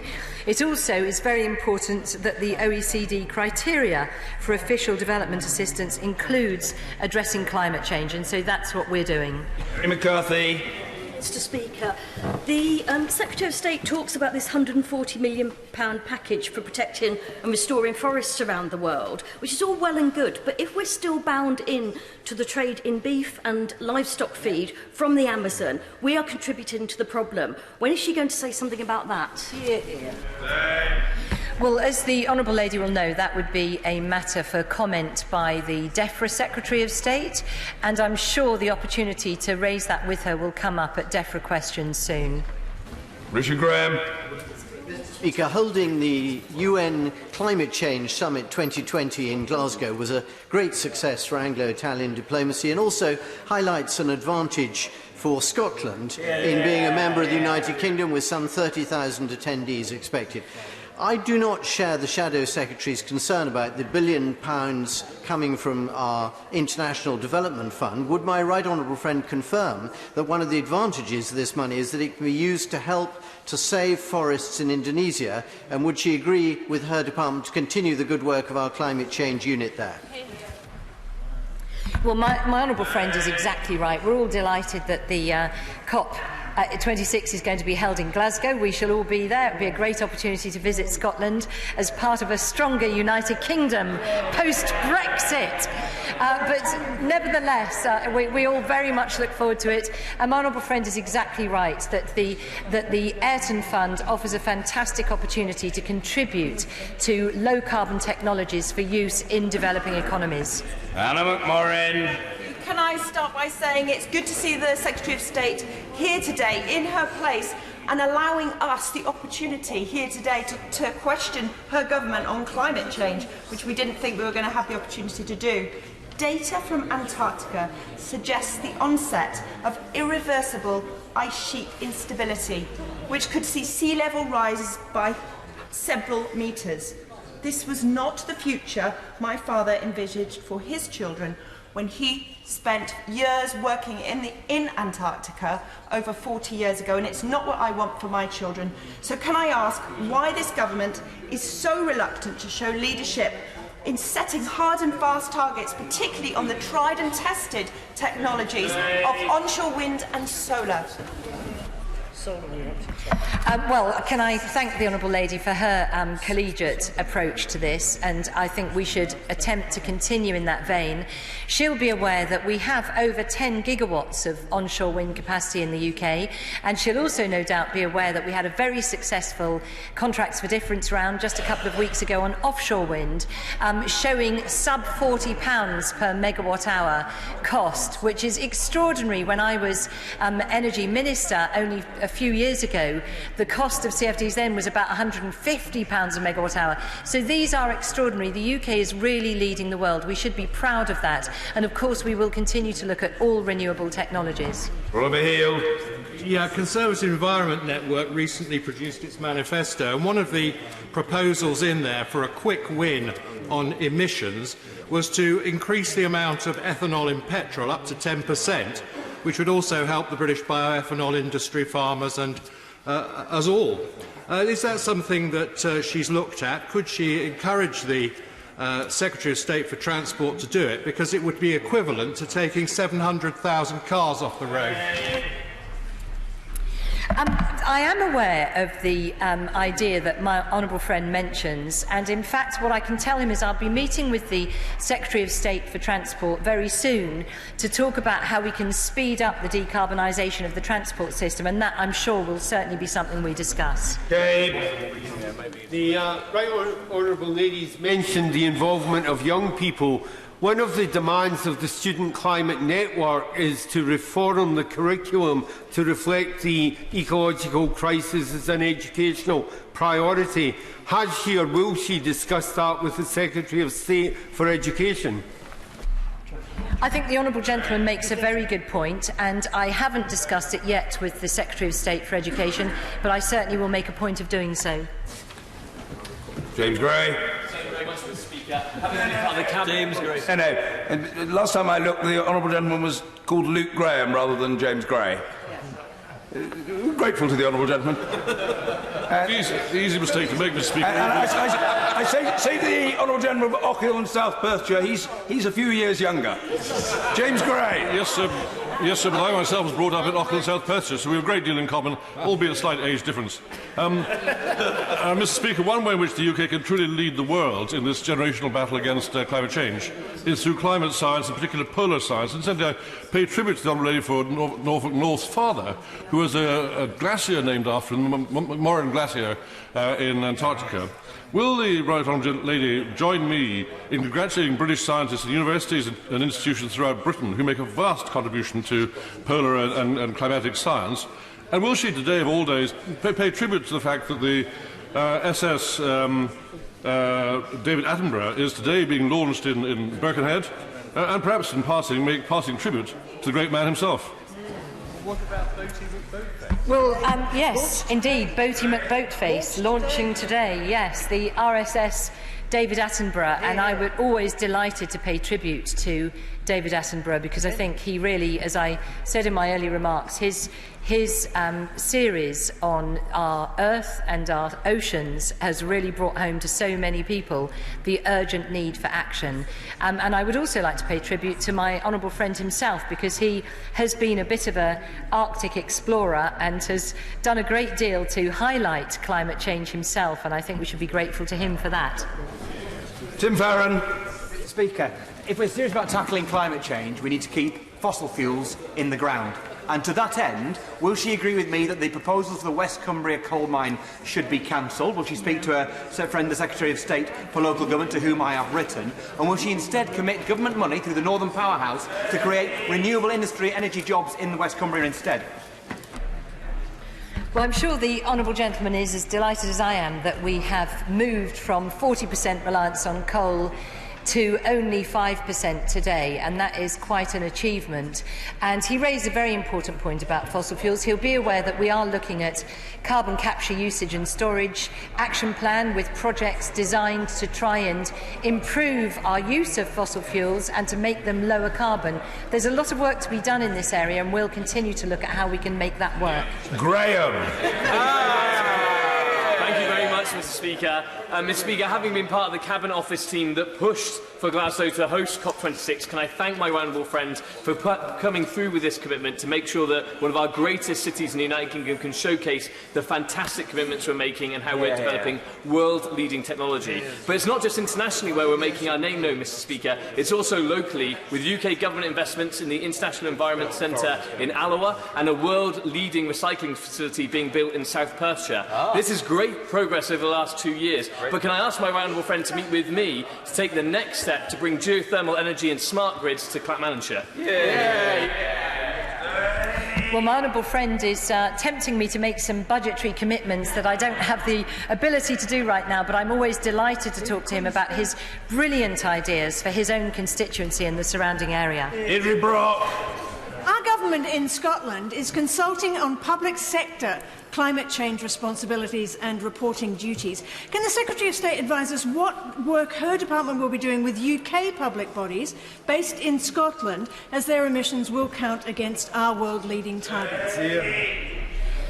The Honourable Lady will be aware that there are regular and frequent discussions between officials at all levels on how to meet our carbon commitments. Those will continue and I would say will be increased in the road to COP26 next year, so there will be plenty of opportunities for cross-nations collaboration.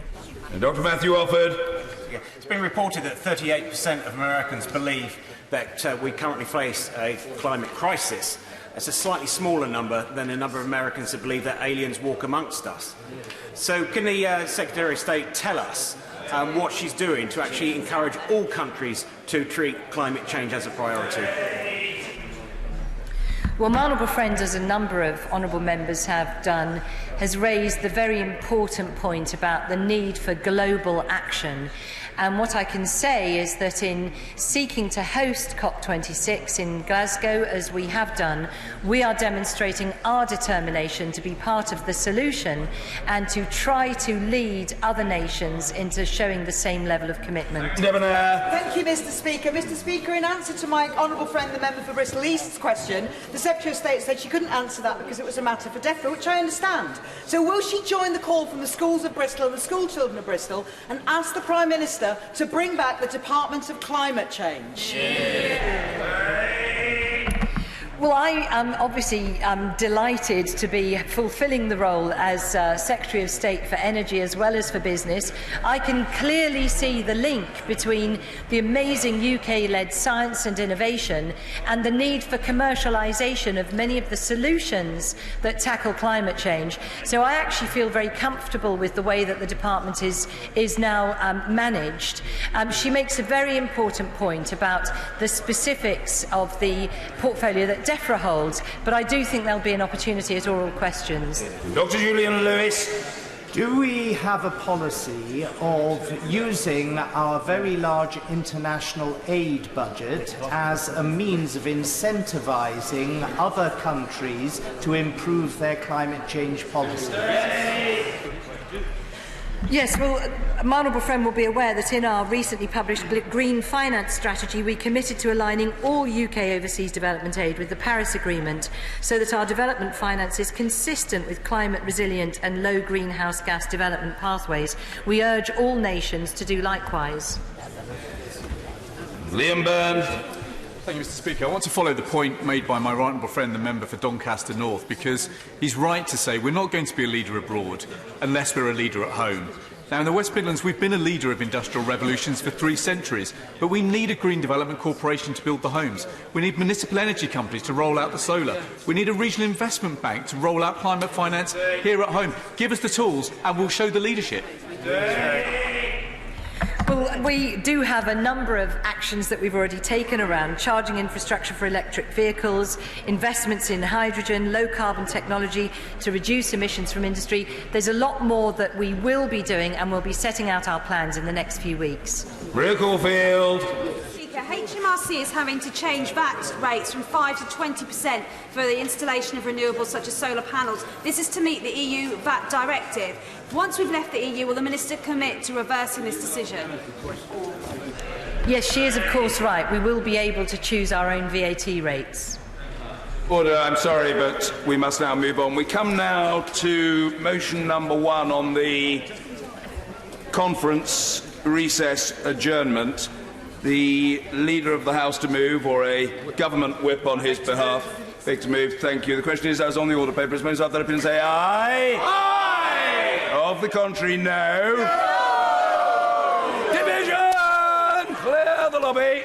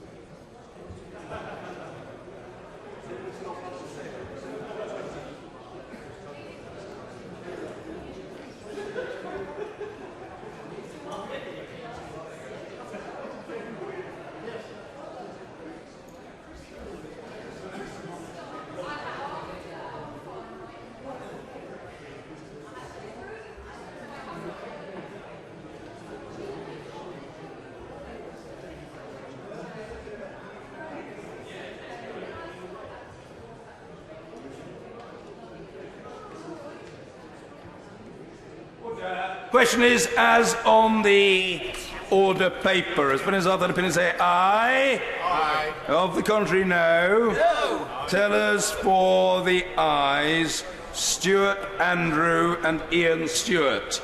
Tellers for the noes, Thangham Debonair and Jeff Smith.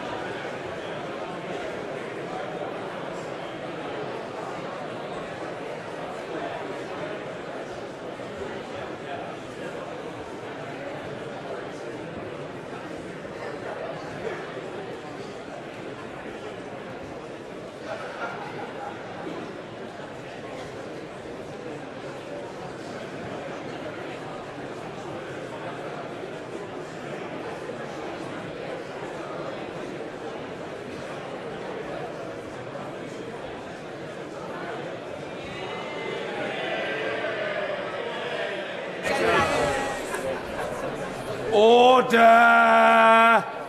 Order!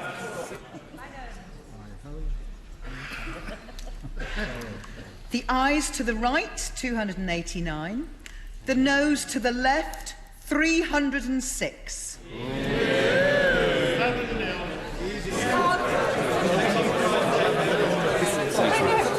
The ayes to the right, 289. The noes to the left, 306. So the noes have it. The noes have it. Unlock. I'm not taking a slew of points of order now. I will take the one from the honourable gentleman of which I had advance notice. And I say very gently to the honourable gentleman, whom I'm accustomed to indulging, that I think the House wishes to hear the business statement from the leader. I will take the honourable gentleman's point of order, and then we will have the business statement. Patience, honourable member. It will come in due course. If you've got a plane to catch, sorry, but that is, with very greatest respect, your problem. Point of order, Mr. Richard Bergen. Thank you, Mr. Speaker. There has been much talk recently about holding a general election. My party wants an election called as soon as possible. Once an extension to avoid a no-deal Brexit has been agreed. But of course, Mr. Speaker, there are rules governing the amount of time needed to arrange a general election. I have today, Mr. Speaker, liaised with the Library, who confirmed to me today that given those rules, the soonest an election could take place is the 5th of November. That assumes we dissolve Parliament early next week. Obviously, Mr. Speaker, any such general election would then have taken place past the 31st of October Brexit deadline. Mr. Speaker, to help the public understand the current debate in Parliament, could you confirm that a general election could not be held before the 31st of election deadline? I'm grateful to the honourable gentleman for his point of order and for his courtesy in giving me advance notice of his intention to raise it. I can confirm that my understanding of the electoral timetable under the existing statutory framework is the same as his. I said under the existing statutory framework. My understanding is the same as his. We come now to the business statement by the Leader of the House, Jacob Rees-Mogg. Thank you, Mr. Speaker, and thank you for allowing me to make this statement at a slightly unusual time to facilitate the earlier division, which makes the business I'm going to read out rather more useful than had I done it earlier in the day and then had to do it again. The business for next week will be Monday, the 30th of September, debate to approve a motion relating to Section 7 of the Northern Ireland Executive Formation, etc. Act 2019, historical institutional abuse.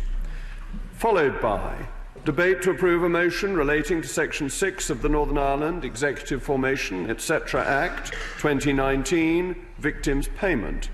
Followed by debate to approve a motion relating to Section 5 of the Northern Ireland Executive Formation, etc. Act 2019, human trafficking.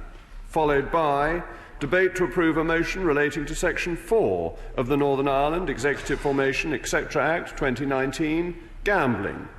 Tuesday, the 1st of October, motion to approve a statutory instrument relating to the draft common organisation of the markets in agricultural products, transitional arrangements, etc., amendment EU exit regulations 2019, followed by motion to approve a statutory instrument relating to the draft common agricultural policy and common organisation of the markets in agricultural products, miscellaneous amendments, EU exit regulations 2019, followed by motion to approve a statutory instrument relating to the draft import and export licences amendments EU exit regulations 2019, followed by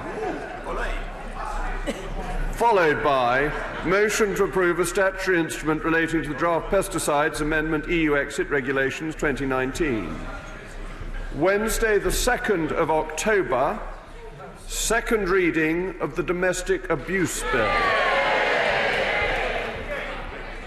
It was worth waiting for, I think. Thursday, the 3rd of October, debate on a motion relating to women's mental health, followed by general debate on the spending of the Ministry of Justice. These subjects and times for debates were determined by the Backbench Business Committee. Friday, the 4th of October, the House will not be sitting. Thank you. The Shadow Leader of the House, Valerie Vaz. Thank you, Mr. Speaker, and can I thank the Leader of the House for the business statement, and he will know that this could actually have been agreed through the usual channels, and we are trying to compromise and come to a consensus, and there would have been no need for this division. But, Mr. Speaker, this is no way to run a parliament, and earlier today we heard how we have to start as we mean to go on and to respect each other in the way we speak to each other. So I do want to ask the Leader of the House if he could ask the Attorney-General to come to the House to apologise. Calling us a dead Parliament and calling us turkeys is not appropriate language. If the Attorney-General so dislikes Parliament, perhaps he should spend more time with his cases and call a by-election. But I know the Leader of the House has also apologised to Dr David Nicol, and this is just taking up from where we left off prior to the adjournment of the House. Could the Leader apologise here in the House to Dr David Nicol to say that he was wrong and that what he said was untrue? He also didn't answer my question about the constitutional coup. Mr Speaker, I thought we'd eradicated foot and mouth. But if the Leader of the House wants some business, let me give him some business. The Financial Services Bill, report stage, date to be announced. Immigration and Social Security withdrawal bill, report stage, date to be announced. Agriculture bill, report stage, date to be announced. Fisheries bill, report stage, date to be announced. Trade bill, it's had its 3rd reading in the House of Lords on Wednesday the 20th of March, and it's in ping-pong. Does the government expect to get the bills through before the 31st of October 2019? And could I ask the Leader of the House again, how long does he think the preparations will be needed before the Queen's speech on the 14th of October? When will Parliament be prorogued? I'd be grateful if the Leader of the House could provide time for a debate on the Electoral Commission report, which has estimated that between 8.3 and 9.4 million people in Great Britain who are eligible to be on the local government registers are not correctly registered, and there are between 4.7 and 5.6 million inaccurate entries on these registered. This is the first study since the 2015 assessment of the registered following the transition to individual electoral registration. This is seriously disenfranchising people. My honourable friend, the Shadow Minister for Youth and Voter Engagement, has raised this continuously. Perhaps that's why the government is so keen to have an election while the registers aren't up to date. But I note the Foreign Secretary's statement yesterday on the cases of Nazanin and Mr Ashori raised by honourable members for Hampstead and Kilburn and the honourable member for Lewisham East. Could I ask the Leader of the House if he's had any conversations with the Foreign Secretary? And if the Foreign Secretary has met with Richard Radcliffe or other members of the families of those people, British nationals, who have been incarcerated in Evin prison. These are lost lives. We cannot wait any longer. They're losing times with their family. But, Mr Speaker, I want to thank the Leader of the House for his kind words yesterday on my nomination to the Privy Council. And sitting next to him, I want to congratulate my right honourable friend, the Solicitor General, who's also been elevated to the Privy Council. I know he's very excited about meeting Her Majesty. And we have finally good news from the Whip's office. We want to welcome Evelyn Christine Rose Puddick. The Leader of the House. Thank you, Mr Speaker. The Right Honourable Lady says quite correctly this is no way to run a parliament, which is why we should have a general election as soon as possible. And if only they would vote for it and would have the courage of their convictions, we would have one. She then complains that the Attorney-General has called this a turkey parliament. I think it's more of a chicken parliament because it is trying to flap away from the general election that we need and that would clear the air. And yes, we get gesticulation and murmurations coming forth from the benches opposite saying that we are going to get one, but when, Mr. Speaker, when? The country wants one as soon as possible. And this Parliament, I think rather than dead, I would use the word addled, like the Parliament of 1614, which was known as the addled Parliament. This, I think, may also come to be known in such a way. The Right Honourable Lady mentions Dr Nichols. I'm happy to repeat the apology I gave before. And she referred to a question I answered at some length yesterday on the question of a coup. What I pointed out was that if things are said in Cabinet, the 30-year rule means that they will come out in 30 years. But just because newspapers print gossip from Cabinet meetings does not make it fact. And I fully support and stand by what the Prime Minister has said, which I will read out again for the benefit of honourable and right honourable members, which is, I have the highest respect, of course, for our judiciary and the independence of our courts. But I must say I strongly disagree with this judgment, and we in the UK will not be deterred from getting on and delivering on the will of the people to come out of the EU on October the 31st, because that is what we were mandated to do. So that is my position.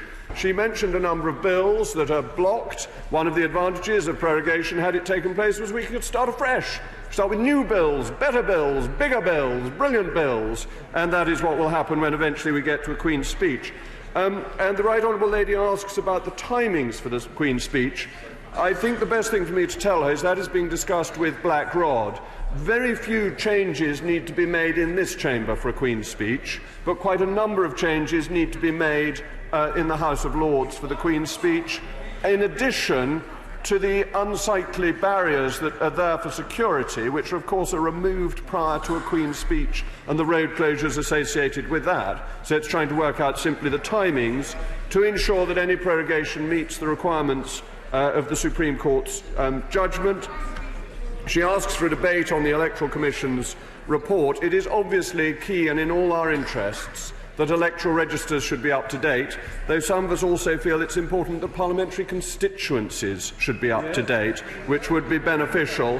And I'm interested to see that some members of the opposition bench are keen on boundary changes, and I note that with great interest. And finally, the Right Honourable Lady asked me about the dual nationals held illegally by Iran and whether I've had any conversations with the Foreign Secretary. Yes, indeed, I asked him about it yesterday, and he has spoken to his Iranian counterpart about all the dual nationals, including, of course, Mrs. Zaghari Ratcliffe, as did the Prime Minister when he saw the President of Iran on the fringes of the meeting in the United Nations. So I hope I can reassure her that the government continues to push, and may I thank her for continuing to push, because repeating things every week actually is powerful. It does keep people on their toes, and I hope she will continue to do that.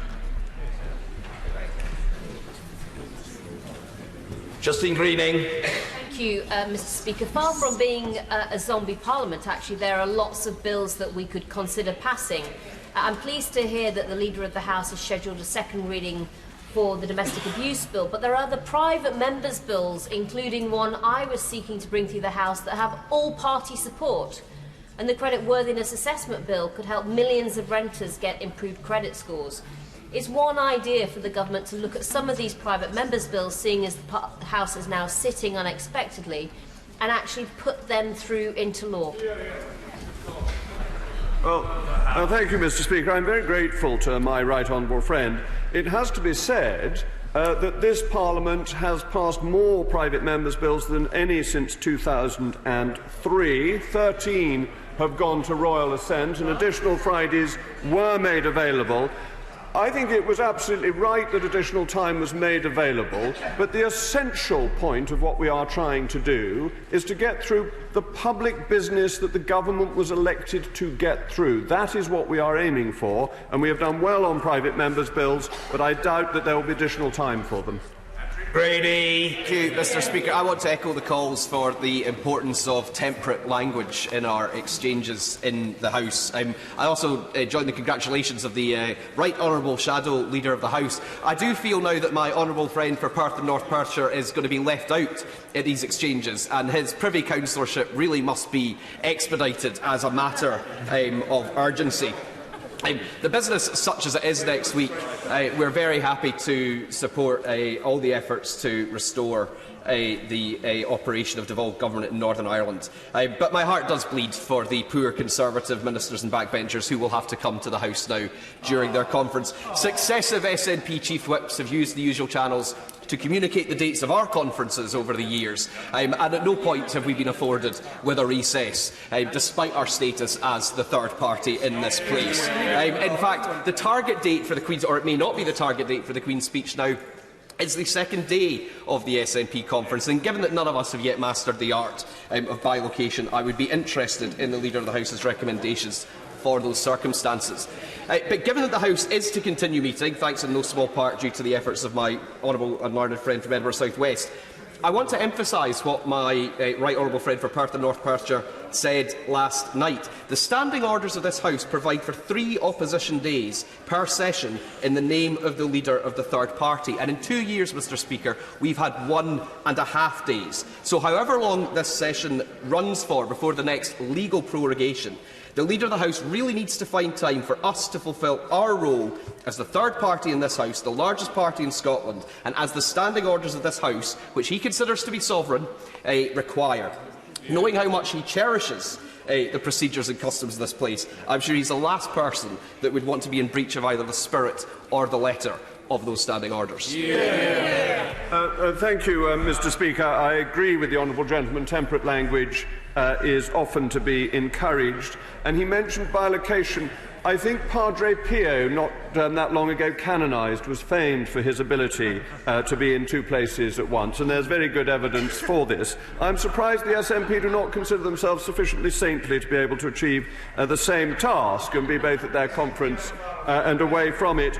The most important point that the honourable gentleman raised is about the opposition day for the SNP.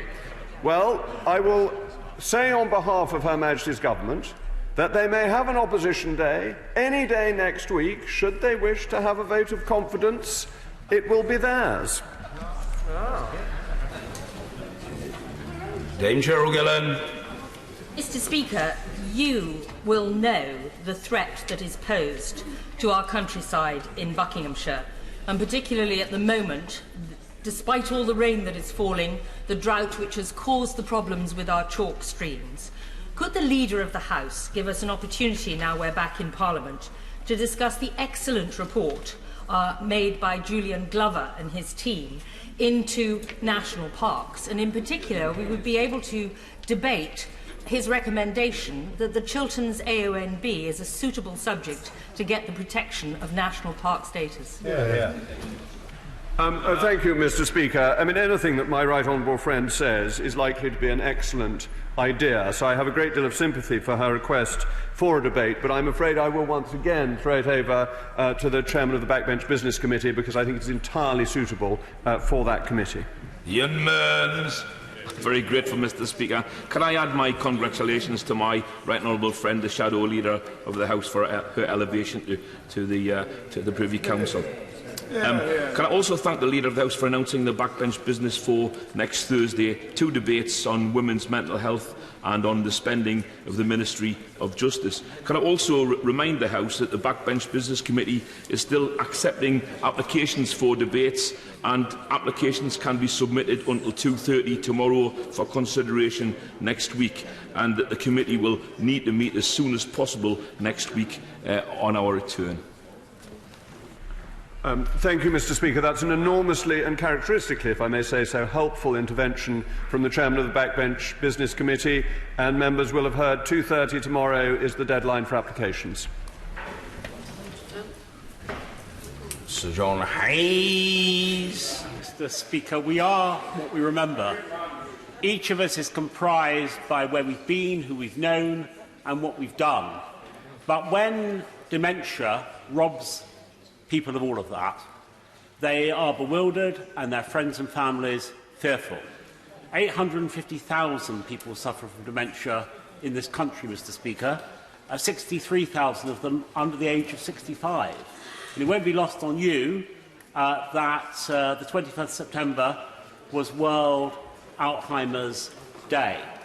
Research into this is still much less than for other major medical problems.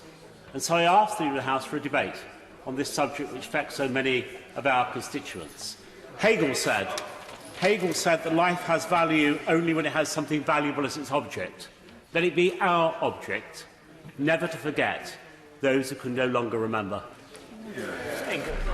Mr. Speaker, I have so much sympathy with what my right honourable friend says, and dementia is something that hits families particularly hard. Sometimes it hits the carers much more than the individual who is suffering from it. And all of us will have known people suffering from dementia and how hard it is for families as they are forgotten by the person they have been closest to. So I think it is a worthy subject for debate. I'm sorry not to be able to promise it in government time, but I think in adjournment debate time, or indeed backbench business time, it would certainly have my support if I was still a backbencher. Alistair Carmichael. Speaker, can I take the Leader of the House back to his assertion that the 12 bills that have been started by the Government and are still outstanding are somehow blocked by this House? Can I just offer him one example, the Fisheries Bill, which is of tremendous importance to my constituents. What passed this House at second reading without division, as I recall. It was in committee with only one minor amendment made to it. There is a broad measure of cross-party support, but yet it has sat in parliamentary limbo since the end of November last year. If there is a blockage, that blockage surely is within government and not Parliament. Will we get that bill before the government tries to prorogue again? I'm grateful to the right honourable gentleman for making the point. The government is satisfied that all the bills that are needed prior to leaving the European Union on the 31st of October are in place, save for a withdrawal agreement bill should we get an agreement before that, and therefore it is not essential that these bills make further progress. However, I would add that one of the reasons they have not made progress is that they have been, in other cases, amended in such a way as they don't achieve the object of government policy. The chuntering from a sedentary position says fisheries. That does not stop the bill being amended when it comes back either here or in another place. And there is no certainty that these bills will get through without actually doing things that are contrary to government policy. And therefore it is unlikely they will make progress. Tracy Crouch. Thank you, Mr. Speaker. Mr. Speaker, I was humbled to be asked in January 2018 to become the world's first loneliness minister in order to continue the work at the highest level that our late colleague Jo Cox had championed. On the 15th of October last year, it was my privilege to publish the government's loneliness strategy, the foundation for a decade of work ahead. Does the Leader of the House agree with me that the best way we could talk about Jo's legacy is for there to be an oral statement on the 15th from the government updating the House on progress in implementing the recommendations from the strategy, and on a date as close to the anniversary, a debate in government time on loneliness so we can champion the work of those trying to keep society connected and celebrate those famous words from Jo that even now we still have more that unites us than divides us. Thank you, Mr. Speaker, and I think that last point is absolutely true. We all have more that unites us than divides us. May I congratulate my honourable friend who has made a real mark in this area, particularly as the world's first loneliness minister. I know the whole House will welcome all that she has done and continues to do so to build upon the legacy of Jo Cox. It is true that people who are lonely are more likely to be readmitted to hospital, visit a GP or accident and emergency, enter local authority residential care and perform poorly at work. All of this comes at a cost to the individual, to communities, to employers and to public services. We want to do everything we can to ease those burdens. Tackling loneliness requires society-wide change. We have been working in partnership with businesses to capture and share the work they are doing to help tackle loneliness in the wider community and to encourage employers to tackle loneliness amongst their employees. As regards a debate, it is difficult to promise a particular debate in government time, but if the House is reopened on the 14th of October with a Queen's speech, then of course the Queen's speech is a time to raise any matter that an honourable or right honourable member feels is suitable, and it would be a good occasion to bring these matters to wider attention. Mr. Speaker, my constituent, Kaylee Moran, was the victim of a serial rapist, Demetrius Aspiotis, when working in Corfu. In 2010, he was sentenced to 52 years in prison. So Kaylee was shocked to learn through the media of his very early release. Can we have a statement from the Foreign Secretary on what discussions have been had with Greece about the very early release of convicted rapists and the impact on the safety of British women abroad? Oh, Mr. Speaker, this is something that must be taken with enormous seriousness. That 52-year sentence indicates the brutality and horror of what must have happened to the honourable gentleman's constituent, and to be released so soon seems to indicate that the consequences of his action are not being justly imposed upon him. I will, of course, bring this to the attention of the Foreign Secretary and will send a written answer to the honourable gentleman, but I'm very glad he's brought this to the attention of the House. Sir Patrick McLaughlin. Can I join the Shadow Leader of the House in asking for a debate on the Electoral Commission? Is my right honourable friend aware that the Electoral Commission have referred very many people to the police for investigation? Those investigations have got nowhere. This reflects professional people employed by all of the parties and other organisations as well. When a government body is responsible for referring people to the police, they really hadn't ought to do so unless there was very, very good information that there was likely to be a prosecution. And the Electoral Commission on a number of occasions have referred people and there has been no such prosecution. Thank you. My right honourable friend raises a matter of the greatest seriousness, that the Electoral Commission is publicly funded and has to be held accountable for its actions. To say that somebody is referred to the police is a great blot on their reputation, on their ability to carry out their functions if they are elected to office, because a whiff of suspicion will be around them. And therefore he is quite right to say that any suggestion of a police referral must only be done when there's a very high likelihood of success. I think this is more a matter for the Backbench Business Committee, but it is indeed a serious matter. Mr. Creasy. Speaker, may I thank the Leader of the House for illustrating so beautifully why so many of us have fought the concept of Parliament being prorogued and indeed a recess, in setting forward a date for the Domestic Abuse Bill to get its second reading, and thus proving that there is business across the House people want to see move forward that we could be doing, and work that we could be doing in this place that our constituents would value. Last night, I raised with him the fact that the government has missed an important reporting deadline in its work to tackle abuse against women, in particular a report to the UN on addressing the elimination of all forms of discrimination against women. Can he tell us when we will see that report from the government? And also, can he tell us when he envisages the committee stage of the domestic abuse bill happening, and if, given the widespread support for this legislation in its current form, he will commit to having that on the floor of the House so that we can all contribute to making this a country where everyone is safe? Leader of the House. I'm grateful to the honourable lady, and I'm so pleased that she is welcoming the government's schedule of business for next week.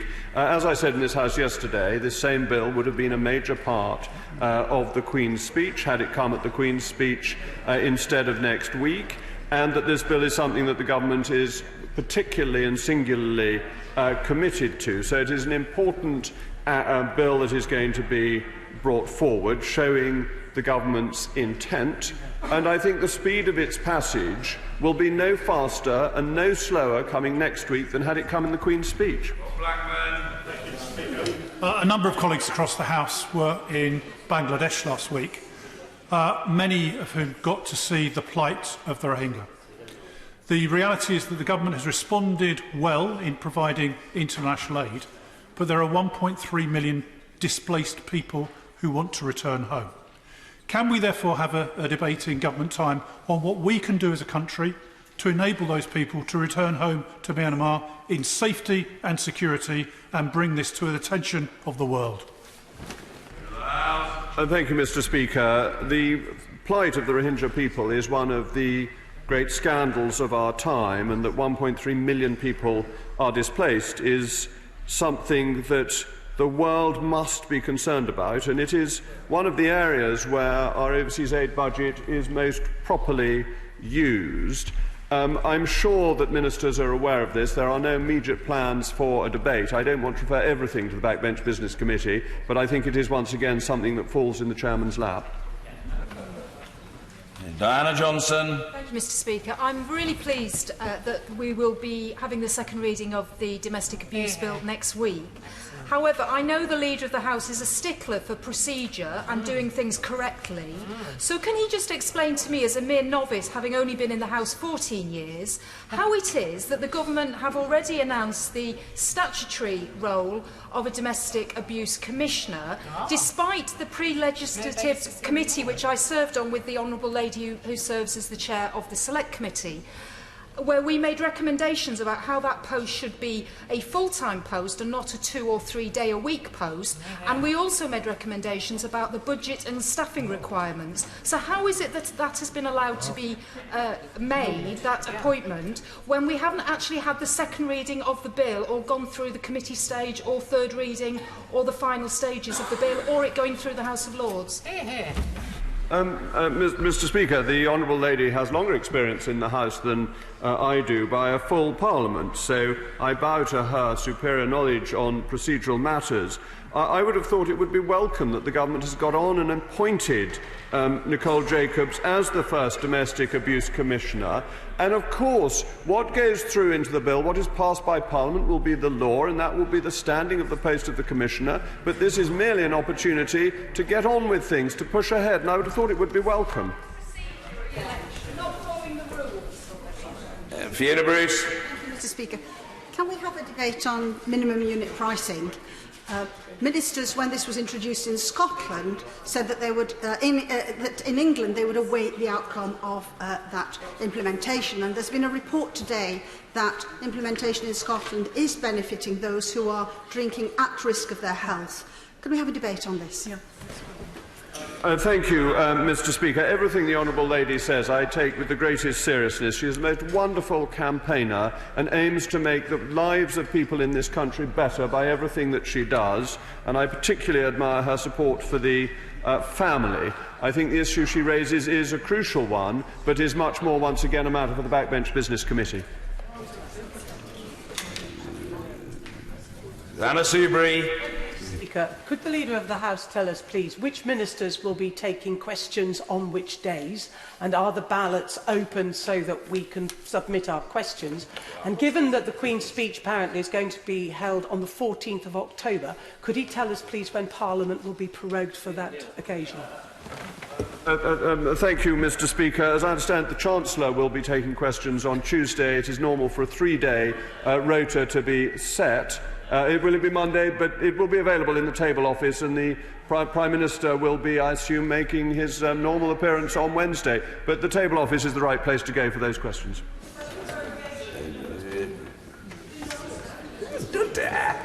Well, it's a question of a medical doctor or a doctor of philosophy. I think on this occasion I'll take the medical doctor, Dr. Caroline Johnson. Thank you, Mr. Doctor! He's a very distinguished fellow, but he's not a doctor. We'll come to the fellow in due course. Dr. Caroline Johnson. Thank you, Mr. Speaker. I know how much my right honourable friend works hard for his constituents, but perhaps one constituent in particular he has worked especially hard for, and that is his constituent Max. Max, who has Batten's disease and was needing Brineura, an important drug for this rare and very, very unpleasant condition, which ultimately would lead to his death without this work. He had an urgent question on the topic before the recess in the summer, and just before the prorogation ceremony, just after the prorogation ceremony, we heard from NHS England that this drug will now be available. Does my right honourable friend feel that a debate on how the rare diseases protocols are done would be beneficial to ensure that other people do not have to wait so long as Max has? Can I just say to colleagues, perhaps I should have explained, and I will now do so, the next debate, if it's to have 2 hours, needs to start at 3 o'clock. If people insist on making long interventions, they're stopping others. They must know they're stopping others. It's as simple and incontrovertible as that. The Leader of the House. Thank you, Mr. Speaker. I am grateful for that question. The issue with Max, who has Batten disease, is one of the greatest difficulty, and I'm so pleased that the drug is now being made available. But I agree with my honourable friend that there is a need for greater debate and discussion on the availability of medicines for rare diseases. Again, I think it's backbench business matter, but it is something the government is taking seriously, and I'm grateful to NHS England that they have found the funding so that Max will get the drug he so needs. Stephen Doughty. On incineration of waste. Many constituents in my constituency in St Mellons and Rumney are very concerned about the locating of a new waste incinerator, but also the emissions from vehicles, big HGVs going to that plant. I'm sure the Leader of the House would agree that's an issue on which would be interest across the House. Mr. Speaker, I think that's ideal for an adjournment debate, and I believe you're open to applications. Dr. Matthew Offord. Speaker, our parliamentary democracy has taken a battering in the last few years. So can I ask the Leader of the House if he would bring forward legislation in the Queen's speech to ensure that recommendations of the boundary review are implemented and we all represent our constituents of an equal proportion and size? Thank you, Mr. Speaker. I think the principle that constituencies should have the same number of electors in them is a very good and important one. I do make an exception for the honourable gentleman for Nihilingen and Yar, which for particular geographical reasons has slightly fewer constituents, but may I say the constituents there are some of the finest people in this country, so I wouldn't quite say they count double, but they are heading in that direction. Actually, when the matter was being debated some years ago, I thought it should be created a rotten borough for the honourable gentleman because he brings so much levity and pleasure to this House through his interjections. However, my opinion... Often deliberately. So I'm very sympathetic to what my honourable friend says. The statutory instrument is prepared but is being considered and will be brought forward if there is a suitable opportunity. Angus Brendan McNeill. God bless you, Mr. Speaker. Thank you very much. Can I add my voice to the honourable member for Putney, the right honourable member for Putney, and make a plea for the child refugee family reunion bill amongst the private members' bill that should see some progress here.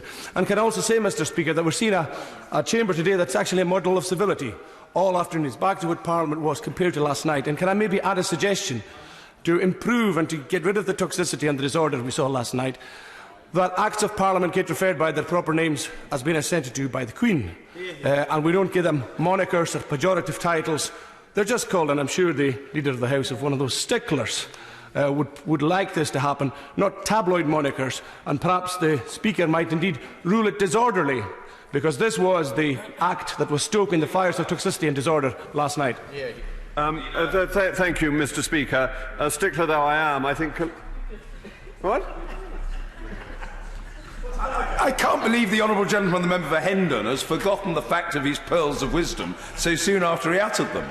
Maybe he's got a second set of pearls in mind, I don't know. But it may have to wait. I do beg the Leader's pardon. Thank you, Mr. Speaker. I think it's perfectly reasonable to refer to bills by colloquial names. That is traditional and perfectly reasonable thing to do. And of course, it is a political matter, and that people will use the names that they use. And the forms on language in this House are well set out. And as Mr. Speaker said earlier, nothing disorderly happened yesterday. And I think we have to be really careful. Civility is important. Being polite to each other is important. When we see that members on either side are vilified or threats to their safety are made, we must oppose them vigorously. But that is such a different order of magnitude from robust debate in this House. And to conflate the two is a fundamental error and risks making the serious nature of what is happening to some members appear to be part of back-and-forth politicisation. It is not. It is really serious, but the surrender bill term is one that is a matter of taste and not a matter of any real importance, and I'm quite happy with the term surrender bill. Tim Lawson. Mr. Speaker, I'm sorry I'm not a doctor, but I am at least a patient and patient.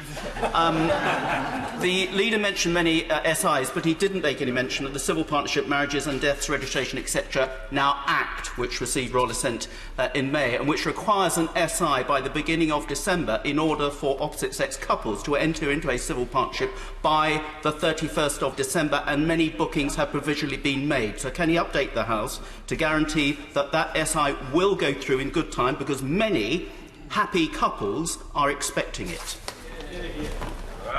Well, I'm grateful to the right honourable gentleman for my right honourable friend, I'm so sorry, for raising.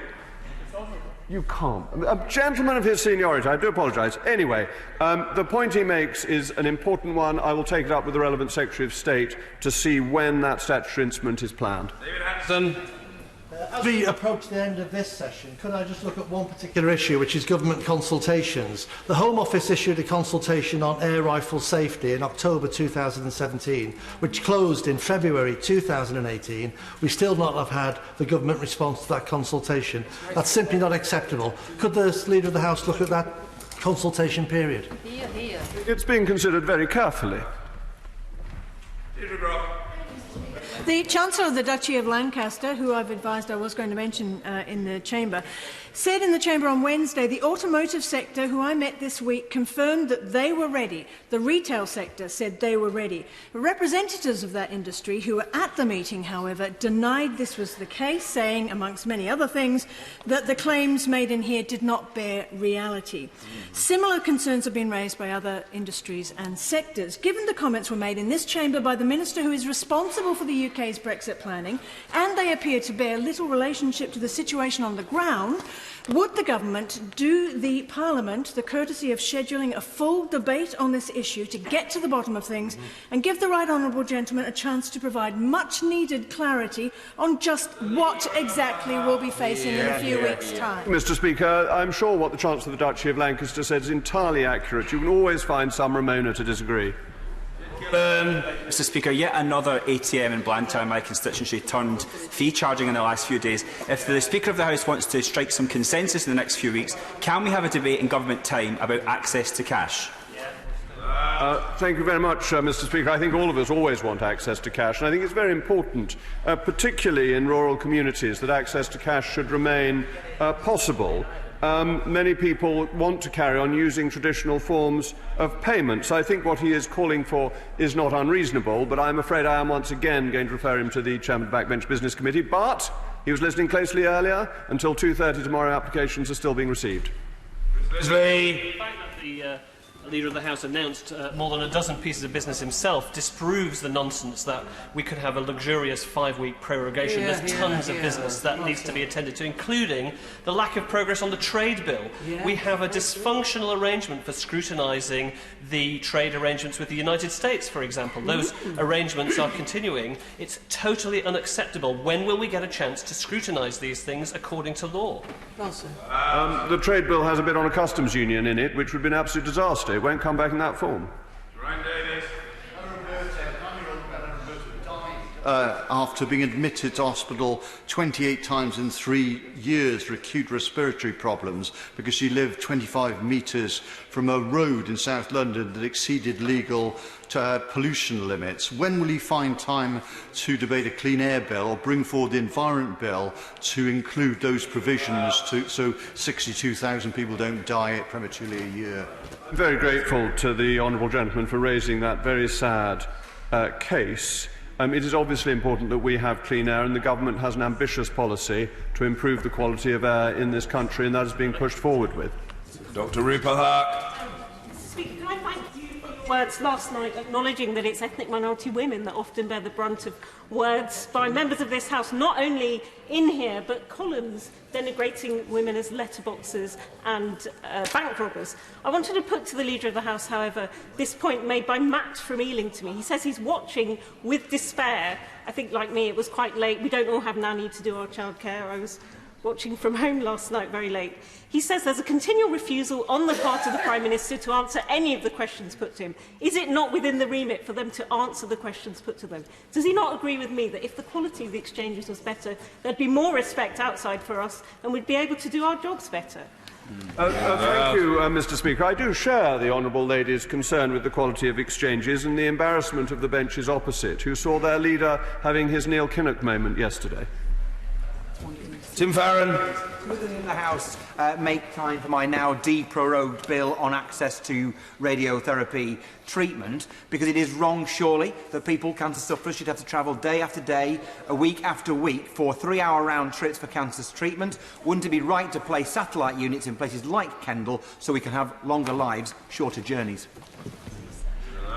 Thank you, Mr. Speaker. The general point on private members' bills is that if we get to a new session, there will be more Fridays, there will be a new ballot, and there will be the opportunity for members to bring forward their bills. That would be the best way to go about it. Chris Brown. Wouldn't it improve the atmosphere in all of our debates in the House if we returned to an older tradition and took a self-denying ordinance and all of us refused to clap?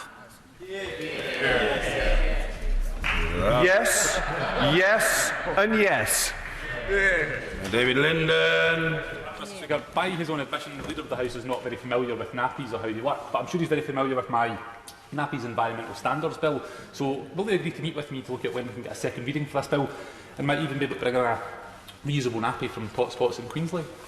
I'm very grateful to the honourable gentleman. I have a general rule which I'm happy to tell the House. As Leader of the House, I will meet any member who wants to see me to discuss nappies or any other subject that comes to mind. I think it is important that honourable and right honourable members have access to people, and I know, Mr. Speaker, you do the same. Kerry McCarthy. Thank you, Mr. Speaker. If I can start by asking the Leader of the House to pass on my congratulations to his niece, who I gather was selected for Stafford last night. Slightly disappointed she's not standing against me again, given the 2017 result, though. But on a more serious note, we both raised at Prime Minister's questions before the summer recess the case of Jake Ogmore, my constituent, and access to the drug Spinraza. It's been raised a number of times in various different forums in this House. What does the Leader of the House think that we can do to try to make sure that Jake's case is raised again? Thank you, and may I thank the honourable lady for her characteristically generous words. That's very much appreciated, and it is kind of her as my neighbour in Somerset, and I will certainly pass that on to Theodora. I'm now bound by collective responsibility, but my views on Spinraza have not changed since I became Leader of the House. She has quite rightly raised this issue, but I will write to the Secretary of State for Health making the point that she has made. Chris Stevens.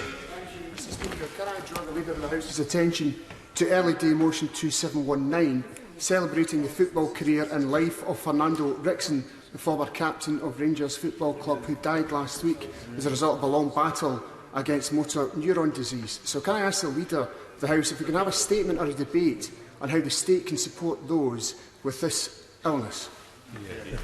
Thank you, Mr. Speaker, and I understand a foundation has been set up in honour of Mr. Rickson to raise funds to help people and to have further research into these diseases. I think he's absolutely right that motor neurone disease is a particularly horrible illness and one that the Health Service will need to look at with importance, and I will pass on his comments to the Secretary of State. Kevin Brennan. Mr. Speaker, can I commend the Leader for agreeing to meet all members? I will always find if any minister refuses to meet a member, a diet of 10 written parliamentary questions a day until further notice soon does the trick, and that's just a tip for newer members. But on the issue of prorogation, I understand why he said he can't give us the date because of his consultations with Blackroyd about the arrangements for the state opening. But can he at least confirm, which I'm sure he can, for the benefit of the House, that the government does not intend to prorogue next week? Mr. Speaker, first of all, the point on written questions. I think I put over 300 written questions down on the European arrest warrant. It didn't necessarily get me what I wanted, but it certainly kept somebody busy. Prorogation will meet the judgment of the court, and therefore will be the time necessary to move to a Queen's speech and no more. Alison Thewlis. Thank you, Mr. Speaker. The Leader of the House has already dinghied my request to have my supervised drug consumption bill heard in the House, but could he perhaps instead, an alternative strategy, speak to ministers in the Home Office to ask if a statutory instrument could be laid to create an exemption to the Misuse of Drugs Act to allow Glasgow to get on with the job of saving lives? Mr. Speaker, this is an opportunity for issues exactly like that to be raised, and I will always pass on members' comments and requests for statutory instruments to the relevant Secretary of State. Of course I will do that. Today's urgent question on the arms trade to Saudi Arabia indicates that there is a bigger issue here. Will the government schedule a longer debate in government time, and will the Leader of the House in particular consider turning the Committees for Arms Controls into a standalone committee, which is in his gift? Leader of the House. Mr. Speaker, very few things are within my gift that specifically. I think it's in other people's gift as well. The issue was raised. There was an urgent question. The honourable gentleman knows how to ask for Standing Order 24 debates or to go to the Backbench Business Committee, but the government has announced its schedule of business for next week. Graham P. Jones. Can we have a debate on the strategic road network in the North West, particularly the M65 extension through to the M1, and perhaps he could advise me how best to pursue this, either through his good office or the office of the Right Honourable Member for West Dorset. Thank you, Mr. Speaker. I'm getting slightly repetitive at this stage, but I think the best opportunity for that would be during the Queen's speech once we've got a new session of Parliament and when there is time, days of debate, where members can raise with a minister present really serious and important issues, particularly ones relating to infrastructure. So I hope that he will do that. Gavin Newlands. Thank you very much, Mr. Speaker. The collapse of Thomas Cook has deprived around 300 people based in my constituency of their livelihoods. And I've been contacted by a Thomas Cook employee suggesting that the Transport Secretary, some of the figures used by the Transport Secretary were incorrect. And moreover, that tens of millions of pounds was stripped from the business just hours before it became insolvent. Can we have a debate on this very important issue, please? Thank you, Mr. Speaker, and I'm very sorry to hear of the job losses in the honourable gentleman's constituency. It is always a blow to the individuals concerned when businesses fail. It seems to me that really serious questions have been raised about the way money was taken out of Thomas Cook, the payments that were made, and other more senior ministers than I have made these points as well.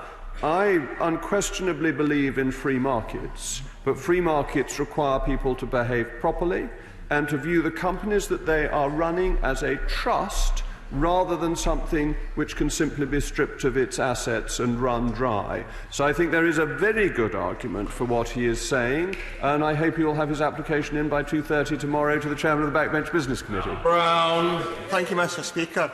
I have a constituent whose husband was declined a credit card because their bank classed a car lease as unsecured debt, when clearly that's actually secured debt. Yet she herself was able to get a credit card from the same bank, which is illogical. As the Ombudsman says, banks can set rules as they see fit. My constituent would like a government statement on how we can set more competent credit assessment rules for banks that they can be held to account on. Mr. Speaker, I think that really is a matter for the Government of the Bank of England, but it may be worth taking up with the about-to-be-elected Chairman of the Treasury Select Committee, who may be able to call him in to ask him about the important questions of credit control by banks. And that election will take place in the course of October, as I suspect the honourable gentleman will know. Yes, I will come to points of order now. Point of order, Liz Saville-Roberts. The Supreme Court told us with great clarity this week that accountability lies at the heart of parliamentary democracy.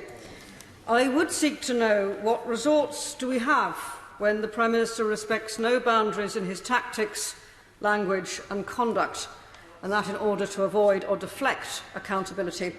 Could he advise me, therefore, on the applicability of either an impeachment motion or, alternatively, censure by the House relating to the conduct of the Prime Minister? Honourable Lady, for her point of order and for her characteristic courtesy in giving me advance notice of her intention to raise it, what I would say to the Right Honourable Lady at this stage is that there are various ways in which honourable and right honourable members can seek to debate the conduct of ministers and indeed of others on the floor of the House. My suggestion to her is that she should visit the table office where the clerks will be ready to advise her in more detail on the options which are open to her. Point of order, Dr Matthew Offord. Mr Speaker, back in March I was invited by the Suffolk North West London Food Bank to visit and understand the work they are taking part in on behalf of my constituents. I followed the parliamentary protocol of informing the member for Brent Central that I would be visiting Suffolk as it is in her constituency. So it came as quite a surprise that the Brent Central Labour Party and Brent Momentum tweeted an identical picture of 6 men saying that they heard I was planning a photo op and were going to go along to make their feelings known. Now, neither my office or Suffolk advised anyone of the meeting, and I'm not going to impugn the reputation of another member, but can you advise me, please, if any member or indeed the staff in their parliamentary office is responsible for leaking the information about the whereabouts or location of a member, what action will the House take against them? I hope the Honourable Gentleman will forgive me, but even if he doesn't, I cannot possibly be expected to know the circumstances which the Honourable Gentleman has just described. That's the first point.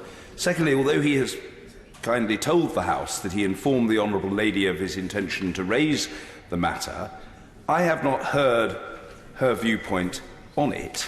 Manifestly, it cannot be here now at 3:01 on Thursday afternoon a matter for adjudication by the Chair.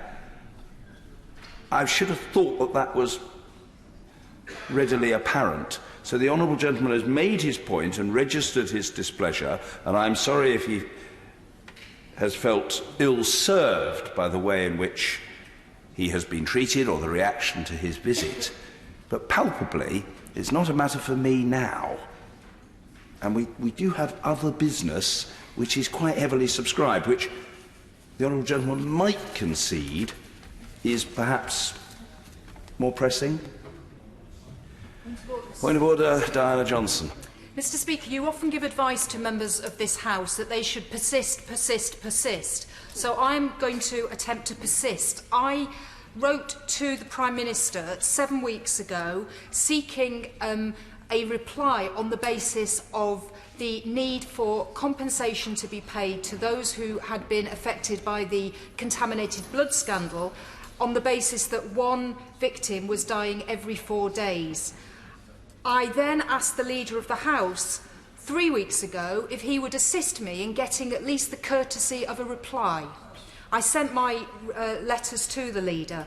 Since then, I've heard nothing. I've not had the courtesy of a reply, and I just wondered, Mr Speaker, what your view is about a Member of Parliament writing to the Prime Minister with the whole range of the civil service that he has at his disposal and not being able to provide at least an acknowledgement of a letter.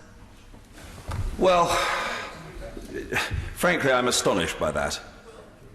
I'm astonished by that. There is a very long established convention in this place that questions to ministers are answered in a timely and preferably a substantive fashion, of which the corollary, and I say this as much for the benefit of those who want our proceedings to be intelligible as to members of the House who may know already, is that letters that are sent to ministers should be timeously answered.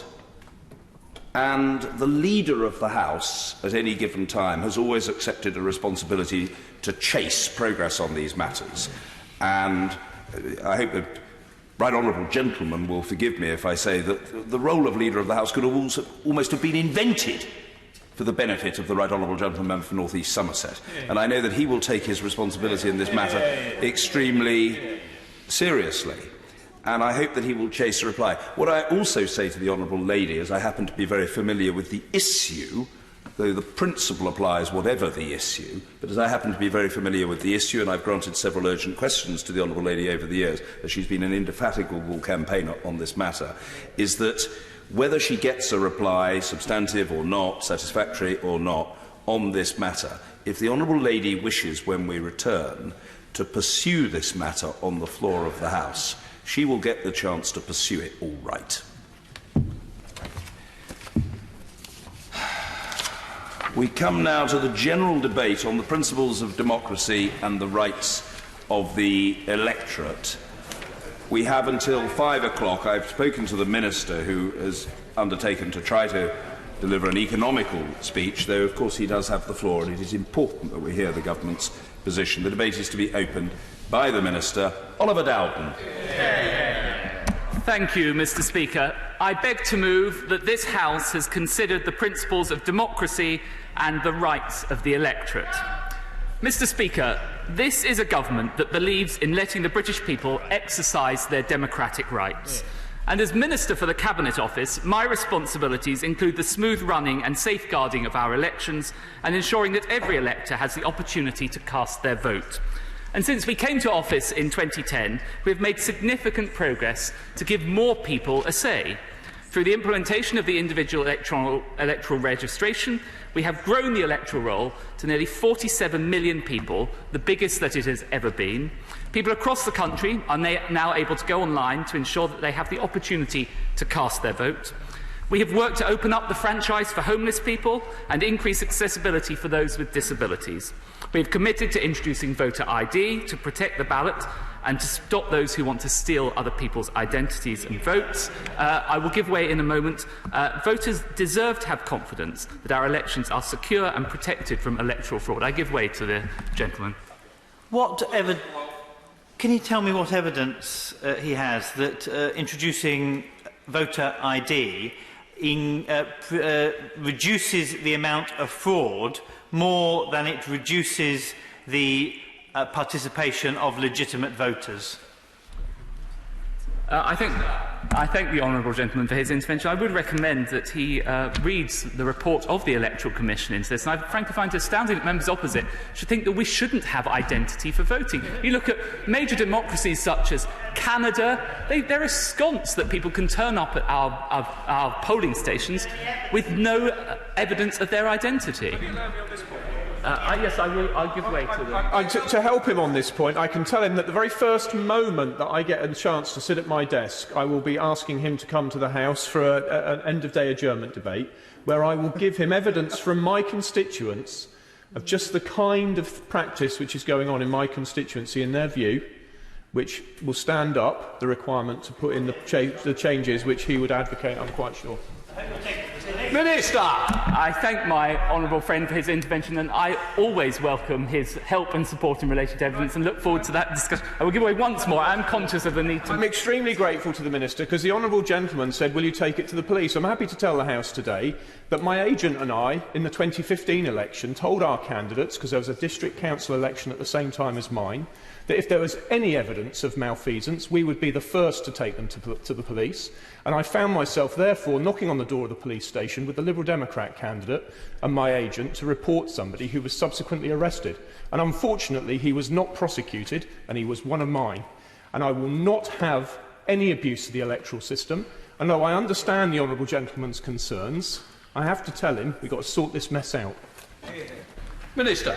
Well, I thank my honourable for that intervention. There really is nothing further that I can add to that, but I did notice that the member for East Antrim was seeking my eye. Thank the Minister for giving way.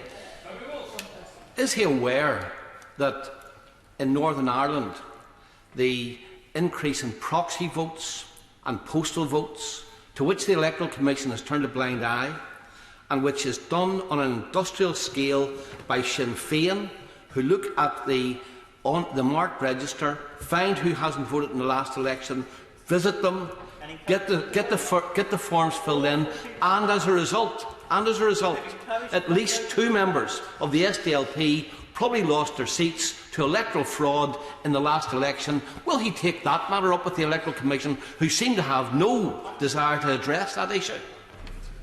Minister. I thank the Honourable Gentleman for his intervention. Clearly, the Electoral Commission for Northern Ireland is independent, but he has made his point very clearly. If members will forgive me, I will make a little further progress, and then I will give way to the Honourable Gentleman opposite. So we are working to reduce intimidation around the ballot box and of those in public life, and I'm sure the whole House will agree with me that the latter is a deeply worrying trend that we must reverse. And indeed, earlier this year, the government legislated to prevent candidates in local elections from having to declare their addresses on the ballot paper. We've consulted on and committed to a new electoral offence to stop people from intimidating candidates and campaigners.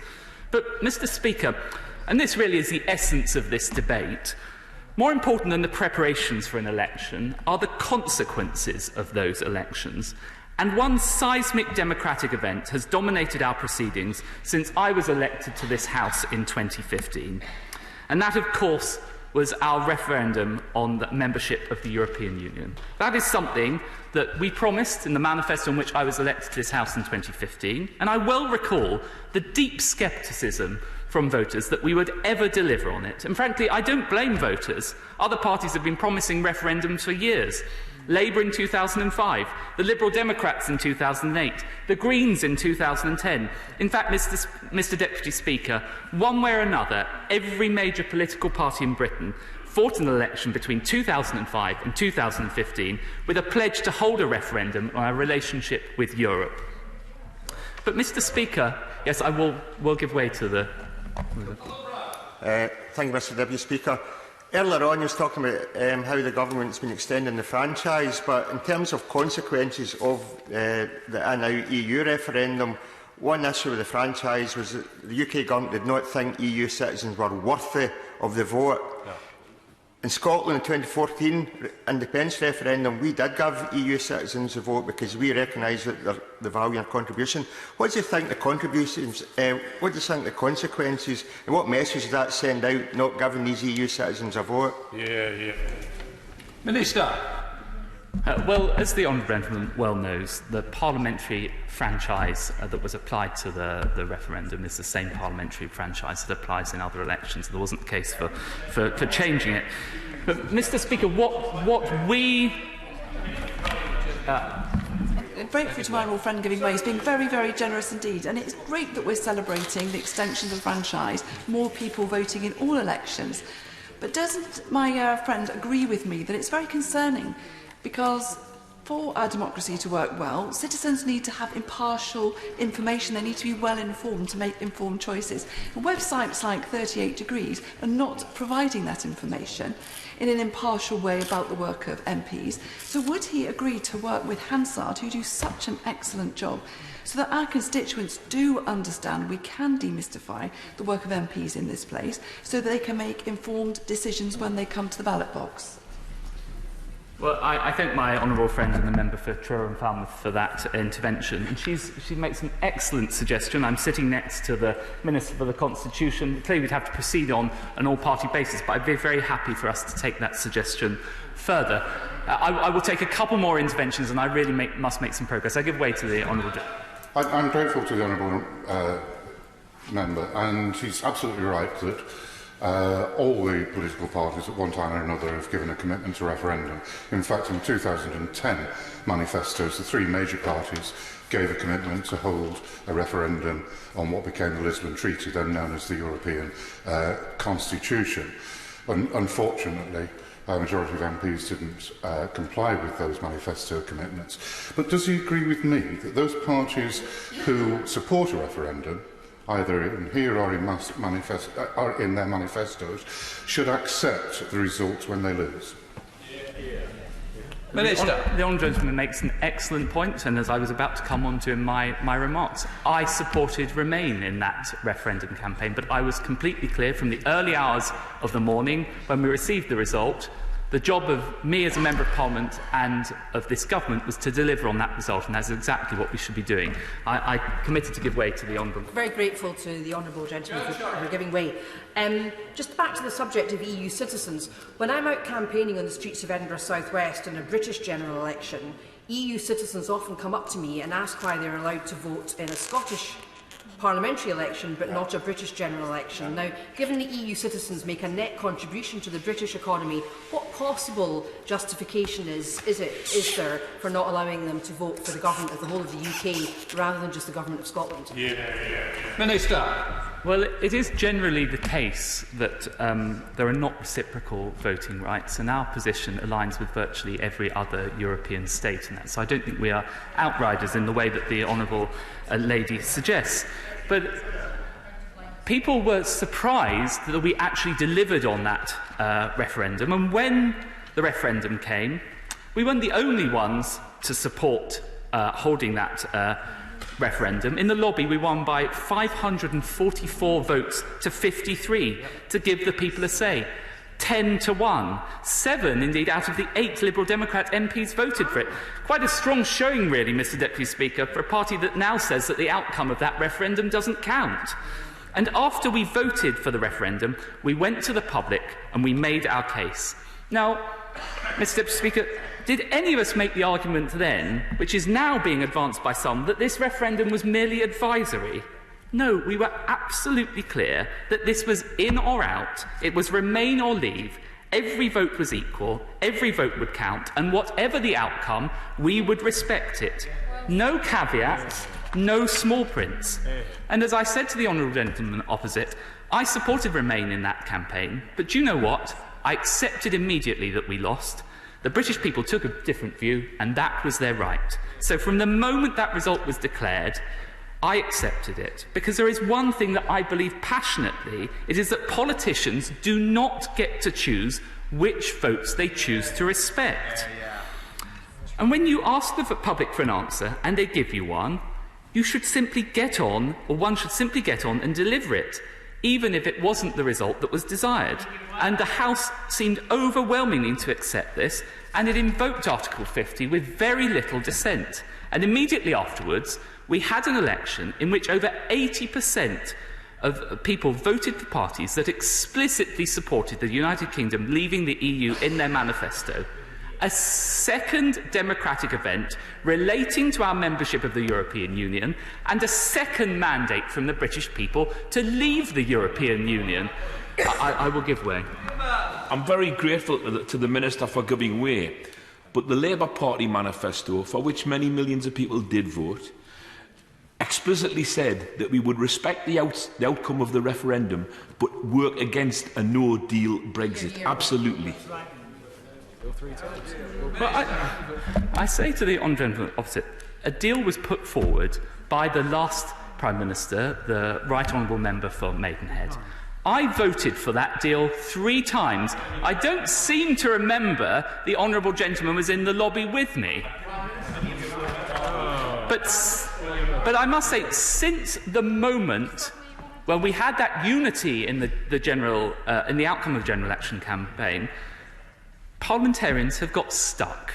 We have talked endlessly about this. There have been hours of debates, motions, votes, committees, and extraordinary parliamentary manoeuvres on all sides. 3 whole years have ticked by, and whilst we've been double-checking the finer points in Erskine May, the public has been wondering what on earth we have been doing in this place. Mr Deputy Speaker, yes, of course I will give way. I thank my honourable friend for giving way. Will he, talking about the spirit of unity, will he join me in congratulating 11 members of Her Majesty's major opposition for attending? Because having forced us back, having demanded that the prorogation shouldn't actually happen, they've all gone home. The honourable raises a very important point. I remember the cries of outrage at the prorogation, the demands that Parliament must return because it had so much to discuss. All members opposite were desperate to discuss it, and yet it comes to mid-afternoon on a Thursday, 2 days in, and how many people we have opposite? I think I can count them on one hand. Now, Mr Deputy Speaker, none of us came into Parliament to avoid making decisions, to duck the issues, or to indulge ourselves in parliamentary processes. But to the outside world, this appears to be exactly what the House is doing. I give way to the Honourable. If, as the Honourable Gentleman says, we were not elected to avoid making decisions, why did he seek to support a prorogation when we still had 12 bills outstanding? We in this House could spend forever rehashing the political and legal arguments relating to prorogation. We in the government have accepted, although we disagreed with the outcome of the Supreme Court, and that has put an end to the matter. I don't think it will serve this House to discuss it any further. This is why we are back in this place. But to the outside world, all this House appears to do is to say no. No to a second referendum, no to the single market, no to a customs union. I will give way in a moment. No, no, and as I said, no again to a deal. And perhaps most bizarrely of all, Her Majesty's opposition urges no to a no-confidence motion. Mr Deputy Speaker, it is clear that we have reached an impasse. This Parliament is becoming more entrenched and less effective by the day. I give way to the Honourable Lady. Just keep reading. He will know that actually the closest this House came to saying yes to something was during the time we were having indicative votes. They took place over approximately 4 sitting days of the House and managed to get closer to an agreement than the previous Prime Minister had in around 2 years, ignoring this House when it said it did not support her withdrawal agreement. So is one option for him to have a government that again explores across the House what can find a consensus, and if that consensus was around a deal, but a deal put back to the people in a referendum, would he accept the yes of this House to that step forward? Minister. Well, I know that the Right Honourable Lady is a passionate campaigner for a second referendum, but I do have to say that the only amendment that I seem to recall that did pass was the Brady Amendment, which sought to remove the backstop, which is precisely the position that the Prime Minister is pursuing in his negotiations. And I think that is a sensible way for the. I will make a little more okay, I'll give way one more time. It is important because we're back here because Britain is in a crisis. We have not prorogued and had recess because Britain is in a crisis. I'm simply asking the Minister an important question. If this House agreed to pass the Prime Minister's deal, but subject to a referendum, would this government accept that? No, it is not the position of this government to support a second referendum for the simple reason that I honestly do not believe that a second referendum would solve anything, because all the proponents of a second referendum, I've yet to hear people who supported Leave proposing a second referendum. All the proponents of a second referendum are those people. I'm answering the Right Honourable Lady's point, if you'll allow me the opportunity. The only proponents I seem to hear of a second referendum are those who wish to reverse it by voting Remain. If we are then in a situation where we have one vote voting for Leave in a referendum, one for Remain in a referendum, how does that in any way solve the situation? Surely a better way to solve the situation is to agree that deal, this House to pass that deal, and for the country to move on, which it so desperately wishes to do. I give way to the Honourable.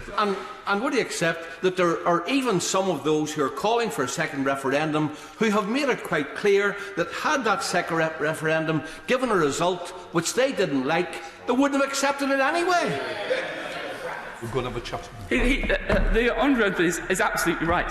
And indeed, I should also say to the House, and I'm about to come on to this, but the government has offered yet another electoral event to try and solve this. We on this side of the House have been absolutely clear we would wish to have a general election so we could go back to the public a third time. But I must say, I don't suspect that in the end the result would be any different. People wish us to get on with this. And indeed, the consequences of ignoring the principle of the right of the electorate to have their decisions implemented, the consequences of that failure to implement really are only too real.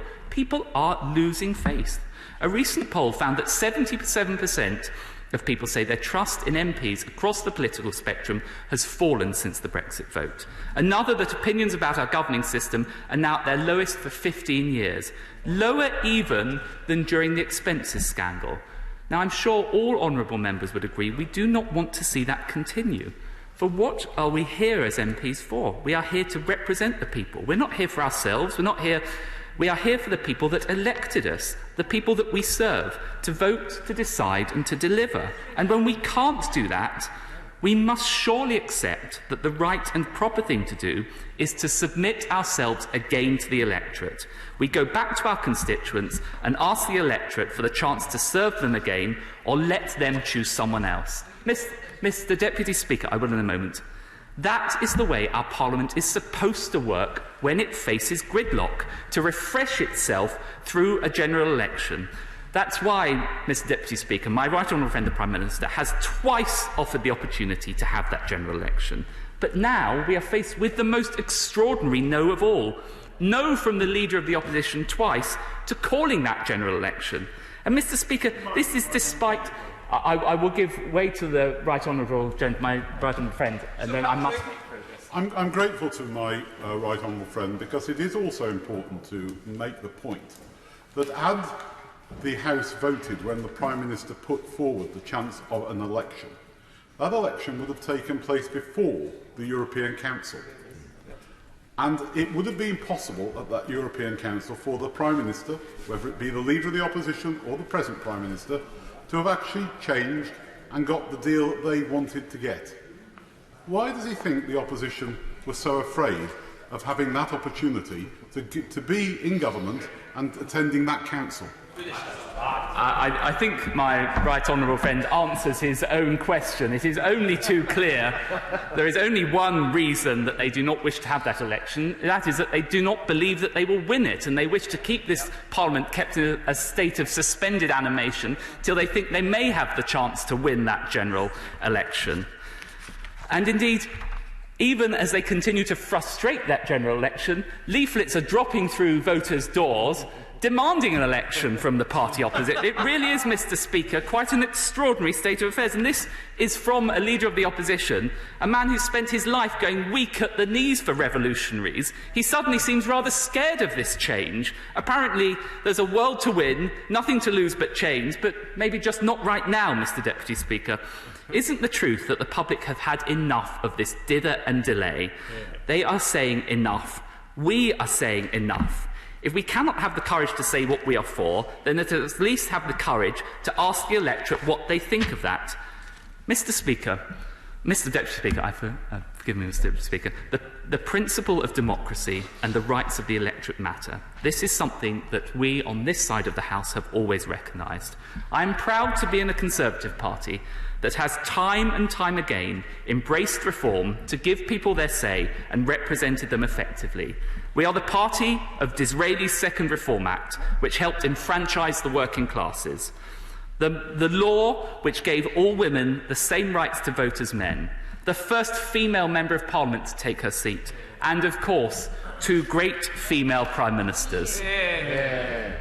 But in this case, the principle also unlocks something far more practical. Following the instruction which 17.4 million people gave us 3 years ago to leave the EU, they want us to move on, and I am conscious that the Deputy Speaker also wishes me to move on, so I shall wind up my remarks very, very shortly. I can assure the Deputy Speaker. Because obviously we're up against time, and the other parties need to come in, but we've 14 backbench speakers who also want to speak. So I'm just really concerned that we are going to run out of time very quickly. Oliver Dowd. Thank you. Thank you, Mr. Deputy Speaker. We want to get on with our jobs as legislators and move on to the things that people want us to focus on. Their hospitals, their schools and the safety of their streets. And that is what this government is determined to do. And, Mr. Deputy Speaker, I commend this motion to the House. Yeah. Thank you for your... The question is that the House has considered the principles of democracy and the rights of the electorate. Shadow Minister Cat Smith. Yeah. Thank you, Mr. Deputy Speaker. And I do regret that we are having yet another general debate and not making progress with all the outstanding legislation today, after all, isn't it an important principle of democracy and the expectation of our electorate that send us here that we do make progress on passing legislation? But, Madam Deputy Speaker, turning to the topic of debate and the principles of democracy are vitally important, and I do welcome the topic for our debate this afternoon, and I also welcome the Minister back to the front bench following the birth of her daughter, the member from Norwich North. In the current political climate, we as elected members of this House must demonstrate our commitment to uphold the principles of democracy and the rights of the electorate. Madam Deputy Speaker, in my opening remarks, I want to remind the House that we would all do well to remember to conduct this debate in a civil manner and remember that words matter. I'm sure members of this House will all agree that yesterday was not a good day for this House. Let us acknowledge now that there is a language coming from two sides which are throwing petrol on the toxic nature of debate in our country. It is as wrong to call someone a fascist simply for having voted Leave as it is to call someone a traitor simply for having voted Remain. It is as... I will give way once, but due to the remarks of the Deputy Speaker earlier, I'll just give way the once. Can I thank my honourable friend? It was the word fascist that got me. I've just had a message from one of our female colleagues whose office has been attacked and had to be closed down by the police because of demonstrators shouting fascist at the office. Can I also say on Twitter, addressing journalists in Westminster, a senior government source has warned that abuse of MPs will get worse if they pursue a second referendum. What do they think is going to happen? Is this not language that is causing risk and danger on a daily basis to us all? I am chilled and shocked by what my honourable friend has just informed the House, and it is reflective of the language that I think we all know is happening out there in communities, but for which we in this House must show some leadership and do better, because it's as inflammatory to call somebody thick for having voted Leave as it is to call somebody a surrenderer for having voted Remain. And none of this toxic language makes the world a better place. It just makes the problems worse, because however this current crisis ends, we do all have to live together, whether we voted Leave, Remain or didn't vote at all. Indeed, and I won't give way again because I'm conscious that the time for this debate and the number of backbench speakers is going to be very tight, but words matter because they have consequences, and I am genuinely concerned that the disgraceful, demeaning and defamatory language that is being used in this House will only whip up more division in our country and in our communities. And I'm drawn to something said by the former Prime Minister, the Right Honourable Member for Maidenhead, in her final speech as Prime Minister. She said, "Ill words that go unchallenged are the first step on a continuum towards ill deeds, towards a much darker place where hatred and prejudice drive not only what people say, but also what they do." And it seems fitting that these words, which I completely agree with, were said by a Prime Minister that I opposed, because it is so important that we do not lose the ability to disagree with each other without demeaning each other. And in the context of this week's historic Supreme Court ruling, this debate is a timely reminder of why we must respect these crucial principles and rights. It cannot be right that the Prime Minister, who was found by the highest court in our land to have unlawfully shut down our Parliament, suspending democratic accountability and attempting to gag opposition to his reckless plan to crash out of the European Union without a deal. All 11 judges concluded that there was no reason for the Prime Minister to have shut down Parliament and ruled that his actions were unlawful. This attempt to undermine our democracy shows that the Prime Minister is unfit for office and he really should resign immediately.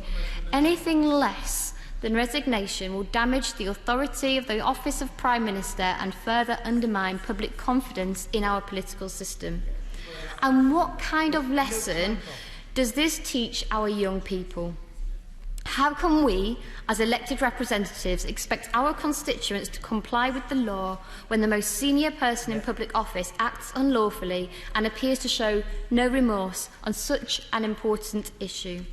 And as the Shadow Minister for Youth Affairs, I speak with young people up and down the country, and there is a sense of anger shared by many over the criminalisation of their music and the narrative coming from certain parts of the media that drill music is behind the tragic surge in violence. Yet how are we as politicians in any position to accuse drill artists of glorifying violence when politicians themselves are not held responsible for the violent language they use and the impact it has on the culture and climate of debate? And during this debate, the government said they wanted to have a general election. This is something that we can all agree on, and we on the opposition side would like an election at the earliest possible opportunity. However, we cannot trust this government and this Prime Minister not to use this crisis of their own making to drive our country over a no-deal cliff edge in 5 weeks' time. If the government wants an election, they should get an extension, and then we will have an election. And the only way to respect the electorate when the election comes is to offer the public a vote on Brexit, putting control back into the hands of people in a confirmatory referendum with a real choice between a credible Leave option or Remain.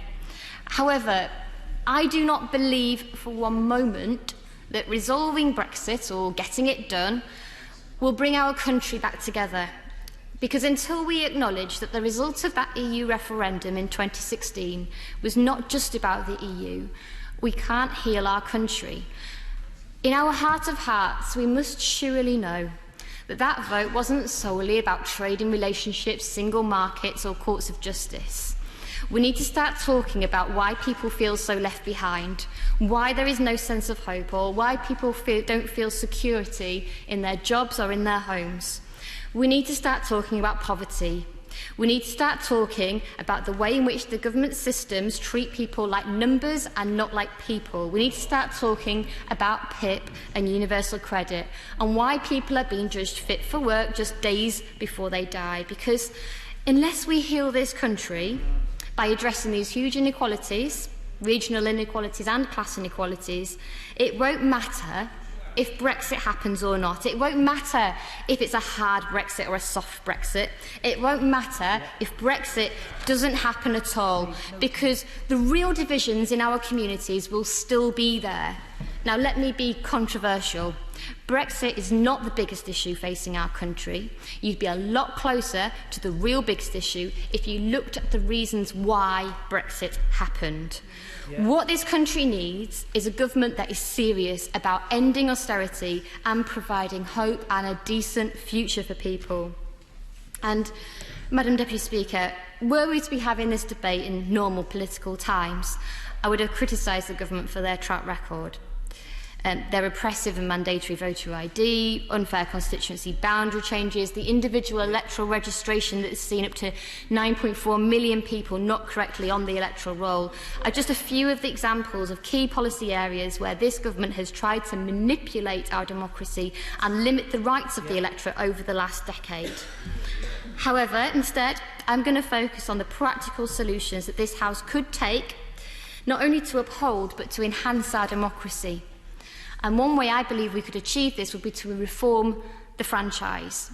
For years, opposition parties, and credit to them, some government members too, have called on the government to extend the right to vote to 16 and 17-year-olds. This would open up our democracy to a generation of young people and give them a say on the future of their country and demonstrate that we take their views seriously. Ahead of the most important general election for a generation, I urge the government to consider their position on this.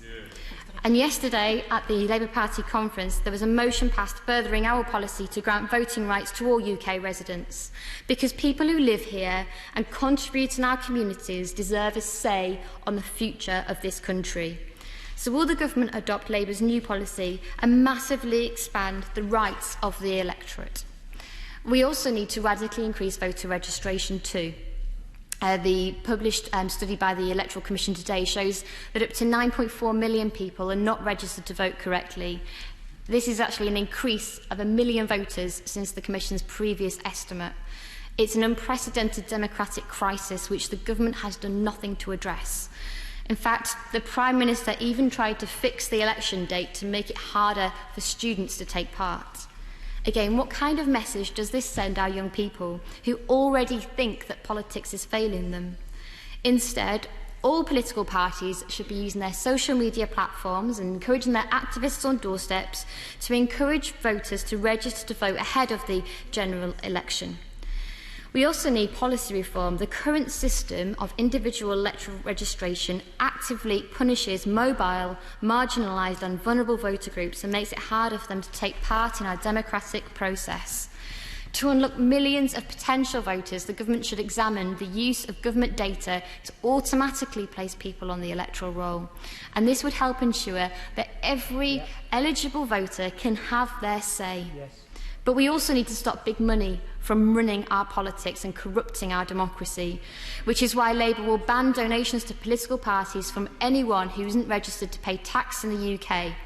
If you don't want to contribute to our public services, you shouldn't be able to influence our democracy. This is what democratic principles look like. So whatever the motives behind today's debate, and the topic of the debate is welcome, our country is at a turning point and it is a duty on all of us to respect the principles of democracy and the rights of the electorate. Order. There is clearly a lot of pressure on this debate, and after the SNP front bench, I will be imposing a formal time limit of 5 minutes. Before that, I'll turn to the Honourable Member for Wickham, and I'm sure he will respect that 5-minute limit too. Steve May. Thank you very much, Madam Deputy Speaker. I was very pleased earlier today that the Labour member for Birmingham Yardley acknowledged that there is a common sense of good motive amongst members of Parliament from all sides of the House. I confess that has not always been reflected in the tone of many of the debates which I've attended, which has been a cause of some sorrow to me, because I believe that in this debate on the principles of democracy and the rights of the electorate, there is a huge amount of common ground. Of course, we got elected to Parliament to uphold those very rights. I think most of us have a common dream, a dream of a society that is ever more prosperous and free, virtuous, or if not virtuous, at least seeking to become more virtuous, happy, people pursuing their goals and flourishing to the fullest extent, not trapped in poverty. And to the front bench spokesman, I'm talking about the inhumanity of bureaucracy under this government. I have to say to her, please read the reports of the Centre for Social Justice at the time leading up to the 2010 election, because the state is never an instrument of kindness and compassion under any government. It's always rule-bound. It's always inhumane. And one of the things we all must do, which is not the topic of this debate, is to work out how to enable all of the wonderful public servants in all of our public services to be freer to express the compassion which they personally feel for other human beings. And members will find on the record a speech I made some time ago in relation to PIP on just this subject. Now, I believe that democracy is the foundation of that dream. And the foundation of that dream is something which I feel very deeply, and that is the moral, legal and political equality of every person. Every single person, irrespective of their actual merits, should be treated by our systems as morally, legally and politically equal. That's why it's so important. Somebody mentioned boundary changes earlier. My constituency happens to represent about the right number of people, but some are way too large and some are way too small, and that does not reflect political equality. Now, democracy ought not to be idolised. Goodness knows, in the midst of this political crisis, things have gone wrong, and I refer to the economic crisis many times. I have done many times to say that we are, I believe, in a profound crisis of political economy that goes way beyond the topic of any one particular debate. The fundamental issue at stake, though, is this, that we need to be able to restrain the coercive power of the state peacefully at the ballot box. I'll slightly paraphrase Karl Popper, a very important philosopher. He started off on the left. He was, I believe, a Marxist who fled from Marxism when one of his friends was killed in a riot, and people organising it had no sympathy, said that you had to break some eggs to make an omelette. And he started thinking about whether communism was in fact scientific. But he said this, and I do slightly paraphrase to reflect the spirit of the day. You can choose whatever name you like for the two types of government. I personally call the type of government which can be removed peacefully at the ballot box democracy, and the other tyranny. And that is the fundamental point. The public must be able to withdraw their consent from a system of government and have it removed and replaced with a system which they prefer. That's why we need a general election today, because clearly this House has withdrawn its consent from today's government. The government should therefore fall, and we should have a general election. It is unconstitutional. He grumbles from sedentary position. I can't hear him, but I'll take his intervention. I'll take his intervention. The point is surely that what you get with a general election is a change of government. He's talking about a system of government, which is a quite different thing. I'm talking about both. I'm talking about the principle of democracy, which is the stability which comes from both a government and a system enjoying democratic legitimacy expressed through the ballot box. Because the second point I want to make is the point about the European Union. I am here today, though I care about many things, because of the way the European Union constitution was handled. It was put to referenda in Lithuania, Hungary, Slovenia, Italy, Spain, Austria, Greece, Malta, Cyprus, Latvia, Luxembourg, Belgium, Estonia, Bulgaria, Romania, Slovakia, Germany and Finland, all of whom said yes.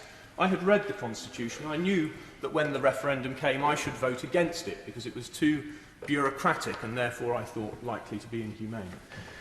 But when it went to France and the Netherlands, of course, they said no, and so referenda were cancelled in the Czech Republic, Denmark, Ireland, Poland, Portugal, Sweden and, yes, the United Kingdom. But what did they do, Madam Deputy Speaker? The European Union and those who govern it didn't change course and say, it turns out we can't get this system through the democratic consent of the peoples of Europe, so we must take another course. That's not what they did. As anyone who read Open Europe's side-by-side comparison of the Lisbon Treaty, which replaced the European Constitution next to that Constitution, anyone who read that document will know they're functionally equivalent. And what they did was an absolute democratic outrage. They changed the Constitution of France to avoid a referendum and they made Ireland vote twice. And that is why I'm in politics. The fundamental issue at stake today, Madam Deputy Speaker... I will, just before I finish. I get the impression that he's on his peroration. I can't resist an historic footnote to the Lisbon Treaty, and that is that when a number of us argued that we ought to have a referendum on the Lisbon Treaty in the United Kingdom, one party said that we shouldn't have a referendum on this, we should have an in-out referendum on our membership of the European Union, and that party was the Liberal Democrats. Where are they on that position today? Well, of course, as he knows, they're now committed to always ignoring a Leave result, and that too is an outrage, but at least they're clear about it, and I feel confident we could rely on them to abide by it. The fundamental point is this, Madam Deputy Speaker. The people must get the government they vote for, and they must not get the government that they didn't vote for, that they can't get rid of. This is a fundamental point related to the dreams we all have of a better society. It's about the dignity of the individual and the right of every person to determine their future peacefully at the ballot box. Madam Chair, I'm just thinking, Madam Deputy Speaker, if the worst thing that the Irish could say of the European Union is that they made them vote twice, I can imagine they have a lot worse things to say about their relationship and their union with England. But anyway, this week, Madam Deputy Speaker, we had a sterling reminder from the United Kingdom Supreme Court that in the UK we live in a constitutional democracy with checks and balances on executive power. And we were also reminded, Madam Deputy Speaker, that for so long as Scotland remains part of this union, Scots law and the Scottish judiciary are deserving of respect. Because let us not forget that the 11 UK Supreme Court justices followed the unanimous decision of the 3 judges in Scotland's highest court, the Inner House of the Court of Session. And in Scotland, our democratic constitutional tradition goes back to the declaration of Arbroath in 1320, which we'll be celebrating 700 years of next year, and the Claim of Right in 1689. And the principle of those documents is that neither the sovereign nor the government is above the law. And it was very refreshing to hear Lady Hale remind us that the same has been the position in England since at least 1611, when she said in her statement on Tuesday that as long ago as 1611, the courts in England held that the king, who was then the government, hath no prerogative but that which the law of the land allows him. So constitutional democracy means not a tyranny by the executive, but parliamentary democracy with checks and balances. And as Lord Drummond-Young said in Scotland's highest court, the courts cannot subject the actings of the executive to political scrutiny, but they can and should ensure that the body charged with performing the task of political scrutiny, that is Parliament, is able to do so. So, Madam Deputy Speaker, I don't think anyone on the benches behind me will take any lectures from the Conservative and Unionist Party about the importance of democracy when it was their leader who tried to shut down parliamentary democracy for 5 weeks at a time of constitutional crisis in the UK. And of course, what Lady Hale stressed was that there are two... Well, I'm very happy to take an intervention if the learned gentleman wants to make one. Offer me the chance. The point I'm making is we've had this huge national drama over the past couple of weeks as to whether the prorogation will be ended, because so many members of Parliament were so extremely zealous to attend and to address the issue of Brexit. And look at the benches. I think there are almost as many SNP members here as Labour members, and that's it, and there's only 4 of them. I think perhaps if the government brought some proper business forward, you would find there'd be more people here, Madam Deputy Speaker. But anyway, I want to return to what Lady Hale said, because it's really not very... The judgment of the Supreme Court this week wasn't really very complicated, and many people who spoke yesterday on the government benches suggested that it made new law. It didn't.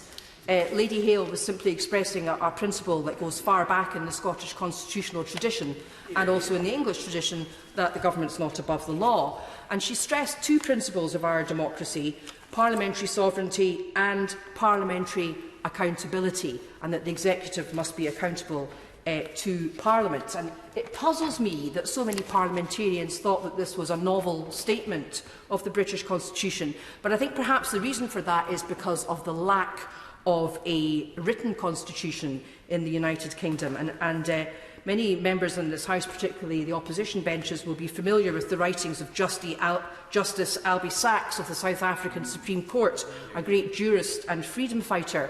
And when he sat down to write the constitution of the new South Africa, he was shocked to find that Britain, who he was looking to for guidance, didn't have a written constitution. And I think one of the things that the Brexit crisis and the horror with which the UK Supreme Court judgment has been greeted by some illustrates is the need for the United Kingdom to have a written constitution. But I'm afraid to say, Madam Deputy Speaker, that I won't be holding my breath for constitutional reform in the United Kingdom. The Scots are very familiar with the mentioned promise of federalism whenever Scotland looks close to voting for independence. Gordon Brown is normally wheeled out to promise federalism, but there's never any appetite in this House to bring that into a reality. And there are many things that could be done to improve British democracy, but the horrified reaction to the checks and balances imposed by the United Kingdom Supreme Court last week show me that members opposite don't actually understand their own constitution and would probably find it very hard to write it down.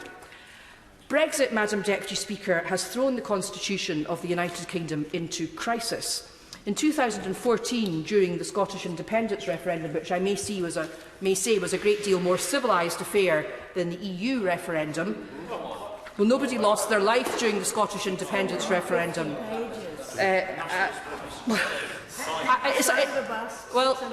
It's a myth. No, I won't give way. It's a myth that the Scottish Conservatives, and sometimes I'm afraid to say the Scottish Labour Party, but in fairness, not the English Labour Party, often like to peddle that the Scottish independence referendum was a violent affair. It wasn't. I was there. It was a celebration of democracy, and I'm pleased to say that nobody lost their life.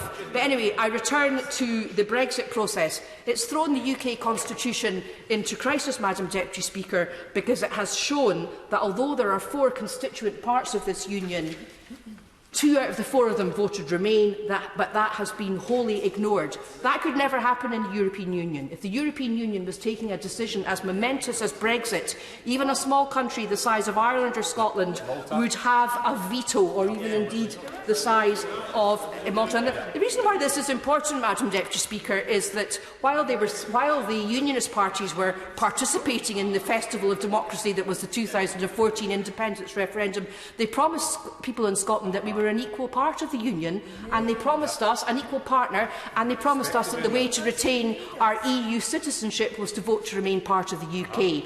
Both those promises have been broken, and the Scottish Parliament has come under attack, and constitutional conventions such as the Sewell Convention that were put on a statutory footing have had a carriage and horses driven through them. The end result of all of that, Madam Deputy Speaker, is that a recent YouGov poll published earlier this month showed that the majority of Scots want a second vote on independence. And of course, the last time Scotland voted for a Scottish Parliament, it elected a majority of MSPs who want a second independence referendum. And the last time Scotland voted for MPs in this House, it elected a majority of MPs who want a second independence referendum. Now, what's sauce for the goose is sauce for the gander, Madam Deputy Speaker, and many members opposite, and I'm quoting in particular the Right Honourable Member for Halton Price and Howden, the Right Honourable Member for Maidenhead and the Right Honourable Member for Torridge and West Devon, have said in public, and I quote, "You cannot keep a country in a union against its will." Now, of course, they're talking about England and the European Union. Well, Madam Deputy Speaker, it is going to prove impossible in the long term to keep Scotland in this union against its will. And if democracy means anything, it means recognising the mandate that exists in Scotland for a second independence referendum and granting a second independence referendum to the Scots, because that is what the majority wants. Miriam Miller. Thank you, Madam Deputy Speaker. And we are all in this place custodians of this country's democracy, and I think it's right that we should feel that as a heavy weight on our shoulders.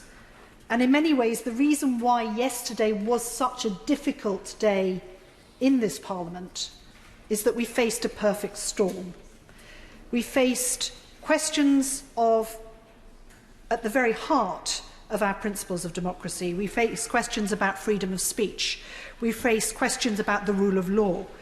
We faced fundamental questions about the very functioning of this Parliament, all of which form the core of our democracy. Madam Deputy Speaker, I'd like to turn very briefly to each of those so that members might want to reflect as we move forward how we can strengthen our democracy and not undermine it, albeit unintentionally. Because members are absolutely right that language matters in politics, behaviour matters in politics. But I'm afraid, Madam Deputy Speaker, that the inflammatory language that was used by members accusing others of being inflammatory was as damaging can be. And I think we have to tread very carefully in what became yesterday high politics, which risks people feeling as if they cannot speak out in the way that they want to in this chamber. And I give way to my honourable friend. I'm extremely grateful to my right honourable friend for giving way at this point. I think it's important that we should all accept that we are all entirely responsible for our language and the speeches that we make, and that ranges from the Prime Minister to the most humble backbencher in this House. Would she agree with me that one of the things I felt was absent perhaps from the urgent question earlier today was that we didn't take it as a personal responsibility? Is it not incumbent on us all perhaps to think of a time where we have impugned the motives of another member of this House? Perhaps, in fact, go and seek them out this afternoon and simply apologise. That's the way that we can move on and make this place a better place. I think my honourable friend makes a very strong point, and we do need to work together. That's what we do most of the time. But the very idea that calling the Withdrawal Number 2 bill, a surrender bill, is in some way inflammatory. It is not. It is simply a way of explaining to people who didn't do, as all of us did, read it word for word. I mean, I could say calling something a bedroom tax is inflammatory, but this is part of the cut and thrust of politics. And for honourable members to be intimidating members from being able to use that language, I think is wrong, and people should examine their motives for doing that. The rule of law matters, Madam Deputy Speaker, the second principle and core of our democracy. It's right that the government, and I heard from both the Attorney-General and the Prime Minister, that they respect and accept the court's ruling, but that doesn't mean to say they can't disagree with it. And in fact, anybody in this chamber who has been a minister will know that ministers' judgments are often taken to judicial review, and whilst ministers accept the findings, they may not particularly agree with them. Otherwise, why on earth were we bringing the judicial review in the first place if things were so clear? And then finally, Madam Deputy Speaker, functioning Parliament matters above all else. And it matters that we do nothing to undermine the very core of our democracy, which is a functioning Parliament.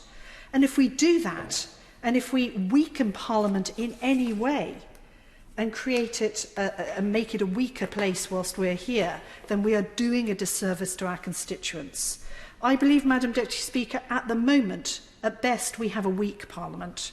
Some may call it a dysfunctional Parliament, and worse, call it an illegitimate Parliament.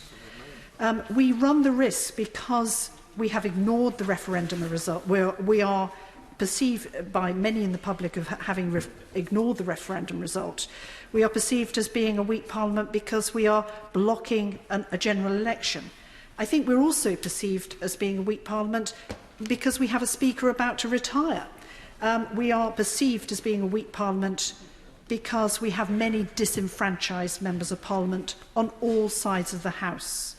Members who may have been elected under one party banner but now don't have that party banner. You know, that is what our constituents see day in, day out. The honourable member who was speaking for the government was right when he said that politicians don't get to choose which votes they choose to respect. And until those who are attempting to block the referendum result change their ways, I believe, Madam Deputy Speaker, we do risk fundamentally undermining people's faith, not just in politics, but in Parliament itself, and in doing so, risk undermining their faith in democracy in Britain. Ian Lucas. Thank you, Madam Deputy Speaker. I was last elected in 2017 on a Labour manifesto to leave the European Union, and I voted for Article 50 just before that general election, and subsequently I voted for two different versions of leaving the EU, neither of which have been passed by this House. I voted against the previous Prime Minister's deal because I thought that it undermined the integrity of the UK. But I have, on a number of occasions, despite the fact that I voted Remain in the referendum itself, voted to leave the European Union, as we all know the results showed in this country. But I want to direct my remarks today, in view of the time limit, on the integrity of the Vote Leave campaign and those who ran it, including the Prime Minister and the Secretary of State for the Cabinet Office. And I've notified both of them that I'm going to be referring to them in this speech, and to Dominic Cummings, who advises them, because I think that their conduct concerning the Vote Leave campaign undermines the vote that took place in 2016. For around 2 years, I've worked on the DCMS Select Committee inquiry on disinformation and fake news, and I now have a detailed knowledge of actions of the Vote Leave campaign, which I did not have when I voted to leave the European Union in this House. The Vote Leave campaign broke electoral law by conspiring to break campaign spending limits, and it did so in a document that is produced by the Electoral Commission and which refers to emails and information from Dominic Cummings, who was working as the campaign director for the Vote Leave campaign and conspired with another organisation to suggests the following. He said, "There is another organisation that could spend your money. Would you be willing to send the £100,000 to some social media ninjas who could usefully spend it on behalf of this organisation? I'm very confident it would be well spent in the final crucial 5 days. Obviously, it would be entirely legal. In fact, it was entirely illegal, and it was for that offence that the Vote Leave campaign was found to have committed electoral offences. And the effect of the Vote Leave campaign and the illegality of that campaign was that they were fined, and those fines have been accepted by the Vote Leave campaign itself. But unlike in general elections, the result of the breaking of the law in the referendum campaign is not to overturn the result, it is simply to impose a financial penalty. Now, the DCMS Select Committee wanted to speak to Mr Cummings because his evidence is directly relevant to the inquiry and work that we've been carried out. We wanted to speak to him about the relationship with a Canadian company called AIQ, and we asked him to come to speak to us and give us information. He was in contempt of Parliament because he refused to come to give evidence. So he disrespected Parliament. When he was appointed as the Prime Minister's advisor, after he'd been found to be in contempt of Parliament, the committee of the DCMS Select Committee wrote again asking the Prime Minister to instruct Mr Cummings to give evidence. The Prime Minister has refused and is thereby obstructing a parliamentary inquiry. That's the conduct of the Prime Minister, and that's real disrespect for Parliament. We also know that the Secretary of State for the Cabinet Office, who was a co-convener in the campaign, is now in charge of electoral reform and also data protection in the Cabinet Office. Well, at least I thought that was the case, because yesterday I asked him whether he had overall control for all the matters in his department. And he said that he wasn't in control of data protection and he wasn't in control of electoral matters, which is very odd because they're situated in his department. What was even more extraordinary was that when I checked the website today of the Cabinet Office, it had changed since yesterday. The Secretary of State for the Cabinet Office has deliberately taken steps to avoid responsibility for the role that he played in the Vote Leave campaign. That is, to quote David Cameron, mendacious, and the Secretary of State needs to come to this chamber urgently to explain his role in the Vote Leave campaign and what was involved. Owen Patterson. Thank you, Madam Deputy Speaker. Great pleasure to follow my near neighbour from Wrexham. In the time available, sadly, I won't pick up his points, but I would like to pick up the early intervention by the Honourable Member for Bridgend, who mentioned this horrific attack this afternoon, using the word fascist. And I just would like, sadly, to remind her that there is balance on both sides. I'm a member of the European Research Group. Happy to give way. The word fascist was not my word. It was the word shouted by the demonstrator who was attempting to break the windows of an honourable member's constituency office with their staff behind the windows. That wasn't my word. It was the word used by the demonstrator. Totally understood that. But she reported this horrendous incident, which is completely unacceptable. The point I'm making is that all of us should watch our language. And sadly, on her side, she has a fellow colleague who called the ERG compared to Nazis. If you actually Google up ERG fascists, you get 237,000 results, and ERG extremists 176,000. I'm not sure this is helping. And I would put the point that we in the ERG would simply like to have a system of government where members are elected to this House from which a government is formed. If that government performs satisfactorily, taxes sensibly, spends money sensibly, it is re-elected. If it does not perform well, it is removed by voting. That is a pretty basic summary of representative democracy. The problem we have in this country is that we have a huge collision of the juggernaut of direct democracy. we've had 11, I think we've had 11 referendums in recent decades, and they've all pretty well gone along with what the establishment wanted. The political establishment, the commercial establishment, were happy with the results in Scotland, Northern Ireland, Wales, probably the AV referendum. And then you have this current problem, where in 2015, David Cameron promised, if you vote Conservative, we will give you a one-off, in-out referendum. We, the MPs, will give you, the people, the right to decide whether we stay in or out of the European Union. And I think possibly to his surprise, he won that election and then promised to deliver. And the right member for Runnymede and Weybridge took the bill through the House on the referendum bill in 2015. And actually, it's a pretty good summary. In his wind-up, he said, whether we favour Britain being in or out, we surely should all be able to agree on the simple principle that the decision about our membership should be taken by the British people, not by Whitehall bureaucrats, certainly not by Brussels bureaucrats, not even by government ministers or parliamentarians in this chamber. And that bill got 544 votes at second reading. We then had the referendum process itself, and people were bombarded with government document costing £9 million, making very clear that this was a one-off, very clear that the people would decide this was not an advisory referendum. It was giving a clear steer to Parliament. Parliamentarians would have to honour it. That was the understanding. And however the decision came through, parliamentarians would deliver.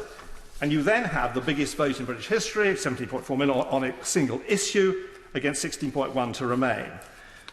The conundrum we have is that in the ensuing general election, in which, in fairness to the right member from Maidenhead, who's not in our seat at the moment, she got, I think, the second largest number of votes ever, 16.3 million, in a general election. Sorry, 13.6 million. And her manifesto was very simple. We, on this side of the Conservative Party, were elected on a manifesto that we would honour the referendum, we would leave the single market, leave the customs union, leave the remit of the European Court of Justice. And although woollier, there was pretty clear language in the Labour Party manifesto that they would honour the referendum result. What we have, according to one assessment, is that against that we have in this Parliament, which is a Remain Parliament, 485 members supporting Remain and only 162 leave. So, we may never ever have a referendum again, but I would put it to you, Madam Deputy Speaker, this has to be delivered. The people were told very, very clearly, you vote Conservative in that original general election, we'll give you the chance. They were told during the referendum campaign, you vote to leave, it will be delivered. They were told by both the main parties, the two main parties will honour the result. And here we are, 3 years on, and this has not been delivered. Now, there's the Senator Bliss chuntering about no deal. This is all a bit of a shibboleth. We're talking about leaving a customs union to which 8% of our businesses send goods. Our sales of goods to this organisation represent 8.2% of GDP. Our sales of services, 5.5%. This is not going to bring the roof down. Thank you. Thank one of our friend for giving way. Does he share with me the frustration and anger which I'm hearing every day in my constituency when people say to me, you asked for our opinion, we gave you our opinion, why haven't you left yet and what are you still talking about? Well, I entirely endorse my friend. I mean, people come up to me the whole time. The words I get so frequently are, just get on with it. Yep. But to take the intervention of the other side, we're talking about an organisation to which our sales of goods and services are a bit over 13%, 13.7%. It is inconceivable that even if we did have no deal, and don't forget we did have on page 36 of our manifesto, no deal is better than a bad deal, it is inconceivable, given we've got agreements on aviation, we've heard from Calais, we've heard from Dover, all this stuff about no deal is a shield. And it really is a shield for members who do not want us to leave. My proposition to you, Madam Deputy Speaker, is if we do not deliver this, that will be of far more damage to this country. The damage to the integrity of all our institutions will be absolutely shattering, rather than a little bit of interruption which can be sorted out at our borders and which all those who run the borders say don't represent a problem. We may never ever have another referendum again. We may go back to what my honourable learned friend, the member for Russia, is. He dismisses this as an opinion poll. He's a strong believer in parliamentary democracy. I am as well. But we gave the people the choice. We cannot put that back in the bottle. And I would appeal to all members, particularly the other side, to recognise that we only have now a few short weeks in which to deliver what the people voted for. And they really must consider the extraordinary anger. British people are very patient. But as my right honourable friend just said, they are getting really angry. They have been thwarted. They know perfectly well the establishment has thwarted them. The establishment were very happy with the results of those previous 11 referendums. For the first time, the vote went against them. And what we've got to do now is to deliver to remove that anger and leave the European Union on the 31st of October. Yeah. Thank you, Madam Deputy Speaker. And if that felt very much like a very personal discussion between the member for North Staffordshire and myself, since his Shropshire, sorry, as his eyes seem to be on me all the time. I want to look at the wider nature of this debate, because I received an email this morning from someone who says they're a Bridgend constituent. There's a recent debate warming up on Facebook in a closed Bridgend debate group regarding my participation in Parliament. Indeed, many constituents apparently believe that I'm not present and committed to Parliament as much as I may need to be in the difficult times in UK politics. Many feel that I have additional responsibilities that take precedence. So, they want me to confirm my calendar leading up to Brexit and how much time I will be dedicating to London and spending in the Chamber. Now, apparently there's a lack of information online as to my whereabouts in general as an elected representative and availability. So I need to log in and tell people where I am more often. There's concern about my surgeries and availability, and can I confirm whether and in what capacity I am conducting surgeries in the coming months, as constituents have concerns about Brexit and require the availability of Mrs. Moon on many issues. I would like to say that there have been rumours as well that my surgeries have been put on hold for reasons relating to security issues. Can I confirm that these issues are being resolved immediately, because many MPs are currently having security issues? As we know, one has been attacked today, but are still able to conduct their surgery safely by putting processes in place. And this may not be a viable excuse for cancelling surgeries. Madam Deputy Speaker, I have 2 additional responsibilities in this House. I'm a member of the Speaker's panel, and I am President of the NATO Parliamentary Assembly. Now, many members are elected to institutions outside of this House: the OSCE, PACE, the Commonwealth Parliamentary Association, IPU. These are absolutely critical democratic institutions that we take an active role in spreading democracy, spreading information, and in my case in particular, dealing with the defence and security of the United Kingdom. Now, I have no problem in demonstrating on theyworkforyou.com, which says that I have above average commitments in debates, I ask above average numbers of questions, I have above average response to my electorate when I have letters. But I do admit it indicates that my voting record is lower.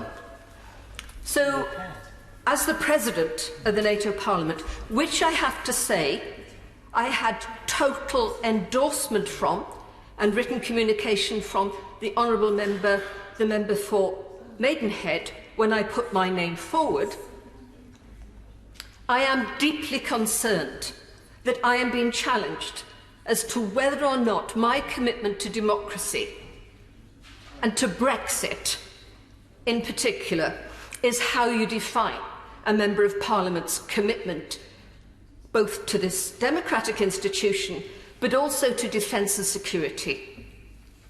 Now, I have been advised by the police not to give advance notice of where I am going.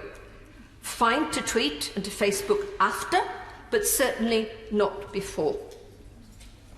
I am concerned that I won't be available over the next 2 weekends because of commitments I have on behalf of this Parliament and on behalf of institutions that we respect and see as critical to democracy. I hope that we never lose a sense of the right of democracy being wider than one issue. Bob Seeley. Much indeed, Madam Deputy Speaker. I have to say it's been a pretty bad-natured 24 hours, as far as I can see a fairly bad-natured 2 years. So I will try to make some fairly blunt points, but I will do so in moderated and moderate language. I don't think I'm above anybody, and I'm very happy to be criticised. And actually, I try to judge my own party more harshly and to have higher standards than others, because I think that is a good way to conduct oneself. I personally am a big fan of democracy because my parents' lives were shaped by tyranny. My British granddad was burnt alive in his tank in 1942, killed at the hands of the Nazis, and my German grandmum was killed by the Soviets. So the Nazis killed one of my grandparents, and the Soviets killed another. So I'm very lucky that I live in a democracy, and I hope I always respect that and appreciate it. I hear the Honourable Lady from Bridgend talk about threats. I have to say, just for the record, and this is not in competition with anybody, the last threat that I received was last week. The last threat that had to be reported to my health and safety went to the police was last week. I don't make a song and dance about it. I don't make out I'm a victim. I don't use it for political capital. I make sure my staff are okay. We report it to the police and we crack on. And I take it as part of the job, but I don't become a diva about it. At various points in my life, Madam Deputy Speaker, as a foreign correspondent, as a soldier, as a Member of Parliament, I've had people try to kill me or harm me, or tell me they're going to try to kill me or harm me, and I'm delighted to say that so far they've been unsuccessful, and I'm content for that to continue. As to rules of public debate, I think public debate should be conducted in good faith. And a critical element of that, Madam Deputy Speaker, is that those who lose elections and referendums need to respect the results. And fundamentally, this Parliament is trying to worm its way out of that fundamental issue of respecting the result of the 2016 mandate. And I congratulate the Honourable Member Lancaster and Fleetwood on her speech. But for me, that was simply more of the same. The European Union vote was not about the European Union. I think it was. And I think there is one thing worse than respecting the mandate if you're a Remainer. I'm a Brexiteer, I'm happy to leave. But even if you didn't vote for Brexit, there is one thing worse than that vote, and that is not respecting that vote, because the contempt of the British people on the political classes will simply grow. Next point, I believe the language of this place needs to be temperate. We have seen, I'm afraid to say, months of poisonous and hysterical language, often from the left, not always, of coups, of dictatorships, and a level of personal abuse aimed at this Prime Minister unseen since the days of Mrs Thatcher. And I'm happy to give way if you like. And I find that to be entirely corrosive to the public debate. The Honourable Member from Birmingham Yardley, who I admire, who I think is a decent representative, was talking about knifing her own leader in the front. That is violent imagery.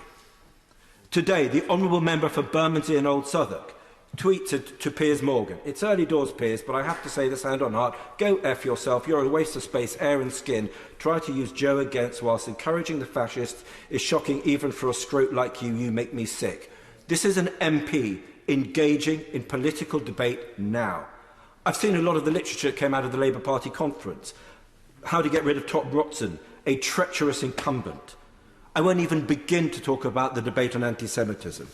But there is a problem with the left in this country. There is a problem with the hard Brexit right, not in Parliament, but on the fringes of UKIP as well, for sure. But there is a problem with the left about moral purity.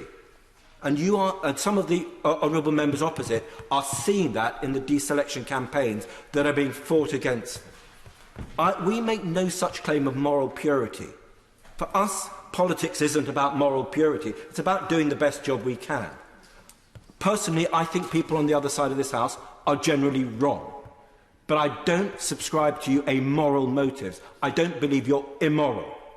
And fundamentally, too much politics in the modern day is about moral purity and finding moral benefit over other people, which I think is profoundly wrong. By respecting each other, but thinking we can do a better job than those people on the other side of the House, is the way we make progress in a democracy. But there is a corrosive debate in the Labour Party, and that is affecting not only the futures on the honourable members opposite, but politics in general, and I think it needs to end. Thank you. Helen Hayes. Thank you, Madam Deputy Speaker. In Dulwich and West Norwood, we voted 77% to remain in the EU, the 7th highest pro-Remain vote in the country. My constituents are not Remoaners. They are not anti-democratic. They are citizens with deeply held and sincere convictions. Yet since June 2016, 77% of my constituents and 48% of voters across the country have been told that we must be quiet, that our views no longer count. We have been told to be silent in the face of the government's own evidence that Brexit will harm the UK economy. We have been told to be silent as we raise important questions about the future of scientific research, supply of medicines, regulation of chemicals and the future of trade. We have been told to be silent as we raise grave concerns, not discussed at all during the referendum campaign, about the impact of Brexit on the Good Friday Agreement and peace in Northern Ireland. We have been told to be silent as we have raised concerns about the increase in hate crime and the anxiety of EU nationals living in our communities. The continual dismissal and denigration of the views of 48% of UK voters, 77% of my constituents, has been extraordinary. It is not how governments should or usually behave in a democracy. In 2016, faced with a very narrow result, the Right Honourable Member for Maidenhead had the opportunity to define Brexit in a way that reached across the divide, in a way that took seriously both the result of the advisory referendum but also the concerns of almost half of those who voted about the impact of Brexit on our economy, security, rights and access to medicine. Instead, she spent 6 months saying nothing but Brexit means Brexit, while the right of the Tory party and Nigel Farage moved into the vacuum and defined Brexit as the hardest, most extreme Brexit possible. It is a principle of democracy that we all seek to win the argument, that we seek to provide evidence to justify a position, to reassure and persuade those who disagree with us, and ultimately to achieve a mandate to proceed. The Right Honourable Member for Maidenhead put her Tory party-facing version of Brexit to the people in 2017, and they took away her majority and her mandate. In this context, it is no surprise that my constituents' pro-Remain views and their deep fears about what Brexit will mean for them and for our country as a whole have only grown and strengthened these past 3 years. The government has done nothing to reassure them, nothing to provide evidence that their concerns are unfounded, nothing to prove that it respects and takes seriously their values and their views. Instead, we have a Prime Minister who is facing down his opponents with the language of hate. A government which has failed to provide any assurance that our communities... I give way. I don't understand how the Honourable Lady can keep talking about the language of hate when I've just given her examples of the abuse that Labour MPs are putting out there about their opponents, and also material from the Labour Party conference, which I presume she may have been at, where she sees the abuse from extremists aimed at moderate Labour Party MPs. The abuse is coming from the left. Absolutely clear. The reference to a surrender bill, the language of traitors, the language of surrender, is the language of war, and that is being used by our Prime Minister in an utterly irresponsible and reckless way. As I was saying, Madam Deputy Speaker, the government has done nothing to prove that it respects and takes seriously the values and views of my constituents. We have a government which has failed to provide assurance that communities will not face job losses, shortages of food and medicine and lower environmental standards, and a government which is prepared to risk peace in Northern Ireland, casting aside the Good Friday Agreement. Democracy is a process of government, not a moment in time. In a context where the government has failed to reach out, failed to engage and reassure, and failed to provide evidence and win the argument, the only option is to allow that process to continue, to hold another vote, not on the same proposition as the first, but on what we now know, to allow people to vote again on whether they have confidence that the government has been able to negotiate a deal that can secure their future, protect their jobs and security. I say this again, my constituents are not Remoaners. They are engaged citizens, internationalist and outward-looking in their views and their values, worried about their families, their communities and their future. And this government has ignored, denigrated and failed to reassure or convince them. They deserve better than this failing government and our reckless, irresponsible Prime Minister. They deserve more democracy, not less. They deserve a people's vote. Luke Graham. Thank you, Madam Deputy Speaker. It's a pleasure to speak in this debate. Just before I start on my points, I would like to reboot some of the points that were made by the member for Edinburgh North Forest. She's not in her place just now, but she did make some pretty clear points. One was about the Sewell Convention, that a horse and cart had been driven through it. When that wasn't true, Madam Deputy Speaker, of course, Lord Sewell himself said that the convention was respected. There was also a bizarre revisionist history moment when she talked about a union between England and Ireland, which of course never happened. It was a union between Ireland and Great Britain, which of course included Scotland. And finally, the honourable and learned member, made a point saying that Scotland, the vast people in Scotland, want separation, when unfortunately, according to the polls, 78 versus 8 since 2015 all voted to maintain the United Kingdom. So the reason why I come back on those points, Madam Deputy Speaker, is because I think facts matter. And it's the picking and choosing of results and history, as we've seen evidence just in this House earlier today, makes for terrible politics. And I have a lot of respect for the honourable members opposite, not least for some of the legal actions taken in the last week or so. I think it's a champion for the rule of law, which I always respect. But we get into a very difficult situation when politicians try and take results, especially on the referenda, cutting them one way or the other. For example, in 2014, it was clear that the Union won. People wanted to see Scotland remain as part of the United Kingdom. It was 55 to 45. It was a 10-point margin, which is a huge margin. If it happened in a general election, it would be called a landslide.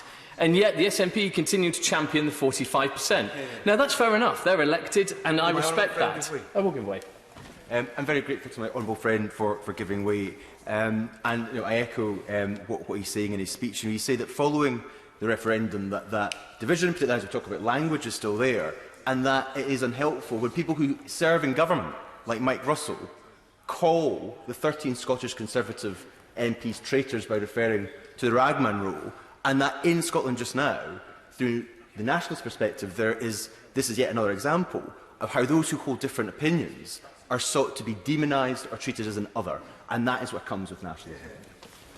I thank my honourable friend for his intervention. It's quite right, it's been on record, SNP MPs and MSPs calling Scottish Conservatives traitors because they don't back SNP lines, and also saying that if we're not to vote with the SNP, we are somehow betraying Scotland, which I don't think is true, and it's certainly not the rhetoric that we choose to use on this side of the House. So I would say there are several members, though, as I look opposite, and they're sat amongst them, I do have the utmost respect for, and I know they don't use that language, but some others do, and there are members on all sides of the House that probably need to review their language and use of it in this place and online also.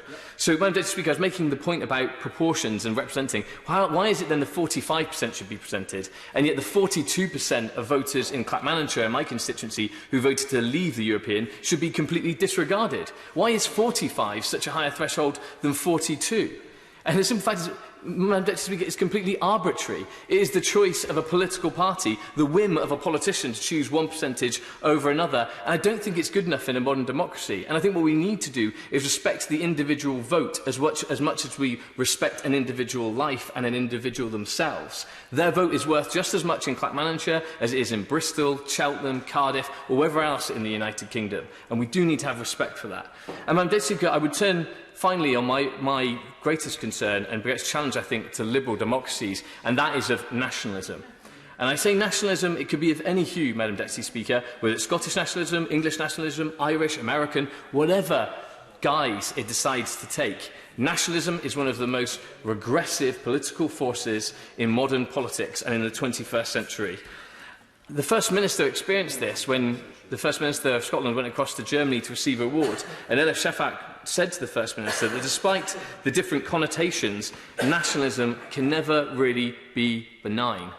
Madam Deputy Speaker, I was lucky enough to attend a meeting of European young leaders. Amongst them was the inspirational leader of the Liberal Party, who've just won the elections in Catalonia on a unionist ticket, taking forward a message of trying to unite Catalonia and unite Spain and take people forward, what I think is an incredibly positive message.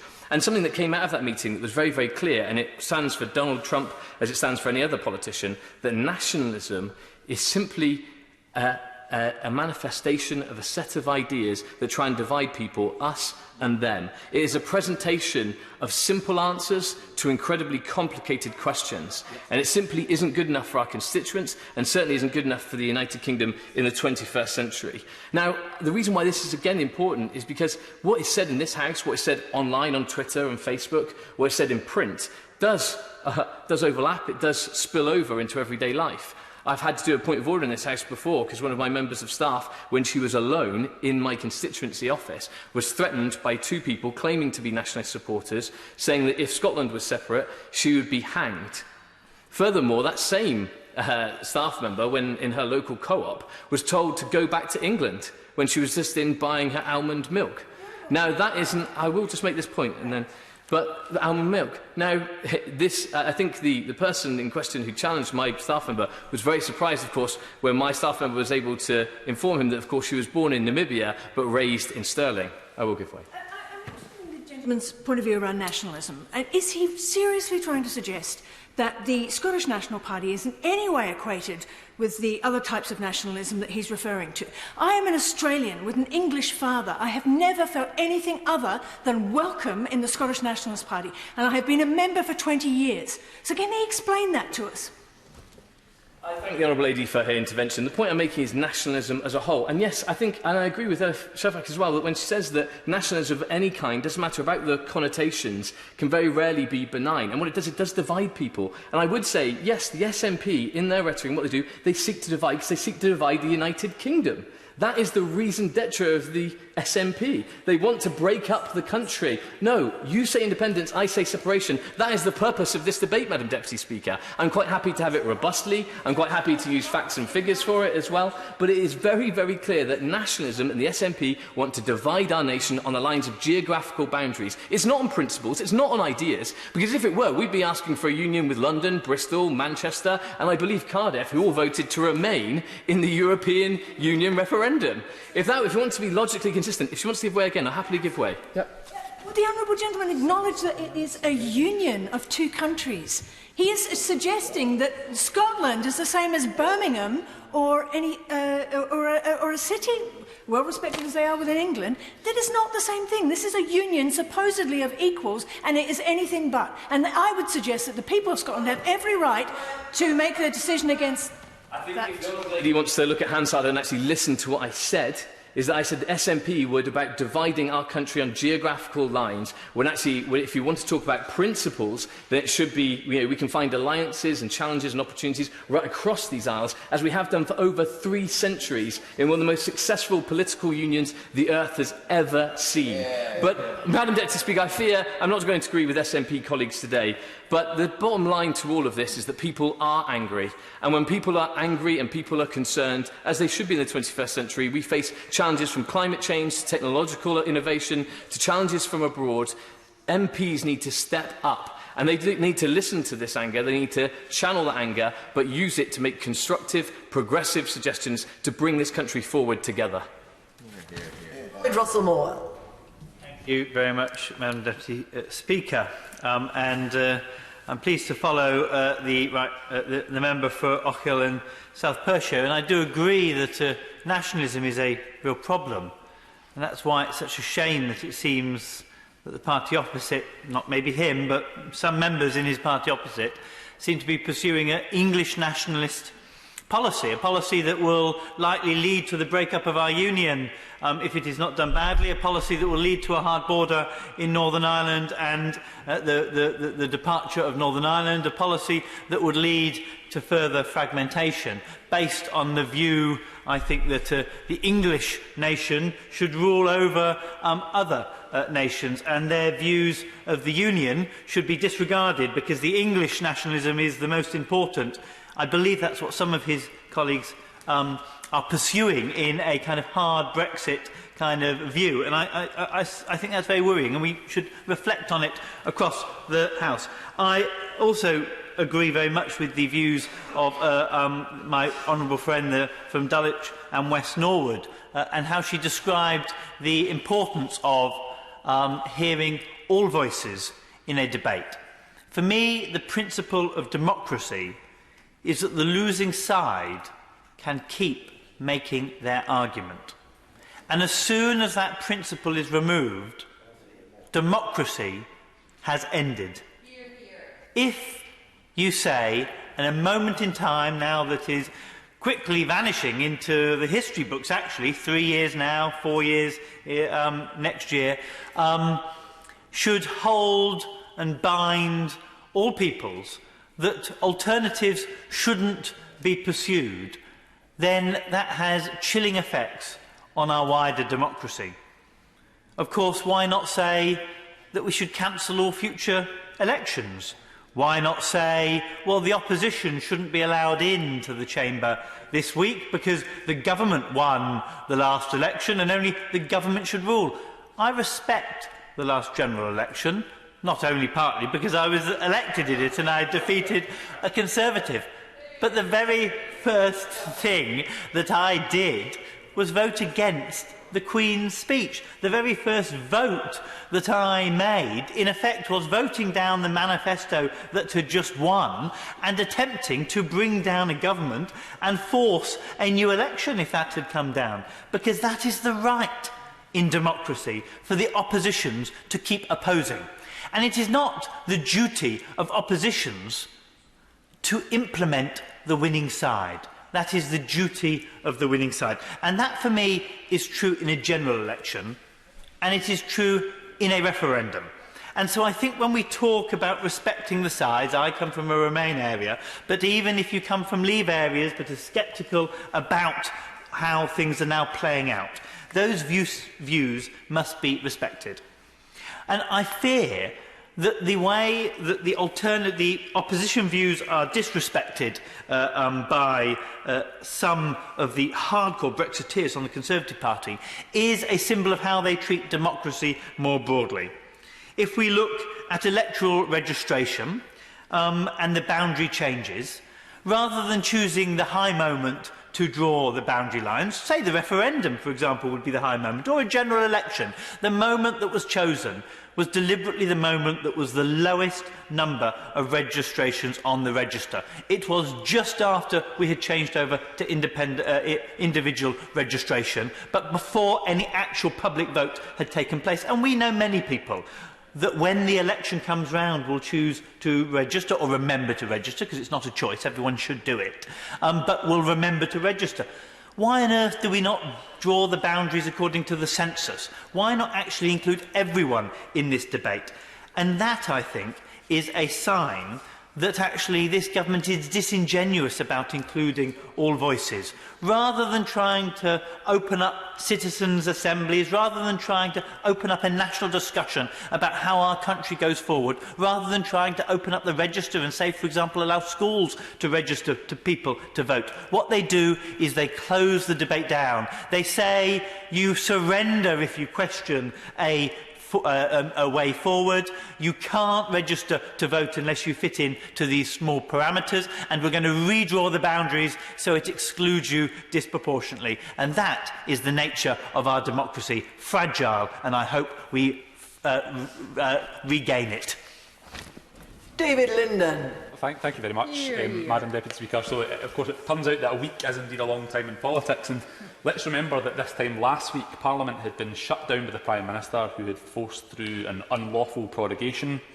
Then, following a resounding defeat in Supreme Court, Parliament was ordered to return this week, and the British Government has the brass neck today to table a motion on the principles of democracy and the rights of the electorate, just days after it shut down the ability of the electorate to be represented by its elected representatives. But we shouldn't really be surprised by this hypocrisy, because the British Parliament is a place of limited and diminishing democracy. So if the government wants to have a debate on the principles of democracy and the rights of the electorate, then let's start with the House of Lords, which is second only in size to the People's Congress of China and is bloated with over 800 members who are eligible to vote upon legislation. Let's not forget that the majority of those along the corridor are life peers and have never been voted in by the electorate. But others include 26 archbishops and bishops and 92 hereditary peers. Now, other than Iran and the Isle of Man, we are the only other country in the world in which clerics have the right to legislate. And other than Lesotho, we are the only country in which 92 hereditary chieftains have the birthright to make law. But the stymieing of British democracy isn't just confined to our airman neighbours along the chamber there. Even in this chamber, democracy is suppressed and stymied at every turn. What we have is a government that refuses to respect opposition day votes. And in my own party's case, the government has even failed to allocate the requisite number of opposition days for a 2-year session of Parliament in accordance with the House's standing orders.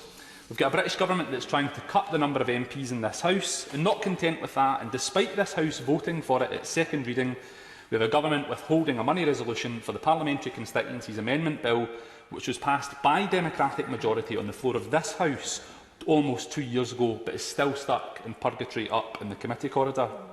We have a Prime Minister who is playing Russian roulette with the Constitution and judiciary, and openly casting doubt over his willingness to comply with the European Union Withdrawal No. 2 Act 2019. In short, we have a government that is at best and has at best a questionable record when it comes to honouring democracy and respecting the rights of the electorate. And perhaps that is best demonstrated by this British government's appalling attitude to the Scottish Government, which in 2016 got a mandate from the people to hold an independence referendum, yet the British government says no. But one thing is clear, because this government cannot keep saying no, and very soon the people of Scotland will have the opportunity to reject the British stymieing of democracy and instead embrace the normal status of an independent state within the family of European nations. Hear, hear, hear. Christian Matheson. Thank you, Madam Deputy Speaker. And in the brief time available, can I thank all honourable members for taking part in what was an all too brief debate, and particularly those honourable friends from my side, my honourable friend for Wrexham, my honourable friend for Bridgend, my honourable friend for Dulwich and West Norwood, and my honourable friend for Brighton Kemp Town. And can I say to my honourable friend for Bridgend, as far as I'm concerned, I hope most other honourable members of this House, it is an honour that the President of the NATO Parliamentary Assembly is a member of this House, and I have to say sits on the same benches as I. The issues discussed in today's debate could not be more important, and I've welcomed Mr Speaker's guidance today that we should moderate our behaviour, although civility should never be used as a mask to hide the seeking of the truth or holding government to account. At a time when the country and the House is deeply divided and the spotlight shines on politicians like never before, it is vital that we reaffirm our commitment to the principles of democracy and remind ourselves of the rights of the electorate and our duties to them as representatives.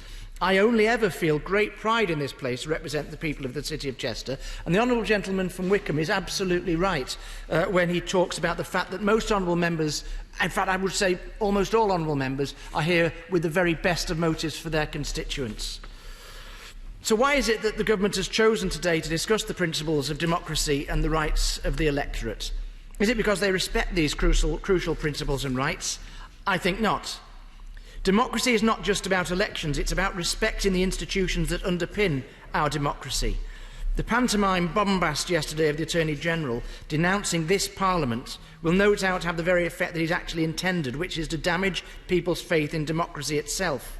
and yet the government will have the nerve to call a debate today about the principles of the very democracy that they seek to undermine. And let me be clear to the Attorney-General in this House, this Parliament was elected in 2017 because the Conservative Party tried to cut and run with the snap general election they themselves called. And this Parliament accurately reflects the divisions in the country on Brexit and is doing the job it is returned to do, a point I think that was referenced by my honourable friend from Dulwich and West Norwood. And although the Minister in his opening speech referred to the Labour and Conservative manifestos, which they said would respect the result of the referendum, I remind him that neither said we would leave without a deal, which is what the Brexit fundamentalists controlling the Conservative Party are now pushing for. Democracy is about respecting the rules of the game, and we know, as my honourable friend from Wrexham said, that the Leave campaigns broke the rules during the referendum campaign on such things as data transfer and spending, as well as being untruthful to the electorate, and we still don't know where the money channelled via the DUP to the Leave campaign came from. And why is that important? As my honourable friend reminded the House, it's because the same people who broke the rules when running the Leave campaign are now the people in charge of this government. Whether we're talking about Dominic Cummings, whose commitment to democracy is such that he's been found in contempt of Parliament, or the Chancellor of the Duchy of Lancaster, who continues to dodge the questions from my honourable friend for Wrexham about what he knew and when about the Vote Leave funding misdemeanours. This does not appear to be a government that is committed to democracy. More, it is a government committed to power by any means, a government who believes that the rules of democracy don't apply to them. And I say to my honourable friends on the opposite benches, decent Conservatives, who I do consider to be friends, that you must be aghast at what is happening in the last couple of days in the name of your party, and you must reel your leader back in. We know that the Supreme Court found that the prorogation was unlawful because it had the effect of frustrating or preventing the ability of Parliament to carry out its constitutional functions without reasonable justification. Though the Supreme Court's judgment was utterly devastating, it provided a legal opinion on a truth that we and the rest of the country are now already familiar with. And that truth is that the Prime Minister has no respect for the law, no respect for democracy, and no respect for the electorate. His whole career as a journalist and as a politician has been defined by an arrogance that leads him to think he can disregard everything and get away with anything. Like the previous government, the current one is defined by its total lack of respect for this House and for the public. And the honourable gentleman speaking for the SNP from Glasgow talks about not getting enough opposition days and ignoring opposition day votes. In this morning, we heard from the Father of the House and others about concerns that the government is operating a deliberate strategy of division and inflaming tensions, which were referred to in an earlier intervention by my honourable friend from Bridgend, quoting a government spokesman. The government operates with a level of secrecy and evasion that betrays utter contempt for the electorate and for democracy. They have tried to keep this House in the dark. If it were not for this House, then they're demanding that the Chancellor of the Duchy of Lancaster publish the now notorious Yellowhammer Papers. We would still be relying on leaked excerpts in the press and rumours around Whitehall, but at least now we know, in the government's own words, just how disastrous a no-deal Brexit would be for this country. Due to lack of time, we won't need to go into the detail of the Yellowhammer Papers, but it's enough to say that there are few more disgraceful episodes in our country's recent history than a Tory government willing to countenance food, fuel and medicine shortages just to appease a few no-deal obsessives in their own party and the Brexit party. And I also suspect that the details of the Yellowhammer Papers won't be mentioned in the government's Get Ready for Brexit scheme, which appears to me and many others to be the most expensive party political advertising scheme this country has ever seen. I've written to the Cabinet Secretary to see if he shares my opinion and to seek clarification as to whether this campaign has breached the rules that prohibit government using public funds for party political purposes. So we will not allow a no-deal Brexit to go through, but let me be clear. Once no deal is off the table, we will use every power at our disposal to secure a general election, and when it comes, we will be ready for it. And the public are too. After a decade of Tory austerity, the electorate is crying out for real change, and we are ready to deliver it. But we will not be falling into the trap that the Conservatives are setting us, of giving them the opportunity to force through a no-deal Brexit against the wishes of this House and in the face of the democracy that this House has decided. Minister Kevin Foster. Thank you, Madam Deputy Speaker. It was a pleasure to see you in the chair. And it's been certainly been a fascinating debate with a range of contributions. And I would say, you know, in the spirit of civility, I must say I always enjoy the conversations I get to have with my two shadows, the member for the City of Chester and the member for Lancaster and Fleetwood, where I hope they'd say we treat each other with respect, and at times where we may disagree, still be able to find some areas where we can find common ground in the mutual interest of those we represent.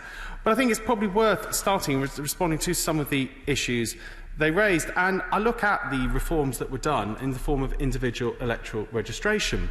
And I would say, contrary to some of the comments we've had, actually produced the biggest electoral roll ever for the last general election. The most people registered to vote.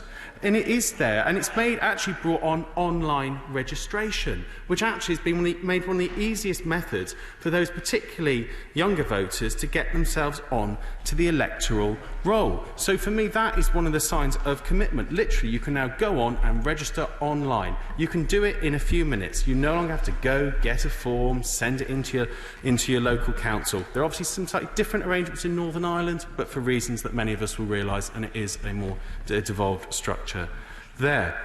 And in terms of looking at where we want to take that next, I must say I won't be taking many interventions, given I have given up some time to allow more people to have a chance to contribute to this debate. But I look at, for example, where we're looking to go next in terms of reforming the annual canvass, something that we are working very constructively, I have to say, with the Scottish Government and the Welsh Government on, to look at how we can move away from a system that is great at identifying people who've lived for a long time in one location, but actually is not so good, and actually sees the same approach in terms of areas where actually it's likely to be people who've been very stable, very lived for a long time, as there is in trying to get towards those communities who we particularly want to get onto the electoral register, but reforming to make sure it can be more targeted, use databases, and actually really other information we have to actually have a more modern system than a system that fundamentally originates from the 19th century, where heads of household would be registering to vote on behalf of the whole household, but actually now doesn't reflect modern lifestyles, and also means resources are not being targeted to getting the most vulnerable on to the roll. And I would also say it's been good to hear some of the other contributions, which I'm not be able to go through in particular detail, but certainly I did enjoy the contributions from the members for Ochil and South Perthshire and from the Isle of Wight, particularly when they started to talk about picking and choosing of results. And, you know, it's interesting to see how referendums that are one day decided as once in a generation, once in a lifetime, you have the power in your hands to make a sovereign choice, suddenly becomes something that actually a couple of years later we'd like to have a rethink, please, and it was only an opinion poll to start with. So for me, that's where we had referendums have a difference. They are something where people are actually told this is a decision they will make, and that will be binding. And we talk about the implication. People know my views on the separation of this union. I think it would be a hugely retrograde step. However, if in September 2014 that had been the decision of the Scottish people, then we would have had to have voted through the legislation concerned. But it is for me that we can't pick and choose which results we respect, and then only a few days after, I'm going to say, I will very briefly take an intervention. I hold in high respect. In the case of Scottish independence, is it true that the Cabinet Office has done polling on Scottish independence, and if it has, will it release it? I thank the honourable member for its intervention. The Cabinet Office polls on a range of issues, but if they must say there's no shortage of opinion polls on Scottish independence. And I have to say I did enjoy seeing the separatists' response to a recent poll in which they complained that it was unfair because the question was about remain in the United Kingdom. It's quite interesting to see they thought that actually people being asked to remain in something was unfair, given the views they quote on other areas. But certainly we can see that actually, you know, it was the SNP themselves who described the Scottish independence referendum as a once-in-a-generation event. And now, only a few years later, generations seem to be getting very, very short in their interpretation. So, as we move on, I would say the key point, the key principle of our democracy is when we give voters a choice. And it was just over 3 years ago that this Parliament gave voters a choice, said it would be their choice around whether this country remained a member of the European Union. We had a strong debate, we had campaigns up and down the country. We didn't have one person say, well, actually, if you do feel like voting, it's next week, it's not really going to make much of a difference. No one said that. Everyone said that whatever decision was taken would be implemented. And here we are a few years later, and we had a general election where, as my friendly Minister for the Cabinet Office pointed out, that over 80% of voters voted for a party that said it would respect that referendum result, where it still has not been implemented. And for me, that is where we come to the principle of that we cannot pick and choose which votes we decide to respect, particularly those who, as was touched on, voted for the bill to carry a referendum, took part in the campaign, argued their case, and then the day after, decided it was an optional extra whether they believed that we should respect the result. But this government will remain focused on its programme not just to deliver Brexit, but also to defend our democracy overall. This partly involves making sure that we can protect the ballot by bringing in the long-recommended system of voter identification, replacing an identity check that dates from the 19th century, when actually a very small percentage of men would have been voting, with a more modern system that's very similar to what's used across many other democracies, and actually remarkably similar to the system that's used in Northern Ireland that was introduced by the party opposite. We will also look to improve accessibility in terms of polling, in terms of making sure more can get to the polling station and more can cast their vote. So, Madam Deputy Speaker, it is welcome that the government has tabled this today. I have to say, I was slightly more expecting that we'd have had those who spent most of the last 2 days attacking the government and running down the Prime Minister and saying how they didn't have any great confidence, that actually they might have tried to test the House's confidence in the government, but sadly seem to have decided they didn't want to do that, presumably because, and normally the principle in our democracy has been, that there is an opposition itching to replace the government. It must be one of the first times in history that the main opposition hasn't tabled a motion of no confidence because they think they might win it. It's really been quite remarkable to see. But I think what I can say is when a general election does come, we have already offered to have. I must say it's interesting to hear about gagging constituents when we're the ones offering an election and the other side blocking it. When it comes, people better look and see who it is that will reflect the principles of what they decide, who it is that will reflect the choices they make. And when they did look at that, they will make one inevitable conclusion, and that's that the member for Uxbridge is far more likely to deliver what they want than the member for Islington North. The question is that this House has considered the principles of democracy and the rights of the electorate. As many as that opinion, say aye. Aye. Of the contrary, no. The ayes have it. The ayes have it. Petition. Mr. Julian Knight. Thank you, Madam Deputy Speaker. And after 2 days of verbal perambulations in this place, we finally come to the main event. So I rise to register my constituents' deep concerns about the proposals to close the Morrison's store in Shirley. The Shirley store has served our community for over 14 years. It employs almost 100 people and is relied upon by many in the surrounding area.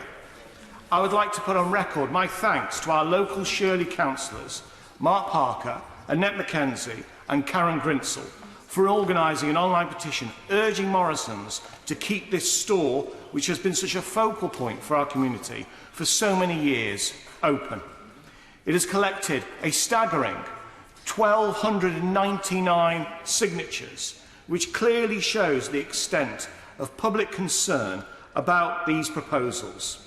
It isn't right that Shirley should face the closure of a business which plays such a vital role in the community, and it's a privilege to put the concerns of my constituents directly to the House today. The petition states, the petition of the residents of Solihull declare that local residents have great concerns over the proposals to close Morrison's store in Shirley. The petitioners therefore request the House of Commons urges the government to encourage WM Morrison's plc to reconsider proposals to close Morrison and Shirley, and the petitioners remain, etc.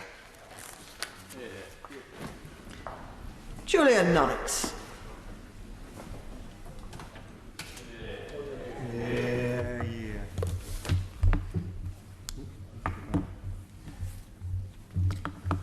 Petition, Morrison's Supermarket, Shirley. Petition, Alison Thewlis. Thank you very much, Madam Deputy Speaker. And I rise to present the second petition of my constituents on the issue of Kashmir.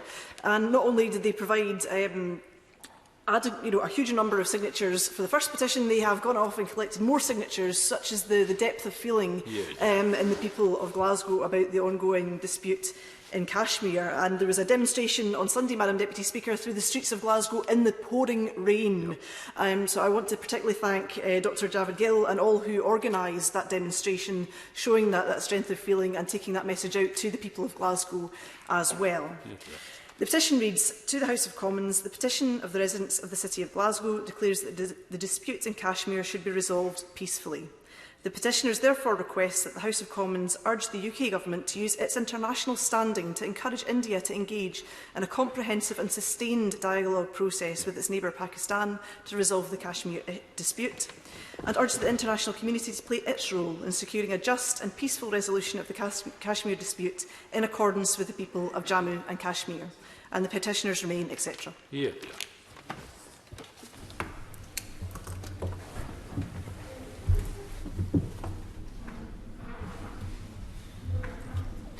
Petition, Kashmir.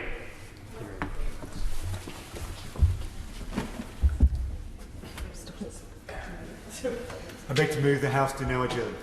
Question is that this House do now adjourn. As many of that opinion say aye. The ayes have it. The ayes have it. Order. Order.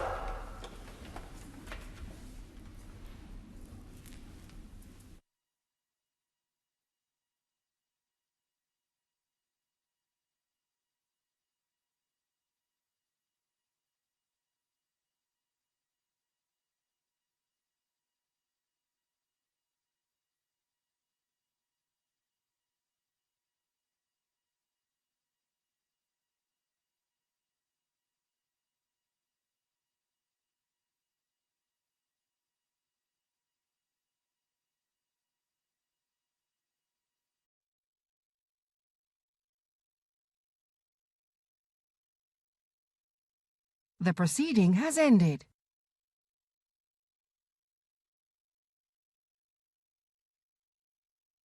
The proceeding has ended.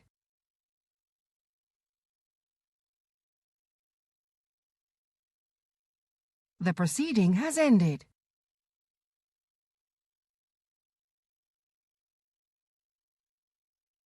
The proceeding has ended.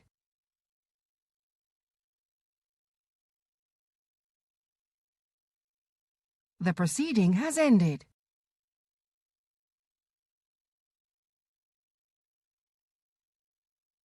The proceeding has ended.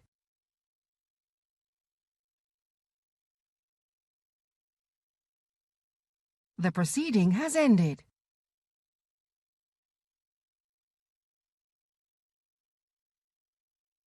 The proceeding has ended.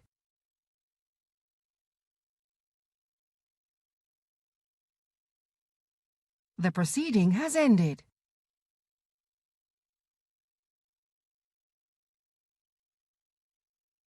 The proceeding has ended.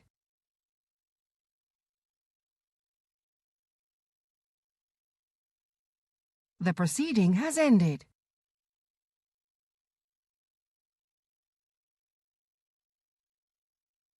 The proceeding has ended.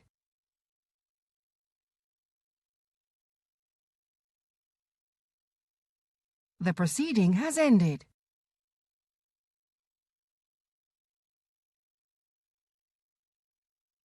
The proceeding has ended.